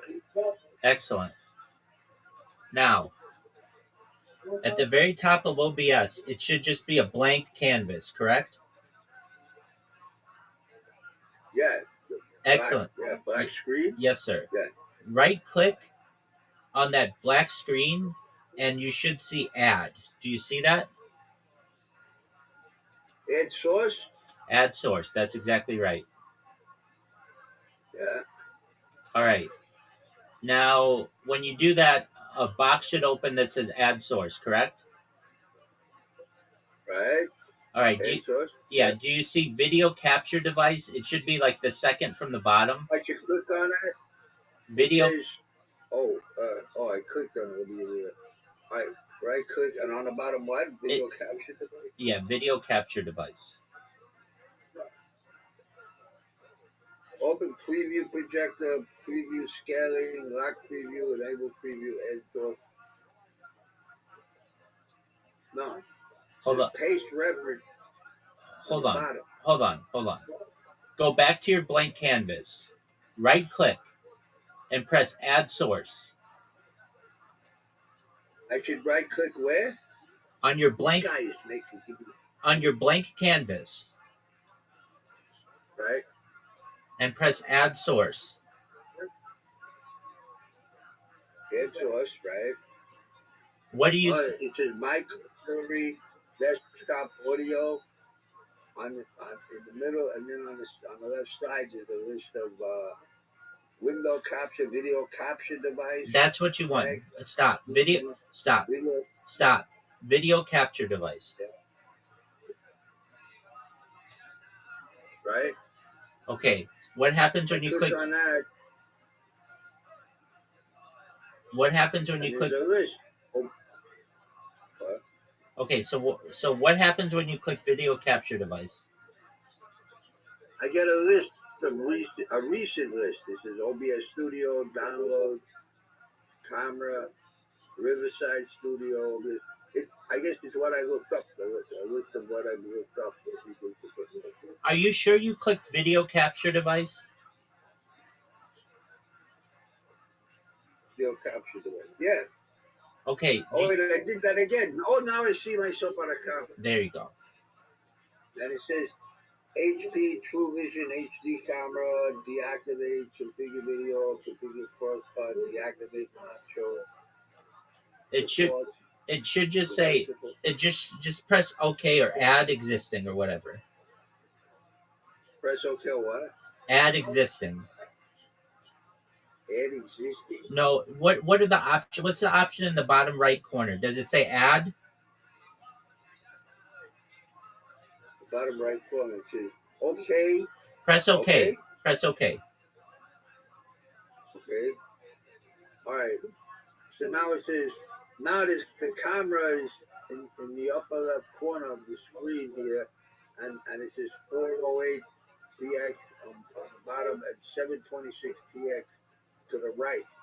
And I can stretch it out. What can I stretch it out to the whole screen? Yeah, so what you want to do is right click on it, and then you should see transform. Right click on what? On the screen? On the camera. On the camera? Okay, the video. All right. I right click. Yeah. And there's transform. It's toward the middle. Transform. Okay, I got it. And then do you see fit to screen? Fit to screen, yes. Press fit. Okay, I clicked on fit to screen. And it should have fit the camera to the screen. Is that correct? Yes. Excellent. Okay. Now I want you to do you see where it says sources? Yes. Right, and then it should say video capture device. Yes. Excellent. Right click on video capture device. Yes. And then the second to the bottom, you should see filters. Do you see that? Yes. Click filters. Yes. Okay, now in the bottom left corner under effect filters, you should see a little plus. The bottom left corner, what? In the very bottom left corner, you should see a plus sign. Yes. Press the plus sign. Okay. The second. Please enter the name and hold on. The second option should say background removal. Do you see that? Wait, I'm pressing the plus, right? Yeah. It says add scene, please enter the name of the scene. It says scene. No. You didn't click the right thing. No, you didn't click the right thing. Okay, do you see sources? Do you see? Sources. Now I don't. Okay, close out any window that came up or whatever and go back to your main OBS screen.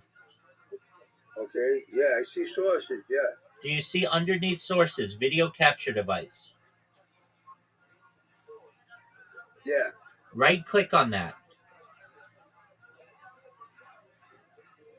Double click? Right click. Okay, I did. Right click. I did.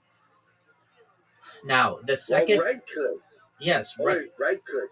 Right click. Oh, okay, wait. Right click. Okay, filter. Yes. The second option from the bottom should say filters. Do you see that? Filters, yeah. Okay, now a box should pop up. Do you see that? Yeah, and on the left it says, there's a plus sign. Underneath it says effect filters. Yes, press that plus sign. The second option should say background removal. Do you see that? Wait, the plus sign I'm doing right? Right clicking? No, left click on the plus sign under effect filters. Okay. The second option should say background removal. It's a 3-band equalizer, compressor, expander, gain, invert, polarity limiter, noise gate, noise suppression, upward compressor, VST, 2-time plugin, video delay. That's all it says. No. You see at the top, it says audio video filters.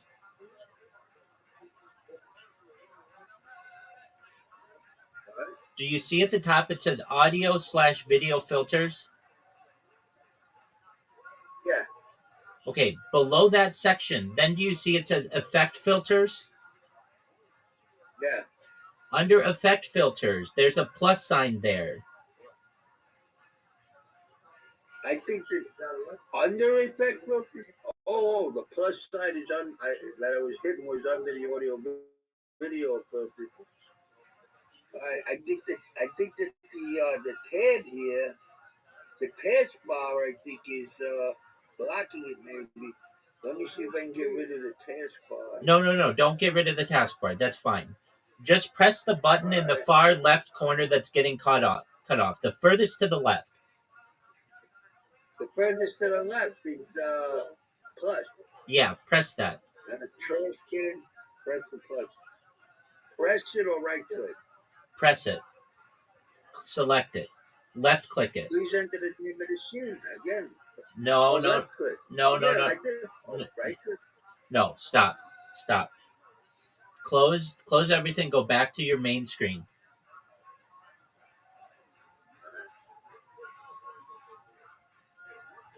Yeah. Do you see where it says sources? Yeah. Do you see where it says video capture device? Yeah. Right click on video capture device. Okay.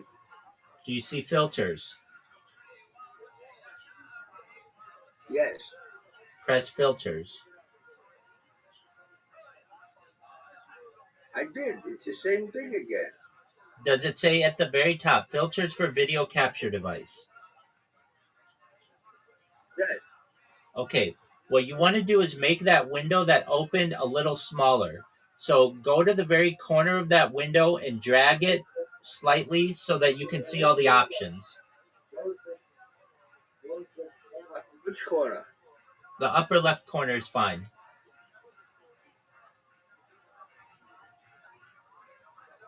Okay, I did. Now move it up.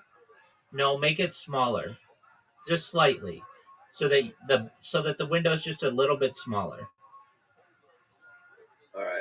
All right. Now let go. Now, do you see where it says audio/video filters? Oh, because that's on the bottom, and I can't get to the bottom to raise it up because of the taskbar is there. I understand. Stop. So that's why I'm saying, listen. So that's why I'm saying make the filters for video capture device window a little smaller. I did from the top corner, like you said, but the bottom is where it's at. Right? Okay, I understand. So just one moment. I'll be right back. Just one moment. All right, I'm going to take a leak. I'll be right back.